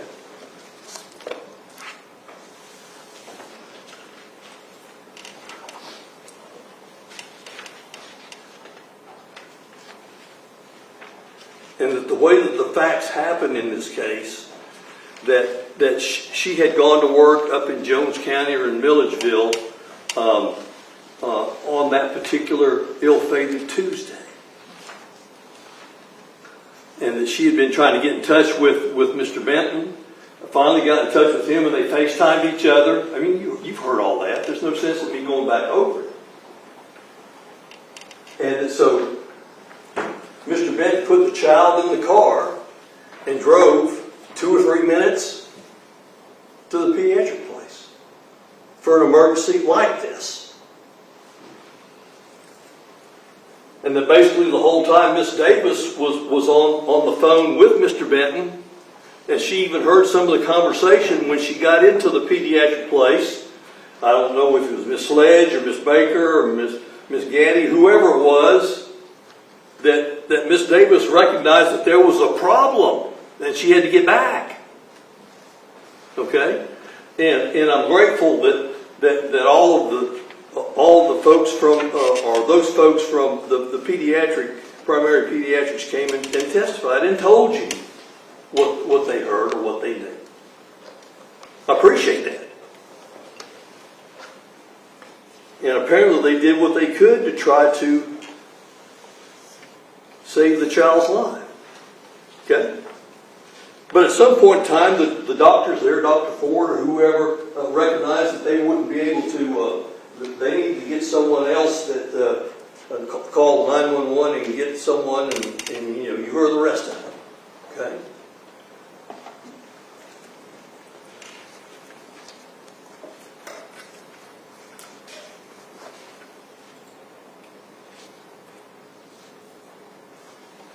And like I say, you also heard from Lisa James, who was over at the Peach County Emergency Room, and she testified that the child was unresponsive. And she said what she observed. And you can remember for yourself what she observed. And also the others that testified from the pediatric place, what they observed. But once again, you'll have all the documents from the place for way on back, for when the child first started needing medical treatment. Okay? Now,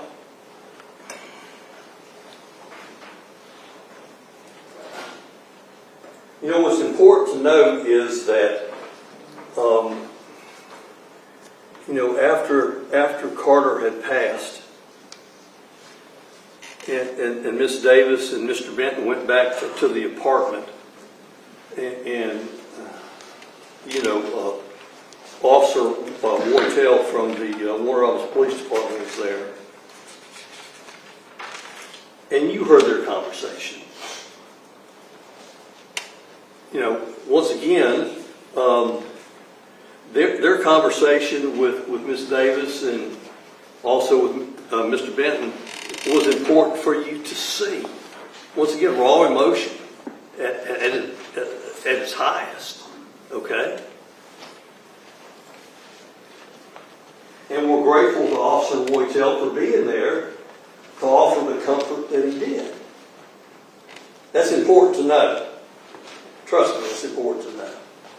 And they were waiting, Miss Davis was waiting on Sergeant Collins to come back so he could search the place. And if you remember,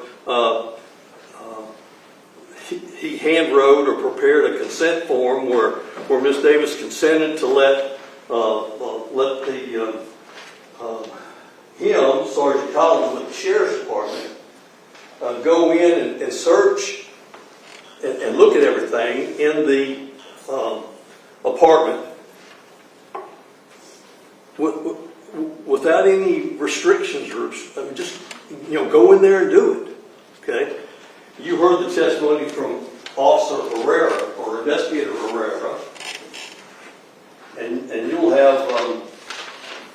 have with you State's Exhibits 15 through 61, I believe. All these photographs that we looked at the other day. And you'll have them back there to look at. Okay? All right? And you saw where there were certain places where it looked like, excuse me, that the child had either thrown up or vomited or spilled some of his orange juice or whatever it was. You'll have all those pictures. And you heard Investigator Herrera testify that he took samples from the carpet, cut out samples from the carpet or from the bed or from the pillow. Have any of them been shown to you afterwards?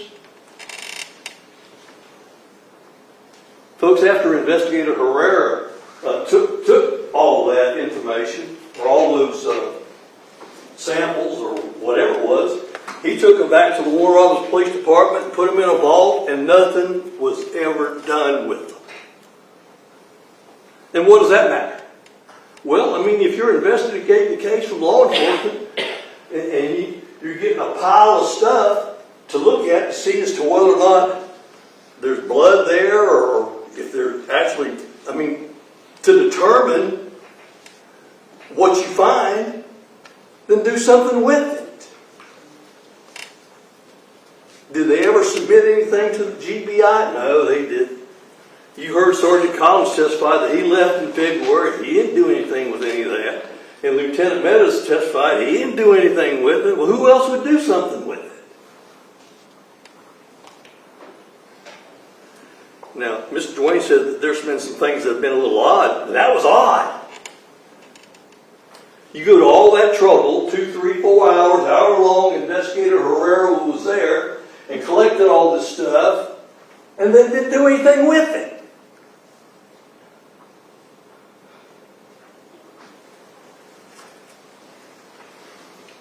That proves nothing.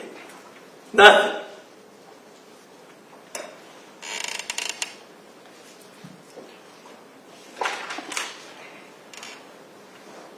Proves nothing. You know, and like I say, folks, you can look at these pictures, and of course they're just duplications. You saw one from one angle, one from another, and one that had something that was like a measuring stick or something. You got to figure out if it means anything or just a waste of time.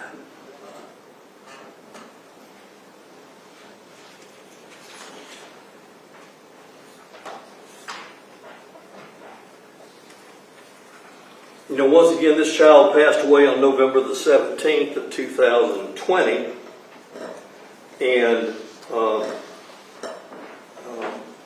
within a day or two, Dr.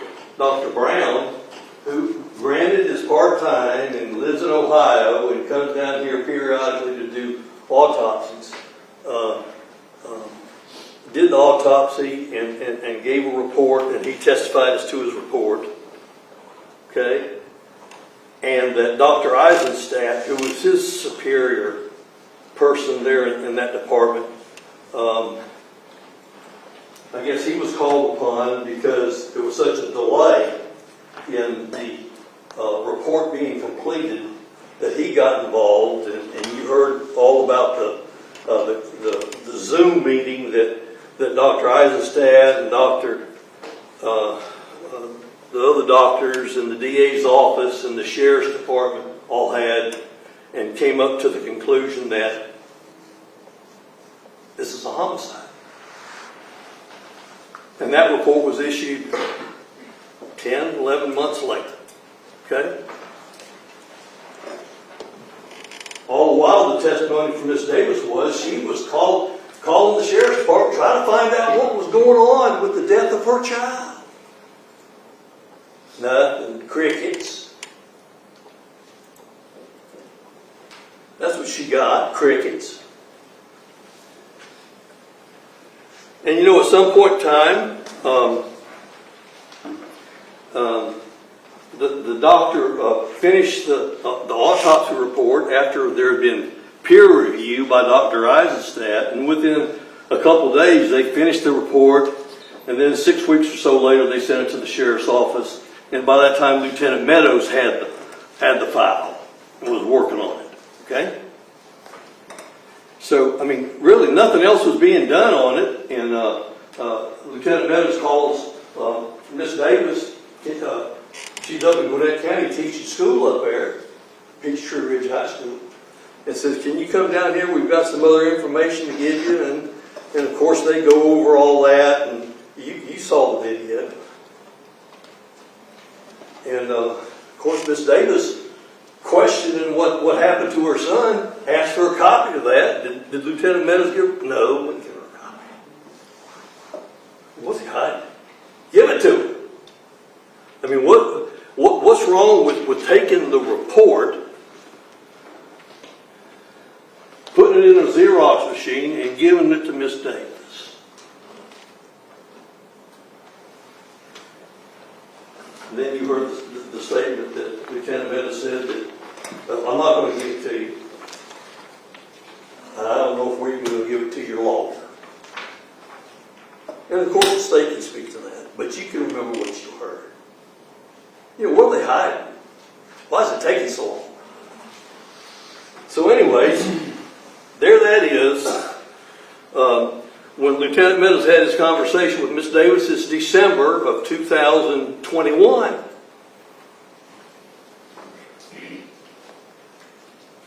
I guess Lieutenant Meadows sends everything to the district attorney's office, and that case is there for 2 years before it gets indicted by the grand jury. And the state may say, no harm, no foul. I mean, the whole time you've got a grieving mother here, and I think we can all agree that people grieve in a different way. I'm not going to make fun of anybody for grieving the way that they grieve. But here it is, basically 3 years after the child dies, the case gets indicted by the grand jury, and Miss Davis gets arrested then. 3 years. October or so of 2023. Here we are almost another 3 years later when we get here. Okay? And the state would have you believe, don't worry about it, nothing to it. Folks, there is something to it.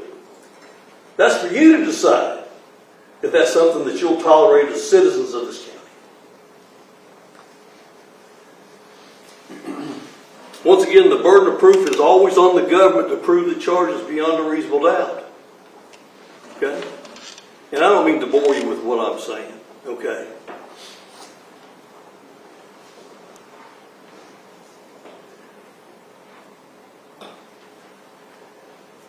You know, there's, the way that I was raised, if there are flies on something, then there's a problem. Okay? And there's flies all over this. You know, and of course, the state, and I appreciate Mr. Ambrose being here, and I can appreciate, you know, I think the state was concerned. That's why they brought Miss Tharp in, who babysat the child, saying that there's nothing that happened to the child, and they wanted to. You know, the Dr. Eisenstadt and other doctors say that the death occurred within 24 to 72 hours of the attack or the beating of the child. How do we know? I mean, there's no way, as a lawyer, that I can match medical wits, if you would, or medical knowledge with the doctor, the pathologist who did the autopsy, and then the one who was his supervisor that approved it. How can I match wits with that? I'm just asking simple questions and making simple statements.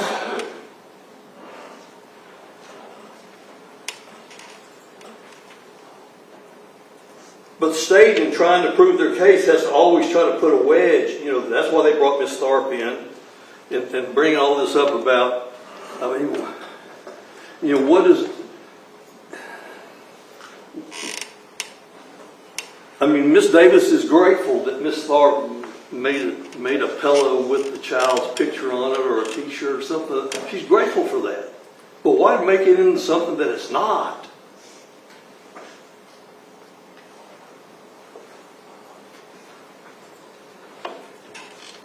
Folks, we will never, ever know what happened. We'll never know. And I'm almost through. Let me just say this. Of course, Mr. Kennedy came in. That's Miss Davis's grandfather. Nice old guy. Nice old guy. And Miss Davis lives with him. He's taken her in.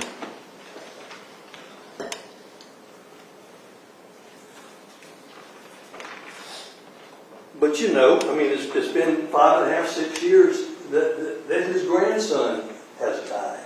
He doesn't remember everything. Folks, he's a nice guy. But I'm glad he was here. Once again, after all that you heard from the police officers in this, and you can take whatever you want to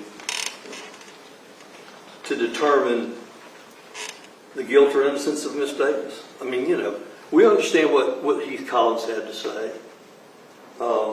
He had the case, and he worked it pretty strong, I guess, for a couple, 2 or 3 months, and then he left. And I submit to you, the case just sort of sat there.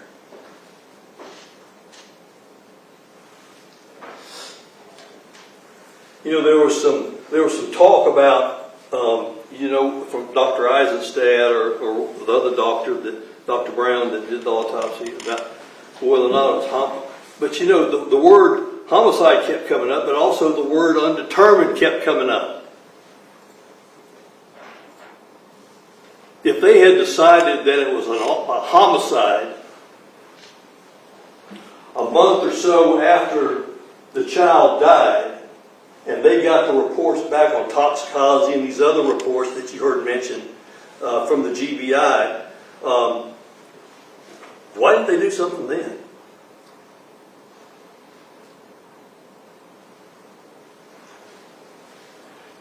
Sergeant Collins leaves, Lieutenant Meadows picks it up, and really nothing is done with it until the Sheriff's Department says they're waiting for a final autopsy report. Okay. I think we've all been around a little bit and know when someone's trying to pass the buck from one to the other. Okay? So anyways, the decision is made, as I mentioned before, and I'm going to be finished in just a short bit, Judge, that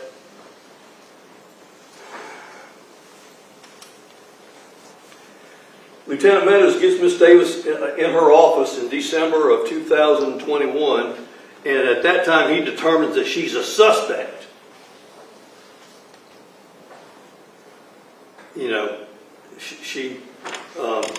But he takes a statement from her, doesn't give her Miranda rights or anything, because she's not in custody.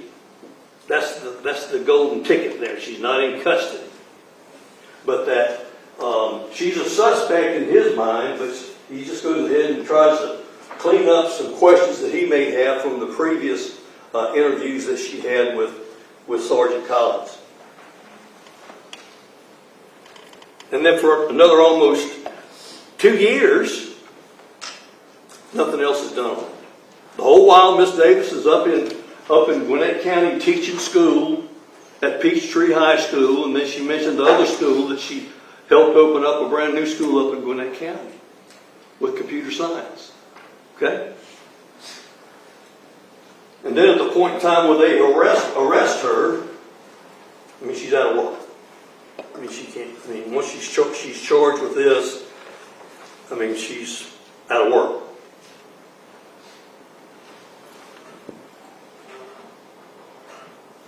And so she's waiting. And she appreciates your patience in being here. She appreciates the attention that you've given to her in this case. And like I say, if there's anything that I've done that upset, hold that against me. Don't hold it against her. I'm just trying to help her the best I know how. I'm getting ready to sit down, and the district attorney's going to get to come up, and I don't know how much longer he's going to go, but you'll have all these photographs, all these documents, and you have to decide for yourself as to whether or not the state of Georgia has met its burden in proving these charges against my client, all these charges, beyond a reasonable doubt.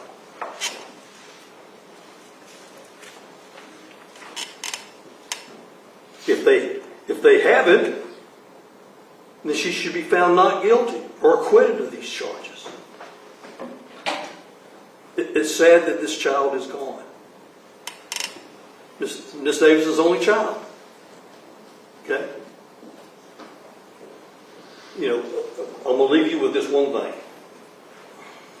I've tried cases down here for a long time, and I always tell people that don't leave your good common horse sense at those doors when you come through to serve. The judge is going to give you the law. You heard what the state has put up. You've heard Miss Davis as she's testified. But use your own sense in making a decision about this. Follow the law. Follow the facts. And when you get back there, we would ask you to find Miss Davis not guilty of these charges. And we thank you for your time. Mr. Dwayne, you're recused.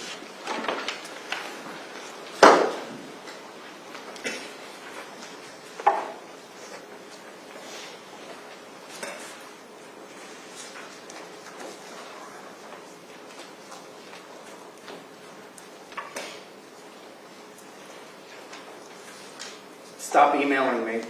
I know you can't get or talk to Karter. Leave me the F alone, and that's the last time I'm going to tell you. Never to talk to his child again. We'll never know what happened.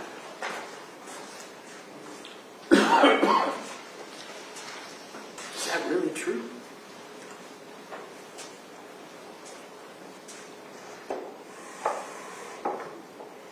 Quarter-inch rectangular red abrasion on the right external nair. Quarter-inch square red abrasion on the lateral aspect of the right upper lip. 1/8 inch irregular red abrasion on the lateral aspect of the left upper lip. Oblong red contusion to his cheek.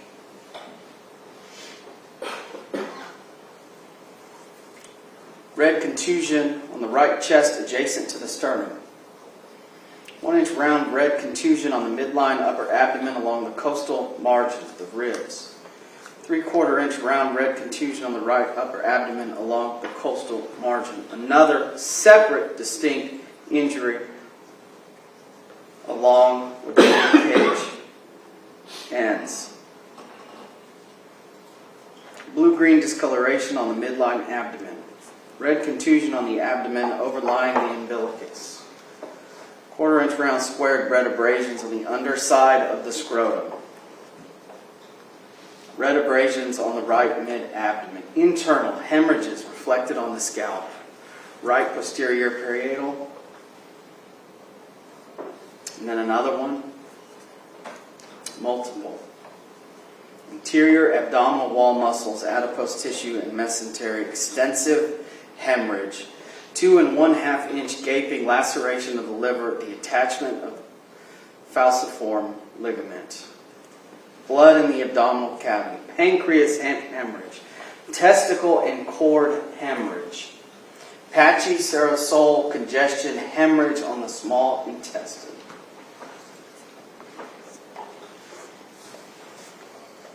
But we'll never know.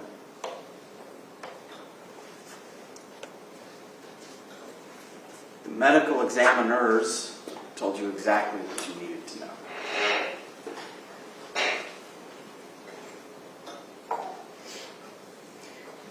And Mr. Groove is absolutely right. You don't leave your common sense at the door. It stays with you. And common sense is that Kianna denies doing it herself, but she doesn't blame Kiyon. She defended him. And those are the only two people who had access to this child when the trained expert medical chief examiner tells you that this injury could have occurred. And her original statement that he had growing up on Sunday night, not Monday, not a convenient change in her story to Monday when Kiyon was home with him. But Sunday, when it was her or Kiyon who had access to him. Common sense. It was either one or the other or both. And her testimony was really telling.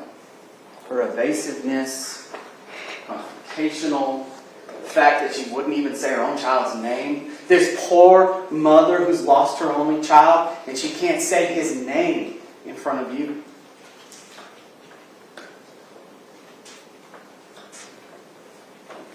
She just didn't know. She's just oblivious. She had no idea. She didn't think anything was wrong, but yet she claims that she moved to those apartments to be closer to the doctor because he has asthma and allergies, like a whole lot of other kids do. And that she's always paying attention when something's wrong.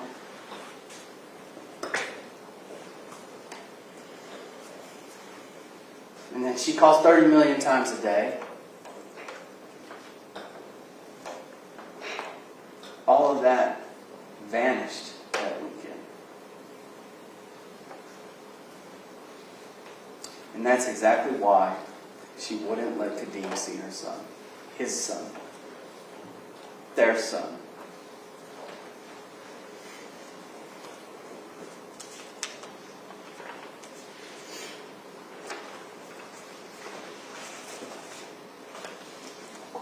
Now, it has become apparent to me that the defendant's main argument as to why she didn't do this is because she's had to wait too long.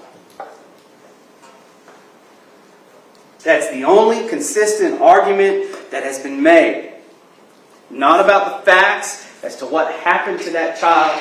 There's just been argument after argument about how long it's taken the state to get this to trial without offering any real context to it. Without offering any reasons why. If there were any other issues that came up beyond the state's control. Doesn't bother bringing anything like that up. But justice has no expiration date. Karter's life had the expiration date. But this trial does not. You want a smoke screen? There it is. That's their smoke screen. Be mad at the state. Don't be mad at the two people who had custody of this child when he suffered a 2-inch laceration to his liver. Don't pay attention to that. It just took too long. That's not even what the law says. Reasonable doubt. The judge is going to tell you it's not a fanciful doubt. It's not to a mathematical degree of certainty that the state has to prove this.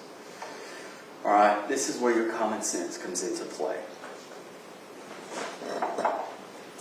You did bring up motive.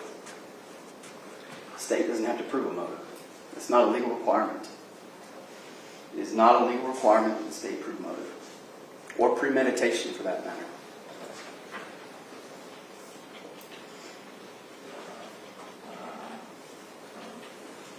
And then they bring up the fact that Kiyon Benton isn't here. Well, I'm not the only person in this room with subpoena power. With the power to compel someone else to come in.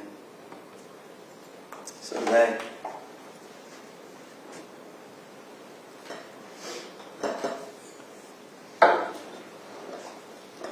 You don't know the weapon. Yeah, I mean, I thought that was pretty evident from the moment y'all were sitting out there when the judge read the indictment to you. That's no secret. What we have is hemorrhaging on the head. We have multiple blunt force impact injuries to the abdomen. It could be anything. It could be anything. And you don't even have to pick what it is. Hands are the most obvious, but you don't even have to make that decision. All it has to be is an object, the nature of which. And the nature of those injuries, it is clear that a hand or other object was used to inflict them.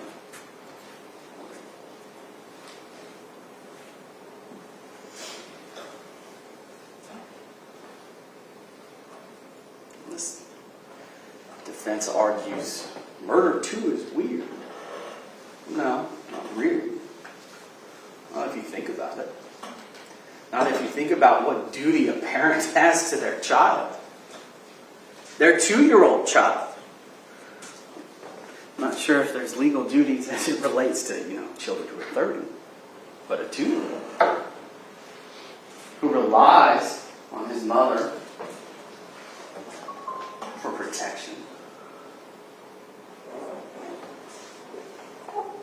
A woman who claims that she moved close to the doctor's office, who said that throwing up in his sleep was a red flag or it was abnormal. But then in the same breath said she didn't think anything of it while she was lying to y'all on the stand. A woman who took her child to the pediatrician all the time, who had him hospitalized, who watched his allergies, who gave him his breathing treatments when he needed. The absence, randomly, of her give a damn is telling.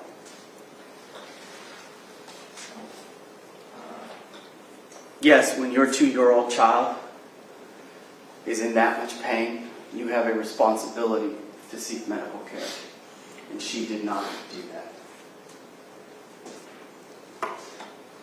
Reckless disregard for how the pain that he is experiencing may affect him.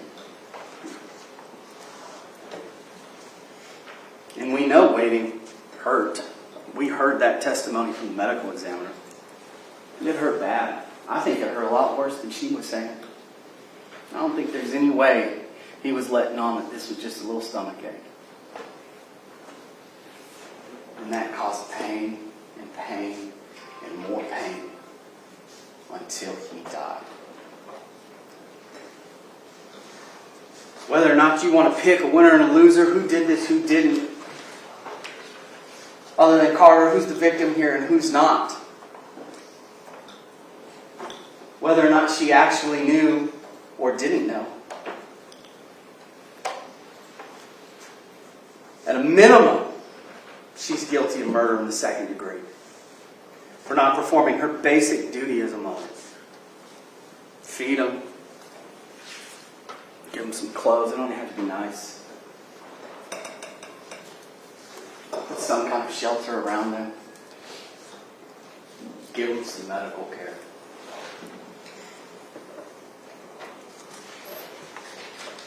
She couldn't even meet that burden.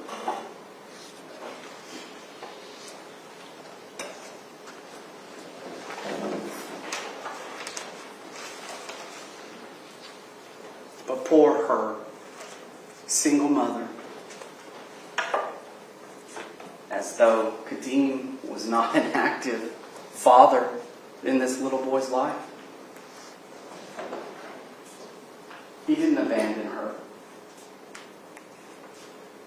Didn't cut ties.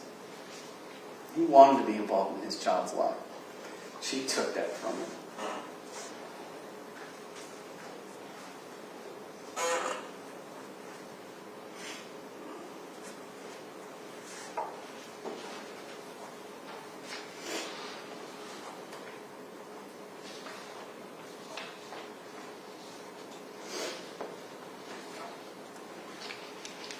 She testified. She lied. She lied. I asked her if she tried to get a new phone shortly after this. She said no. And then we went through pages of her trying to get her new phone.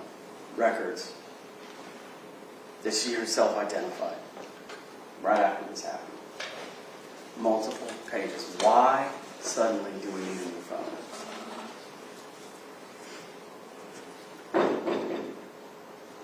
To conceal.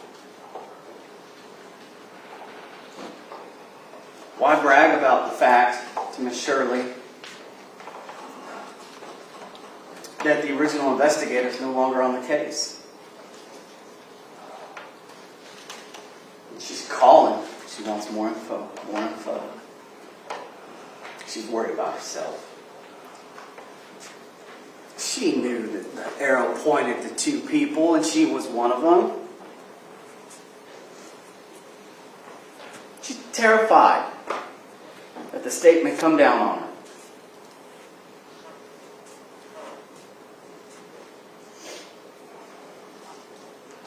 And then she testifies that if you call the pediatrician's office, you can't get an appointment the same day.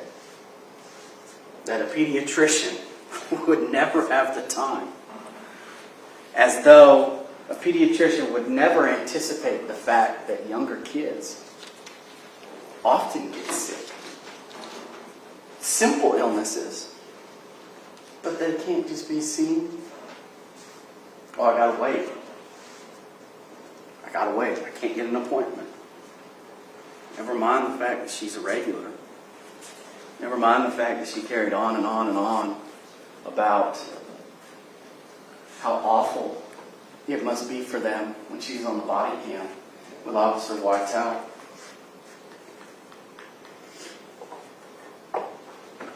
She didn't even make an effort.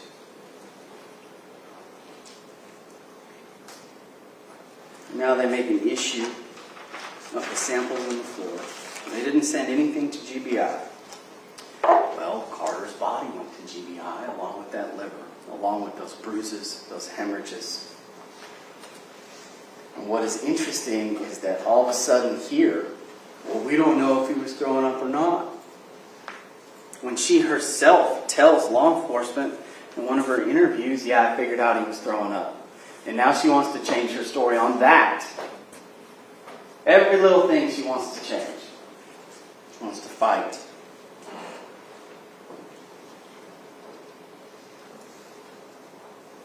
The question here isn't whether or not you tolerate how long it came to trial. The question is whether or not you tolerate a 2-year-old boy being murdered. That's the question. And you've heard quite a bit of testimony. Right? Remember, testimony is evidence. You heard about what was overheard by the primary pediatrics people. Don't worry about that. Just get here. Or I should have brought him when you told me to. Not sure why Mom is telling somebody else who's not a biological father if she's there like she said she was. Another man who she broke up with shortly after this, she didn't want to answer that question. She didn't want to answer anything. In fact, when I said nothing further, Your Honor, she went, thank you.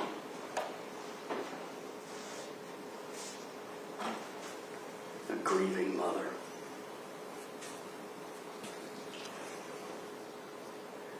Common sense here. Two people had access to this child.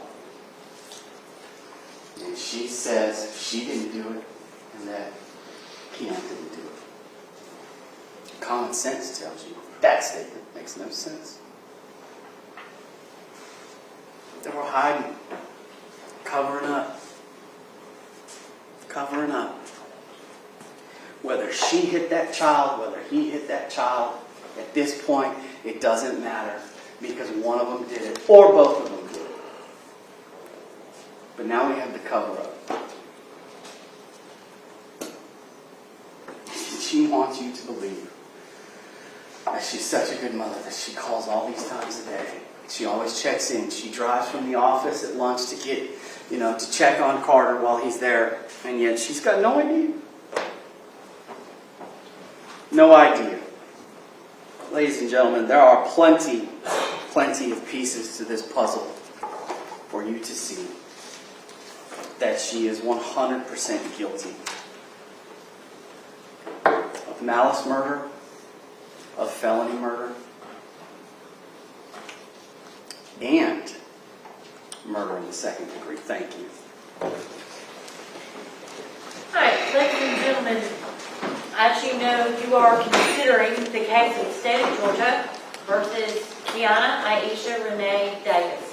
The grand jury has indicted this defendant for malice murder, felony murder, cruelty to children, felony murder, aggravated assault, murder in the second degree, and cruelty to children in the second degree. And the indictment reads as follows.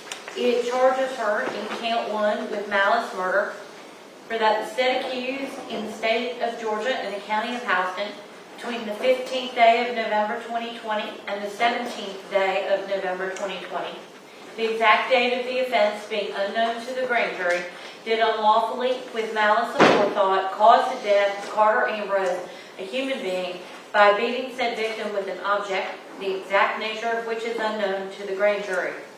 Count 2 charges her with felony murder for that the said accused in the state of Georgia and the county of Houston between the 15th day of November 2020 and the 17th day of November 2020, the exact date of being unknown to the grand jury, while in the commission of the offense of cruelty to children in the first degree, a felony, did cause the death of Karter Ambrose, a human being, by beating said victim with an object, the exact nature of which is unknown to the grand jury, which caused cruel physical pain, to wit a lacerated liver, and said victim is a child under the age of 18 years.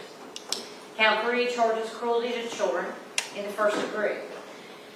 The said accused in the state of Georgia and the county of Houston between the 15th and 17th day of November 2020, the exact date being unknown to the grand jury, did maliciously cause Karter Ambrose, a child under the age of 18 years, cruel physical pain by striking said child with an object, the exact nature of which is unknown to the grand jury, which caused a laceration to said child's liver.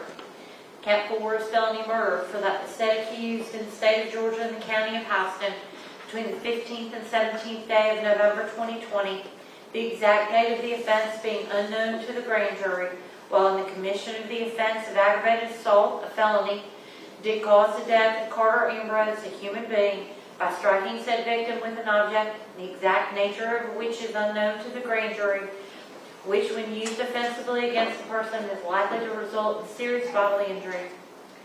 Count 5 is aggravated assault for that said accused in the state of Georgia and the county of Houston between the 15th and 17th day of November 2020, the exact date being of the offense being unknown to the grand jury, to make an assault on the person of Karter Ambrose with an object, the exact nature of which is unknown to the grand jury, an object which when used offensively against a person is likely to or does result in serious bodily injury, by striking said victim with said object causing a laceration to the liver. Count 6 is murder in the second degree. The accused in the state of Georgia and the county of Houston on or between the 15th and 17th day of November 2020, the exact date being unknown to the grand jury, did commit the offense of murder in the second degree. The accused caused the death of Karter Ambrose, human being, irrespective of malice, while in the commission of cruelty to children in the second degree, by failing to seek immediate medical attention for said child for his lacerated liver. Count 7 is cruelty to children in the second degree, for that the said accused in the state of Georgia and the county of Houston between the 15th day of November 2020 and the 17th day of November 2020, the exact date being unknown, with criminal negligence, caused the death of Karter Ambrose, a child under the age of 18 years. Cruel physical pain by failing to seek immediate medical attention for said child for his lacerated liver. All of these being contrary to the good order, peace, and dignity thereof. This indictment was returned by the Houston County Grand Jury on the 17th of October 2023. Now the defendant has entered a plea of not guilty to this indictment, and the indictment and the plea form the issue that you're to decide.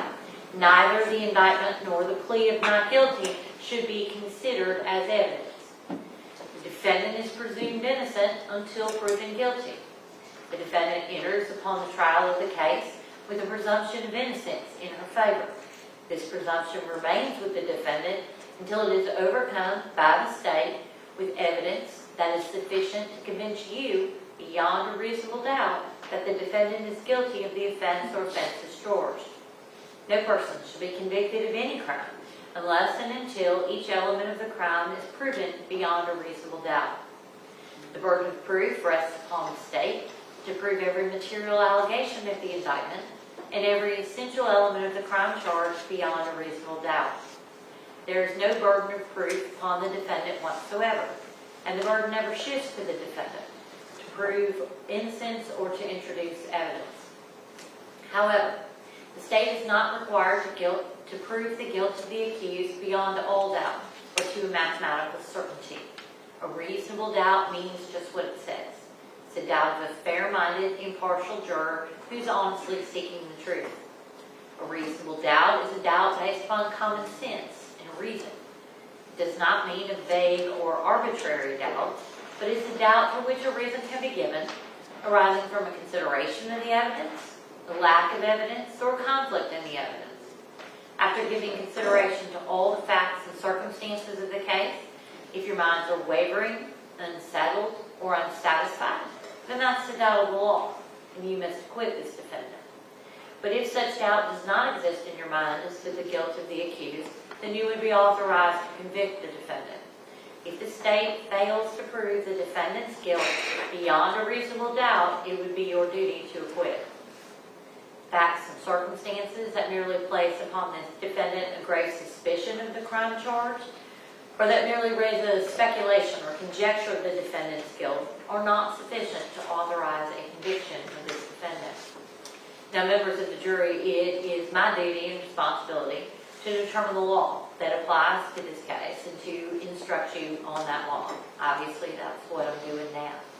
You are bound by these instructions. It is your responsibility to determine the facts of the case from all the evidence that's been presented. Then you must apply the law that I'm giving you in this charge to the facts as you find them to be. Your oath requires that you decide this case based on the evidence. Evidence is simply the means by which any fact that is put in issue is either established or disproved. Evidence includes all of the testimony of the witnesses and any exhibits that were admitted during the trial. Evidence does not include the indictment, the plea of not guilty, the opening or closing remarks of the attorneys, or the questions asked by the attorneys, only the answers given by the witnesses. Evidence may be either direct or circumstantial or both. In considering the evidence, you may use reasoning and common sense to make deductions or reach conclusions. You should not be particularly concerned about whether the evidence is direct or circumstantial, but I am going to define this for you. Direct evidence is the testimony of a person who asserts that he or she has actual knowledge of a fact, such as an eyewitness. Circumstantial evidence is proof of a set of facts and circumstances that tend to prove or disprove another fact by inference. That is, by consistency with such fact or elimination of other facts. There is no legal difference in the weight you may give to either direct or circumstantial evidence. You would be authorized to convict only if the evidence, whether direct, circumstantial, or both, excludes all reasonable theories of innocence and proves the guilt of the accused beyond a reasonable doubt. Now, as jurors, you must determine the credibility of witnesses.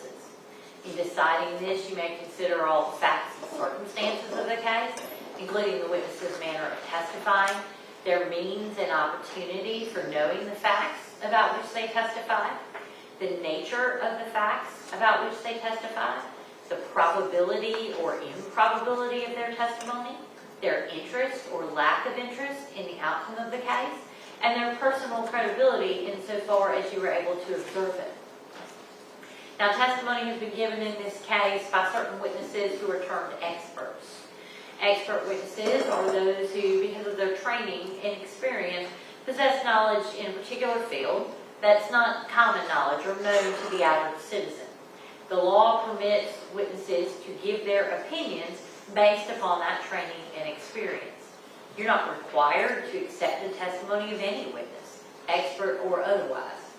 Testimony of an expert, like that of all witnesses, is to be given only such weight and credit as you think it's properly entitled to receive.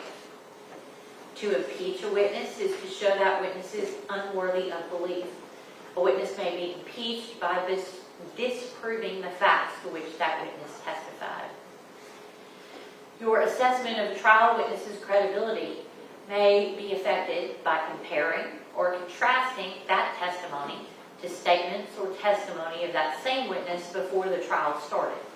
It is for you to decide whether there is a reasonable explanation for an inconsistency in a witness's pretrial statements and testimony when compared to the same witness's trial testimony.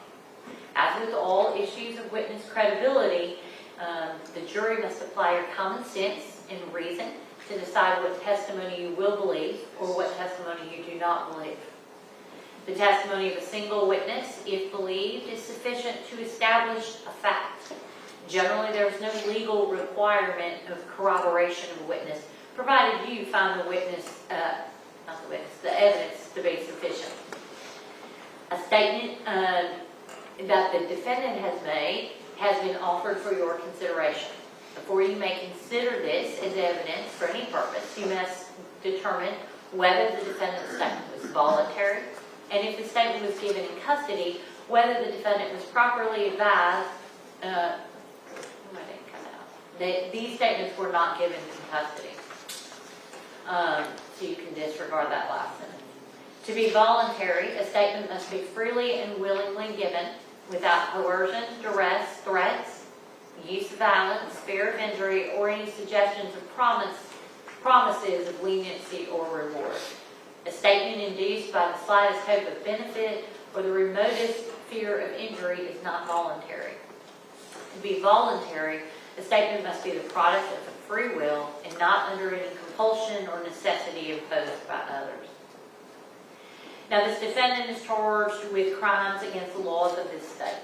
A crime is simply a violation of a statute of the state in which there is a joint operation of an act and an intention. Intent is an essential element of any crime and must be proved by the state beyond a reasonable doubt. Intent may be shown in many ways, provided you, the jury, believe it existed from the proven facts before you.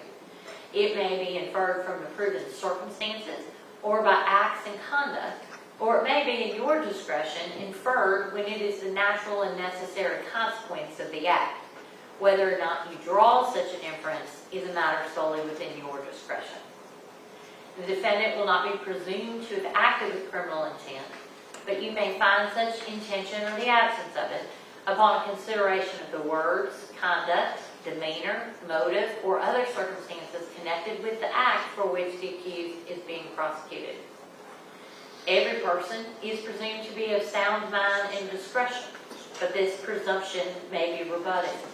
You may infer, if you wish to do so, that the acts of a person of sound mind and discretion are the product of that person's will. A person of sound mind and discretion intends the natural and probable consequences of those acts. Whether or not you make such an inference or inferences is a matter solely within the discretion of the jury. Now, you should know every party to a crime may be charged with and convicted of commission of a crime. A person is directly a party to a crime only if that person directly commits the crime, intentionally helps in the commission of the crime, intentionally advises, encourages, hires, counsels, or procures another to commit the crime.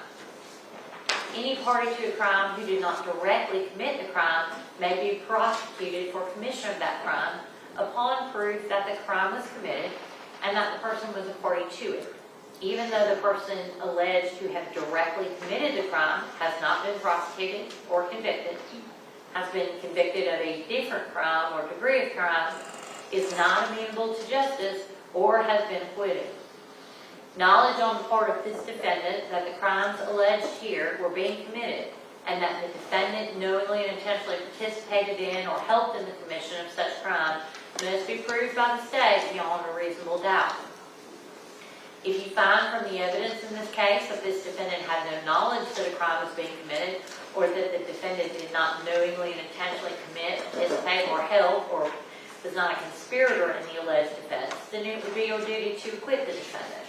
On the other hand, should you find beyond a reasonable doubt that the defendant had knowledge that the crime charged here was being committed, and that the defendant knowingly, intentionally participated or helped in the commission of it, you would be authorized to convict. A jury is not authorized to find a person who is merely present at the scene of the commission of a crime at the time of its perpetration guilty of, consent in, and concurrence in the commission of the crime, unless the evidence shows beyond a reasonable doubt that such person committed the alleged crime, helped in the actual perpetration of the crime, or participated in the criminal endeavor. A jury is not authorized to find a person who is merely associated with other persons involved in the commission of a crime, guilty of consent in or concurrence in the commission of the crime, unless the evidence shows, beyond a reasonable doubt, that such person helped in the actual perpetration of the crime or participated in the criminal endeavor. Now, members of the jury, the law of our state sets a time limit upon the state in starting the prosecution of most criminal offenses. The accused is on trial for the offenses of murder, aggravated assault, cruelty to children in the first and second degree. Under Georgia law, there is no statute of limitations for any of the types of murder charged. However, prosecution for the offenses of aggravated assault, cruelty to children in the first degree, and cruelty to children in the second degree must begin within 4 years after the offense has been committed. If you find from the evidence that the indictment in this case was not filed within 4 years after the offense was committed, it would be your duty to acquit this defendant. The law provides that criminal actions shall be tried in the county in which the crime was committed. We call that venue. That's the crime was committed in Housing County. And that's a jurisdictional fact that must be proved by the state beyond a reasonable doubt as to each crime charged in the indictment, just as any element of the offense. Venue may be proved by direct or circumstantial evidence or both. Criminal homicide shall be considered having been committed in the county in which the cause of death was inflicted. All right, let's talk about the specific charges. For malice murder, the state must prove that the defendant caused the death of another person unlawfully and with malice aforethought. The killing must have been done with malice to be malice murder. Malice, as the term is used here, is not necessarily ill will or hatred. Rather, it is the unlawful intent to kill without justification, excuse, or mitigation. You may find malice when the circumstances show that the defendant acted with the deliberate intention to unlawfully take the life of another person. You may also find malice when there does not appear to be significant provocation and all circumstances of the killing show an abandoned and malignant heart. The state does not have to prove premeditation to prove murder. If a killing is done with malice, it is murder, regardless of how briefly the malicious intent existed. No specific length of time is required for malice to arise in the defendant's mind. Malice may be formed in a moment, and instantly a fatal wound may be inflicted. If malice was in the defendant's mind at the time of the act or the killing, and moved the defendant to do it, that is enough for the killing to be murder. The state does not have to prove motive to prove murder. Any evidence of motive that's been admitted for your use in determining the defendant's state of mind at the time of the killing. All right, for felony murder, the state must prove that the defendant caused the death of another person by committing a felony. The state does not have to show that the defendant acted with malice to prove felony murder. Count 2 charges felony murder with cruelty to children in the first degree as the underlying felony. So I want to define cruelty to children for you, and that would be the same definition for Count 2's felony murder portion and Count 3, which is the actual cruelty to children in the first degree. Okay, so I'm going to define that for you now. For cruelty to children in the first degree, the state must prove that the defendant maliciously caused cruel physical pain to a child under the age of 18. In deciding whether the defendant acted maliciously, understand that malice is not ill will or hatred. Malice in this context, means an intent to cause the pain without justification or excuse. Malice also means willfully doing an act while aware of a strong likelihood that the pain may result. Count 4 charges felony murder with aggravated assault as the underlying felony, and Count 5 is the aggravated assault. I'm going to define aggravated assault for both of those. And felony murder is the same, right? And it caused the death and the commission of a felony. But in Counts 4 and 5, that underlying felony is aggravated assault, okay? Aggravated assault, the state must prove that the defendant assaulted another person with an offensive weapon. An offensive weapon is any object that is likely to or actually does cause death or serious bodily injury if used against someone. In deciding whether the unknown object charged here is an offensive weapon, you may consider all of the following factors: the nature and extent of any injury inflicted, the character and capabilities of the weapon, the manner in which it was used, any display of it to the jury, and any other circumstances of the case. Count 6 is murder in second degree. For murder in second degree, the state must prove that the defendant caused the death of another person by committing cruelty to children in the second degree. The state does not have to show that the defendant acted with malice in order to prove murder in the second degree. Cruelty to children in the second degree is the count number 7. I'm going to define that for you now, and that should also be the definition you use in considering count number 6, the murder in the second degree. Cruelty to children, for cruelty to children in the second degree, the state must prove that the defendant caused cruel physical pain to a child under 18 through criminal negligence. Criminal negligence is a failure to act which shows a willful, wanton, or reckless disregard for the safety of others who might reasonably be expected to be injured by the failure to act. Now, an accident is an event that occurs without the defendant planning, expecting, or anticipating it. You may not find the defendant guilty of a crime if the alleged criminal act was committed by accident and there was no criminal scheme, criminal intent, or criminal negligence by this defendant.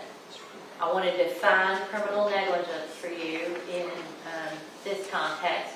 Criminal negligence is a failure to act which shows a willful, wanton, or reckless disregard for the safety of others who might reasonably be expected to be injured by that failure to act. If the defendant raises the defensive accident, the state has the burden to disprove the accident beyond a reasonable doubt. All right. You must reach a verdict as to, let me try again. If after considering the testimony and the evidence produced to you, together with the charge of the court, you should find and believe beyond a reasonable doubt that the defendant in Houston County, Georgia, did on or between November 15th through 17th of 2020 commit one, some, or all of the offenses as alleged in this indictment, then you would be authorized to find the defendant guilty. In that event, the form of your verdict would be, we the jury as to whichever counts, find the defendant guilty. If you do not believe that the defendant is guilty of one, some, or any of these offenses as alleged, or if you have any reasonable doubt as to the defendant's guilt, then it would be your duty to acquit the defendant. In which event, the form of your verdict would be, we the jury as to whichever counts, find the defendant not guilty. A conviction on one count of the indictment does not require there be a conviction on other counts. It is the duty of the jury to consider each charge of the indictment separately. Now, by no ruling or comment that the court has made during the progress of this trial, have I intended to express any opinion on the facts of this case, the credibility of witnesses, the evidence, or the guilt or innocence of the defendant. Your verdict should be a true verdict based upon your opinion of the evidence according to the law given you in this charge. It's your duty to consider the facts objectively, without favor, affection, or sympathy to either side. You are only concerned with the guilt or innocence of the accused. You are not to concern yourself with punishment. That is an issue for the court in Georgia. Now, one of your first duties in the jury room will be to select one of your number to act as foreperson who will preside over your deliberations and sign the verdict to which all 12 of you freely and voluntarily agree. You should start your deliberations with an open mind. Consult with one another. Consider each other's views. Each of you must decide this case for yourself, but you should only do so after discussion and consideration of the case with your fellow jurors. Do not hesitate to change an opinion if you're convinced that it is wrong. However, you should never surrender an honest opinion in order to be congenial or to reach a verdict solely because of the opinions of the other jurors. Whatever your verdict is, it must be unanimous, that is agreed to by all 12. It must be in writing, signed, and by your foreperson, dated and returned to be published in open court. All that means, y'all, is I'm going to give you a verdict form. You're going to circle your verdict, guilty or not guilty, as to each count. You'll give it to the bailiff. I'll read it out loud once you're ready to do that. I'm going to let you retire from the jury room in just a second. I'm going to ask you not to begin your deliberations until you receive the indictment, the verdict form, and the evidence that's been admitted. If you have questions during the deliberations, they should be written down on a piece of paper, signed by your foreperson. You flip the light, the bailiff will bring them to me, and I'll respond to those. We've been at it a while, so I know y'all are going to need a break before you start your deliberations. Here is, let me give you a caveat about that. You can talk about the case only when all 12 of you are in the room. So if somebody's outside smoking or somebody's in the bathroom, you have to stop talking about the case until all 12 of you are back. So I'm going to let you retire to the jury room, take a break, just a minute, but don't start deliberating until all 12 of you are back in there. I have 2 alternates in this case. That's going to be Mr. Reuter, am I saying it right? Reuter, and okay. So you guys will be in a separate room. You will not participate in deliberations unless that becomes necessary because one of the others cannot finish. Okay? With that, y'all take a break, retire to the jury room, please.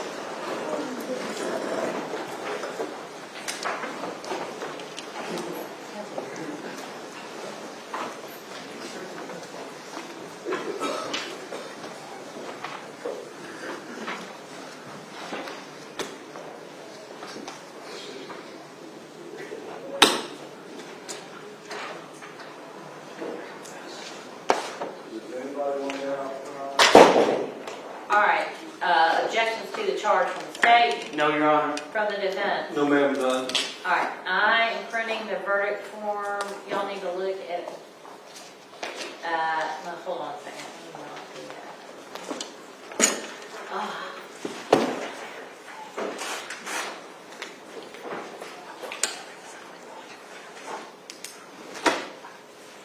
Here is the indictment. That needs to go down there. Y'all make sure you got all the pictures. Nobody wandered off with anything, please.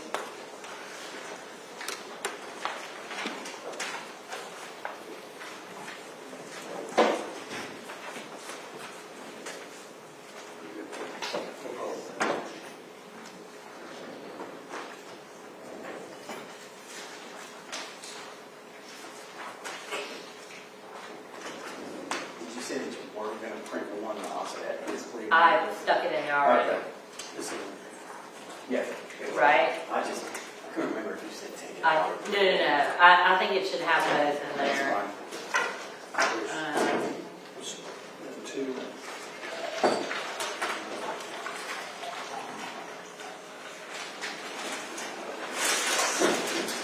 So the videos will stay here. There should be the medical records and the photographs is all I've got, right?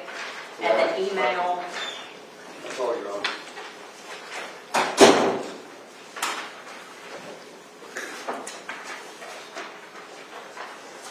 All right, y'all want to look at this verdict form and make sure there's nothing swirly in there. I've got them numbered right and the right number, case number and stuff on there. It's, yeah.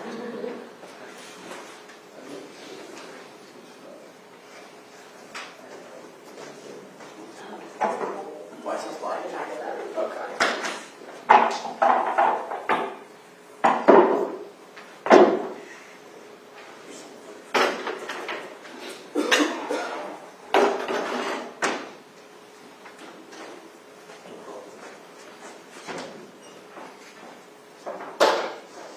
We have a call with verdict form.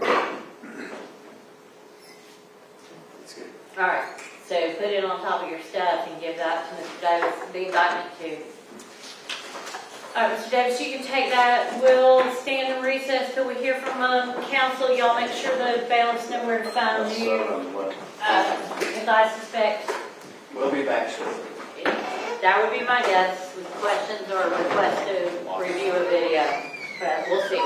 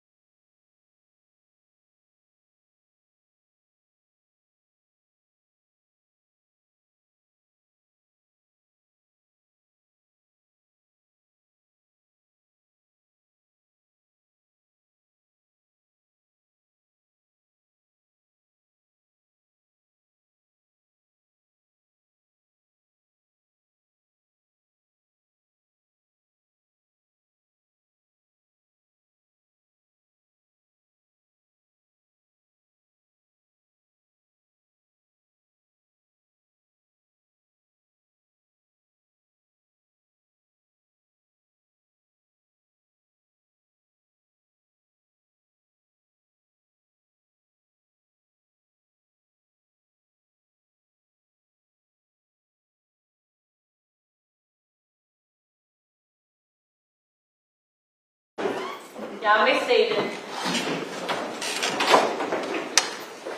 All right, is Zach, if we didn't turn the light off last time, or they got another question? I believe it's the same light. Okay. You ready? Okay, so we have a question from the jury. I am marking the written question. Number 1, it said, can we please be provided the definitions that were provided by the judge during the final instructions? I am assuming that they want the definitions for the charges specifically, but I need to ask that. So, counsel, what I'm going to do is, I'm going to send them a question back in writing that says, do you mean the definitions for the specific charges? And if they say yes, then I'll bring them out and recharge them on that. If they say no, then we'll figure out what they do mean. Okay? This man, no objection. Mr. Dwayne? There's no objection to it. Okay. Take that and just tell them to flip the light and have an answer for me. And we'll just sit right here because I'm 80% sure that's what they mean, but you know what they say about assuming, so I want to make sure I'm clear what they mean before we do that. If that is what they want, then I will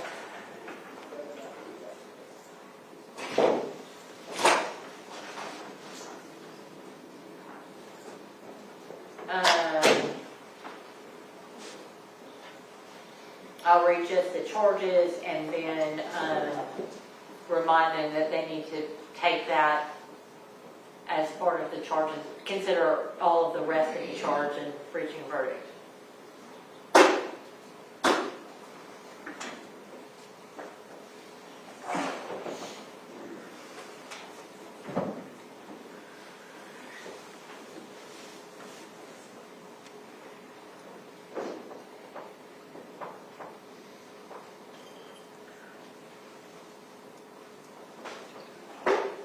There you go.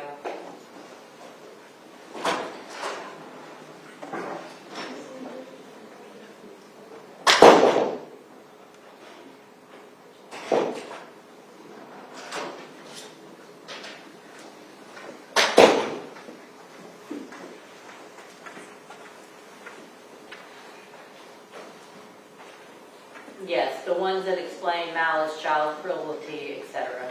Okay, so I'm going to recharge on malice murder, felony murder, aggravated assault, and the 2 cruelty charges. You bring them in, please.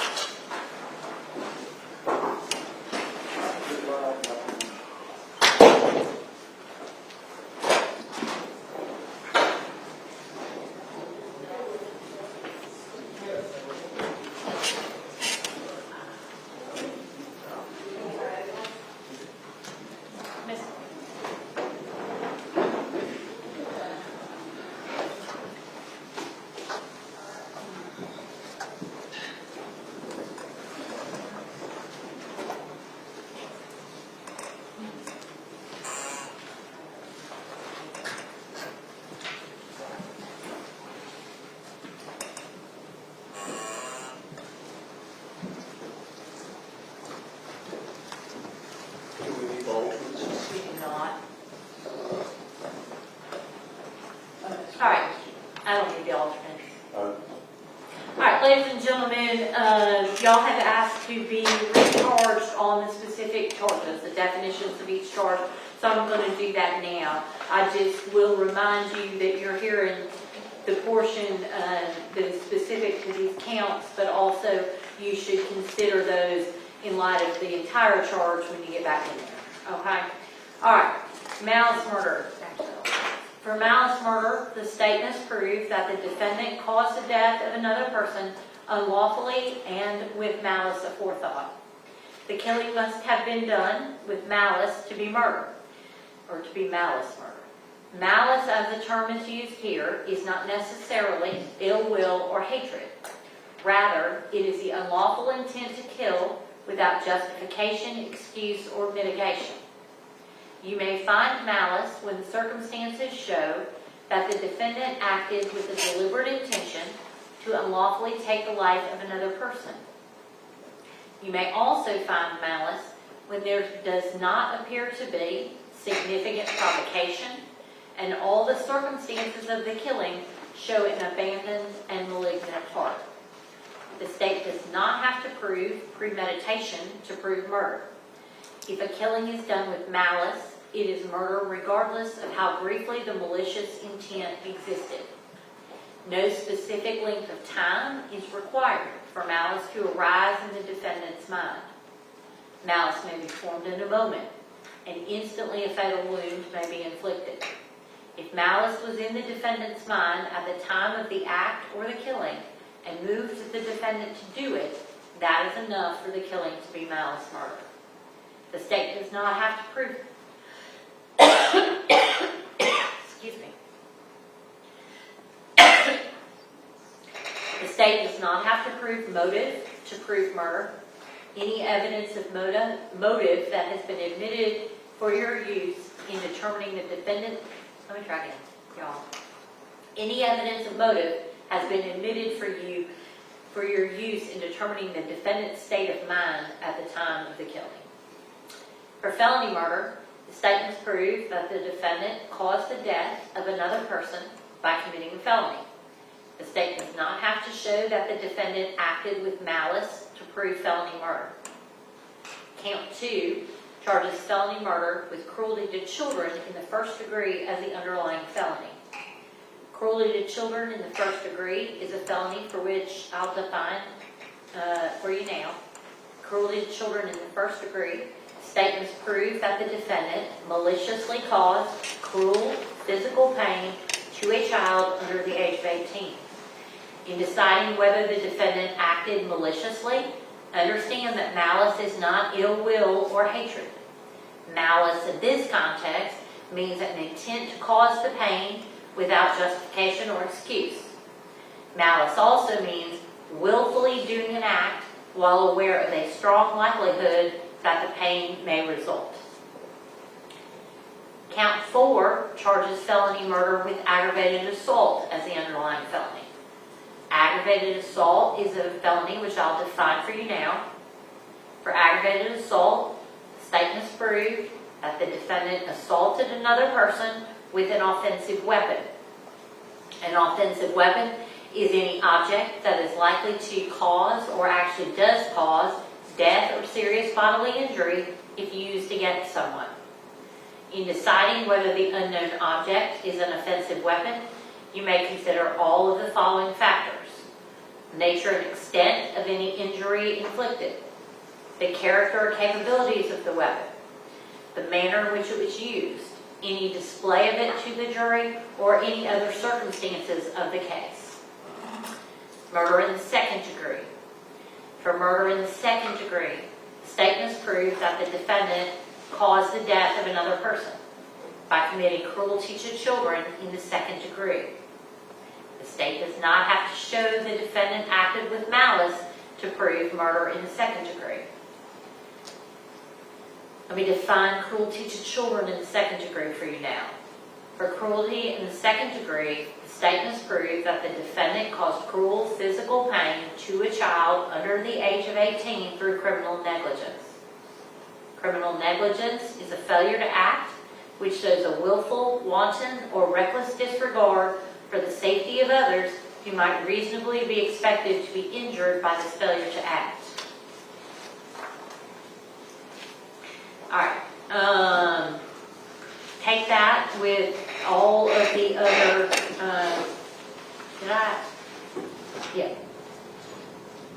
I wanted to make sure I defined criminal negligence. I did. Okay, so take that in accordance with all of the law that I've given you and facts as you find them to be, and I'll let you resume your deliberations. Thank you, ladies and gentlemen.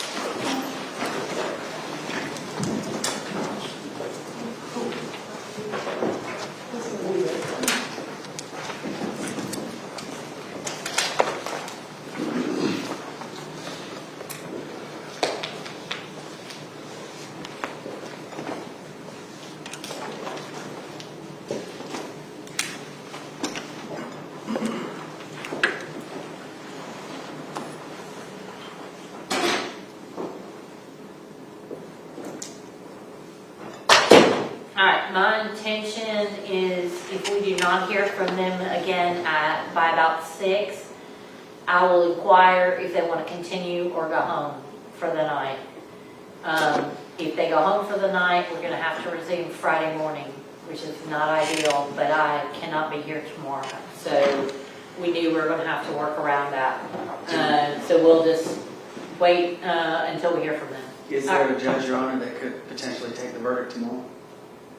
No, I don't think that's a good idea. Because if we get questions or we get issues, that becomes more complicated. And I'm not sure Judge Smith or Judge Adams are available. But we'll see. Let's see where we are then. All right, we'll stand in recess till we hear further from them.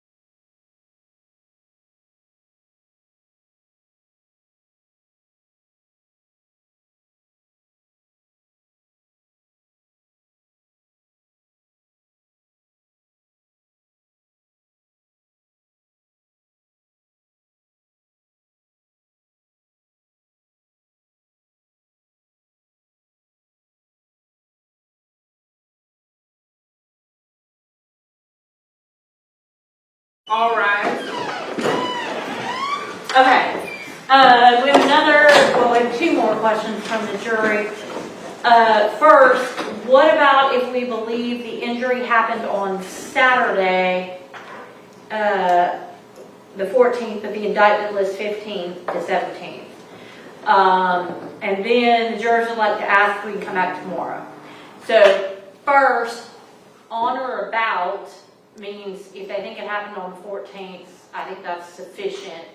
There is some language about that in the law that I want to be precise in how we charge them on that. And the other thing that's messy in trying to answer that question is the death occurred on the 17th. And so,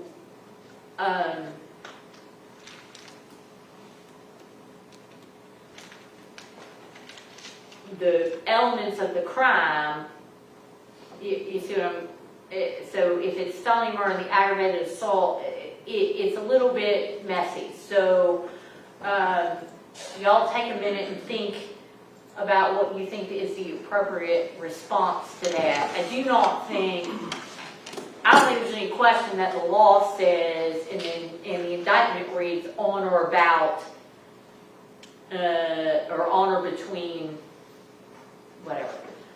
So I don't think that is dispositive of the issue.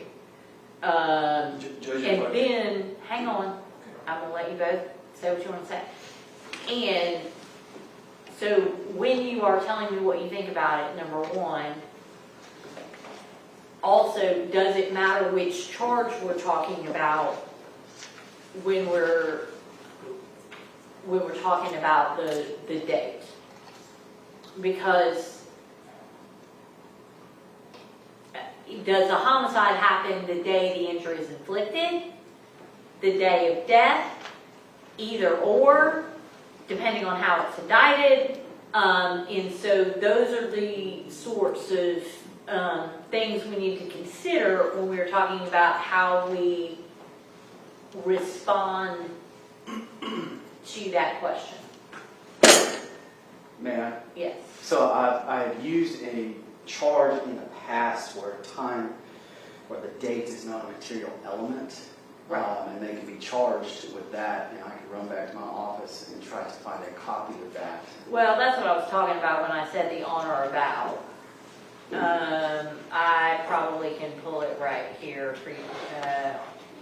But I think that's the start of the conversation. May I respond? You may. Go ahead, Mr. Your Honor, Burke. please. Normally an indictment will say that, but the indictments on all these counts say between the 15th day of November of 2020 and the 17th day of November of 2020. The exact date of the offense being unknown to the grand jury. I say that because all of the counts say that. It doesn't say on or about. Okay. But it does say on or between and the exact date being unknown. And I think that if you look in, so there are some cases, as he's saying, the date recited in the indictment is not a material element of the offense unless the indictment specifically provides to the contrary. So as long as the offense occurred within the statute of limitations. A date is a material allegation of an indictment if it is an essential element of the charged offense or if a defense such as alibi has been asserted. And that is not the case here. And let me look at the specifics of this.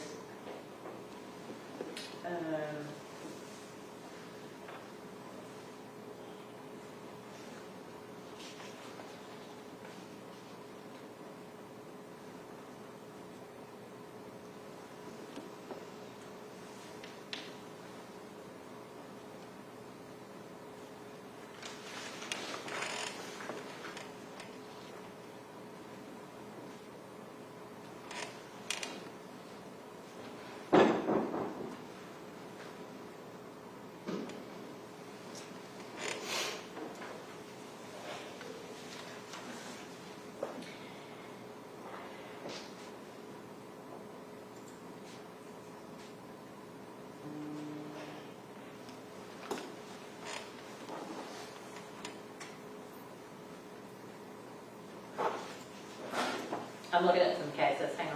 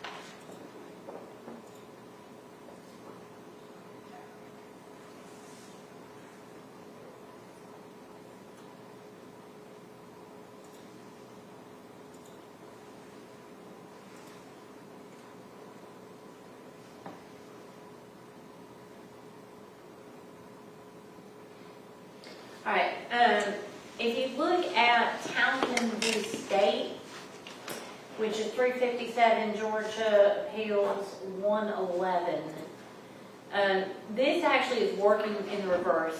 So it's well settled that the date is not a material element, and as long as it is proved within the statute of limitations, in the absence of a specific allegation that is a material element or an alibi defense, then you're not stuck with the date. And in Townsend, this is actually a post-conviction argument about merger and whether these theft crimes merge. And the state is arguing that they do not because they were alleged to have happened on different dates. But they're all the same victim, the same stuff, and they do merge because the state failed to allege the date was a material allegation. So I think, whichever way you come at it, the answer is that the date is not an essential element of the crime charged as long as a crime has occurred within the statute of limitations. And we will not concede that point. Okay, then that's fine.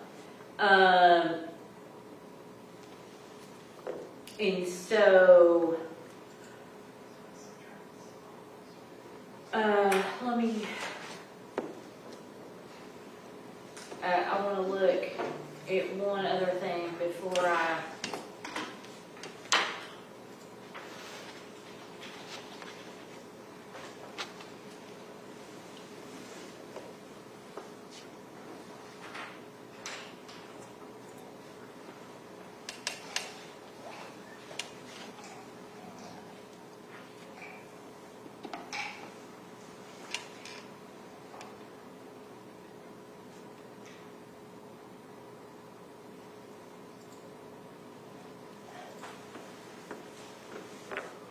All right, and if y'all look at Reed v. State, which is a Supreme Court case from 294 Georgia 877, that's March 28th of 2014.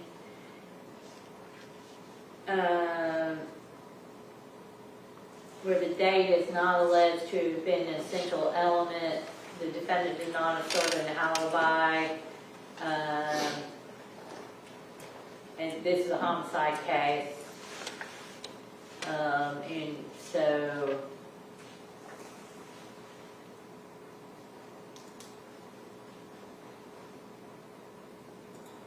and in that case it was May instead of March, not within 24 hours. And the Supreme Court says even though it's been held that a definite date of an offense should be alleged in an indictment, the state is not restricted to proof of the date stated. It is sufficient if the evidence demonstrates that the offense was committed at any time within the statute of limitations, except where there's an alibi or it's alleged that it's an any variance except in the absence of an alibi or being made an essential element is of no consequence. So I think the correct response is that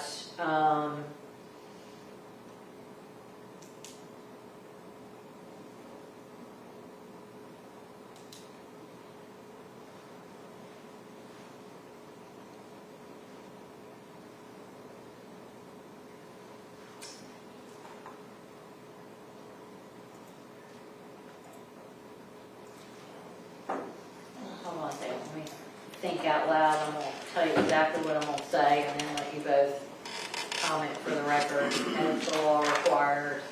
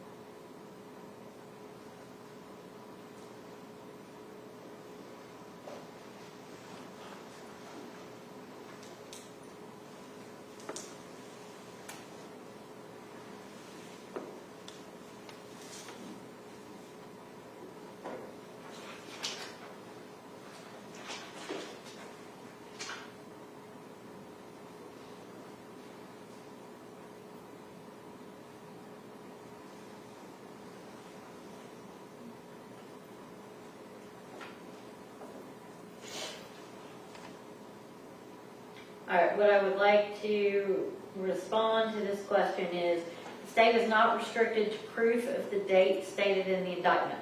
It is sufficient if the evidence proves beyond a reasonable doubt the offense or offenses occurred within the statute of limitations.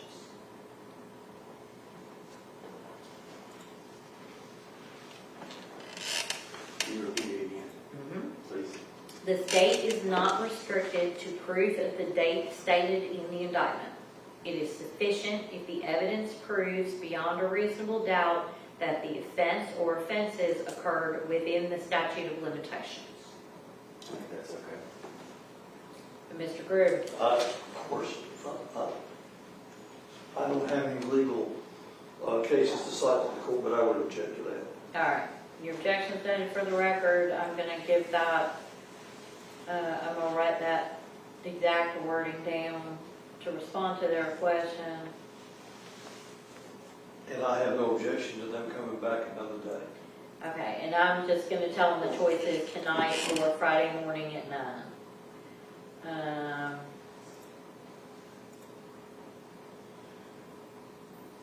would ask them essentially see if they'll return a verdict tonight, Judge, based on. I will let them choose if they want to stay tonight or they want to come back Friday. And I'll just tell them that they've been on our schedule, we're on theirs. Yes, Your Honor. But I need to not write and talk.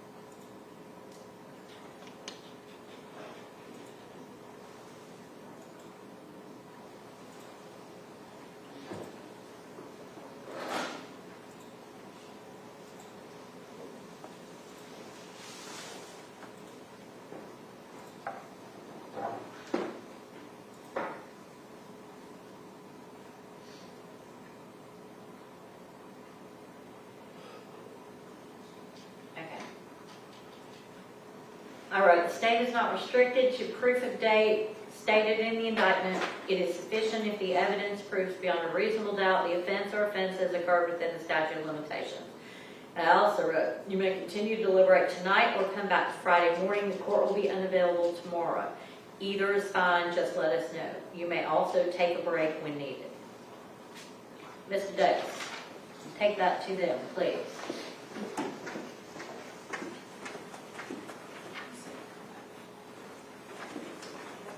No, I said the court is unavailable tomorrow.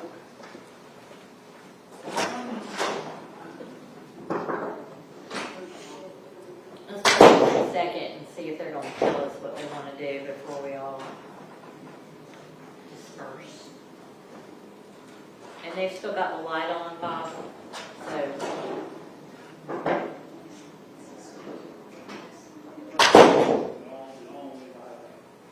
We won't know when they need us if they don't turn it on.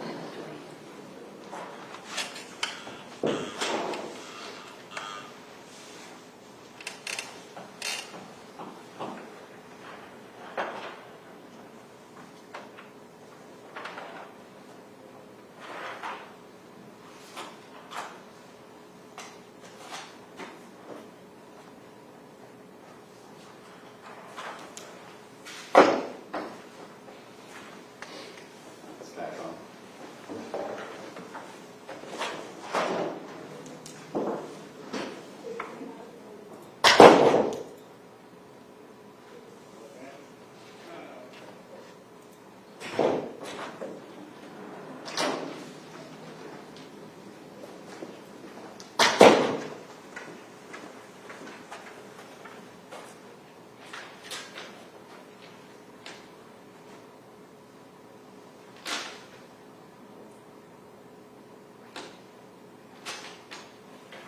Okay, the note says, we have one juror who says she isn't open to discussion, who is combative to the room. What do we do here? She said she will not change her mind in a million years. Please advise. So, the issue for the court is a juror should never surrender an honest opinion. But a juror does have to participate in deliberations. So my suggestion at this point is that we Allen charge them, because that talks about you have to listen to each other. Let me pull that and look at the pattern. Because we have to be very careful with investigating which it is.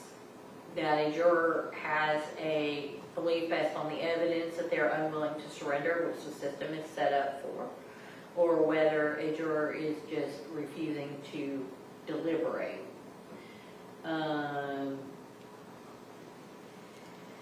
Judge, I would argue to the court, I don't think we've got far enough yet. I think it's probably too early to do an Allen charge. Okay, go ahead. I would suggest that we come back Friday morning and give them some more time to deliberate, and then after a period of time that the court deems appropriate, if the stance is still that way, then do the Allen charge. Well, I think it's not so much the first paragraph of the Allen charge, but the second part that says each juror should listen to the arguments of the other jurors with a disposition to be convinced by them. If the members of the jury differ in their view of the evidence, that difference of opinion should cause them all to scrutinize the evidence more closely, re-examine the grounds of their opinion. Your duty is to decide the issues that have been submitted to you. If you can, conscientiously do so. In conferring, you should lay aside pride of opinion. Bear in mind that the jury room is no place for taking up and maintaining in the spirit of controversy either side of a cause. You should bear in mind at all times that as jurors you should not be advocates for either side. You should keep in mind the truth as it appears from the evidence, examined in light of the instruction of the court. I would encourage you to continue this case. I mean, because just sending them home is not going to change the dynamic. I don't know that the dynamic should change. I don't know what, because combative is one thing, never surrendering an opinion in a million years is a different one from a legal standpoint. And the court has to be very careful in invading the province of the jury. However, I'm talking myself around into what I think is the appropriate thing. It is late. Everybody's tired. I think I'm going to send them home, tell them to come on back Friday morning at 9, that,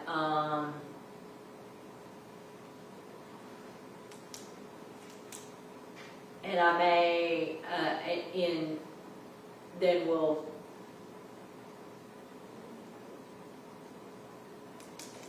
I'm open to thoughts on whether I should address, if I need to address this at all, or just send them home today. I'm in agreement to send them home and bring them back Friday morning. Mr. Crew? I would think so also. All right, if that's what y'all think. Bring them in for me, Mr. Douglas. Do you want alternates then? Yeah, because we may need them.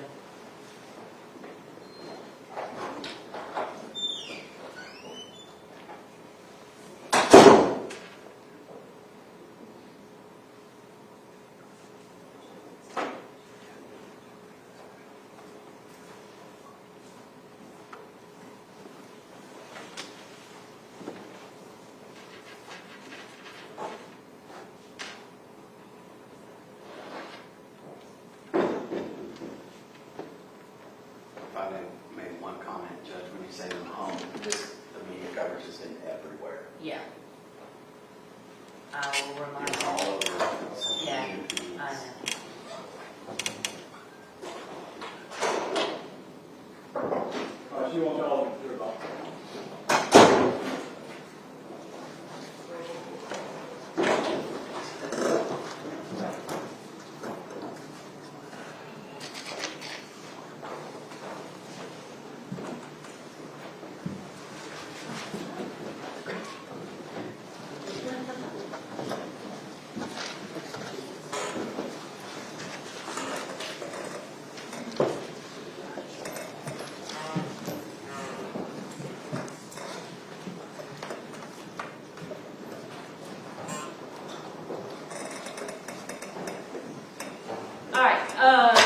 Ladies and gentlemen, it's been a long day. We're going to stop here for tonight. Unfortunately, I have somewhere to be tomorrow that is not here, that I cannot get out of. So we're going to reconvene Friday morning at 9 o'clock. Now, you can go on any computer and watch this whole trial again. I need you to understand, you cannot do that. Don't look at MAZ, don't look at Court TV, don't look at Fox, don't look at WGXA, none of them, okay? That is improper, and it will affect the ability of this court to finish this case. Don't talk about the case with anybody over the weekend or overnight. Just try to put it in a box until Friday morning, okay? Don't do any independent research. Don't go looking stuff up. All of that is improper, okay? So you're just going to shelve it for tonight. I will see you back here Friday morning about, let's aim for y'all coming in at 8:45. If all 12 of you are in the room, you can start deliberating. As you're coming in the morning, if there are 5 of you and that's all, you cannot talk about the case until all 12 of you are present. Okay? All right. Leave your notepads in your chairs or in the jury room on your way out. And I will see you back here at 8:45 Friday morning. Okay? Thank you, ladies and gentlemen. Okay, Don.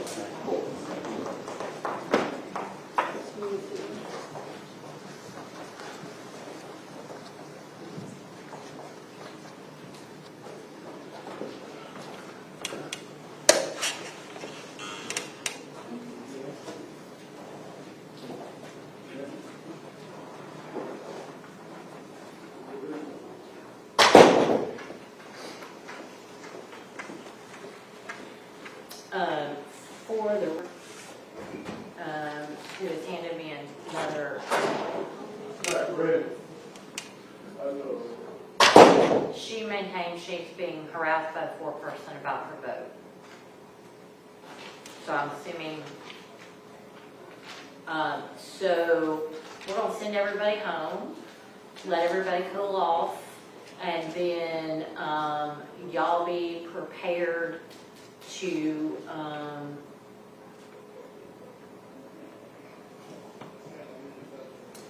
discuss what is the appropriate remedy on Thursday and what, if any, investigation the court can properly engage in. Judge, for that reason, I would want to make sure that the alternates are here on Friday. Yeah, they will be. I've instructed them to come back with the rest.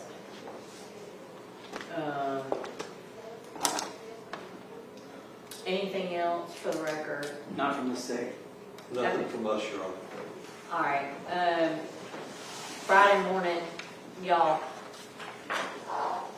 We'll stand in recess. Thank you, Your Honor.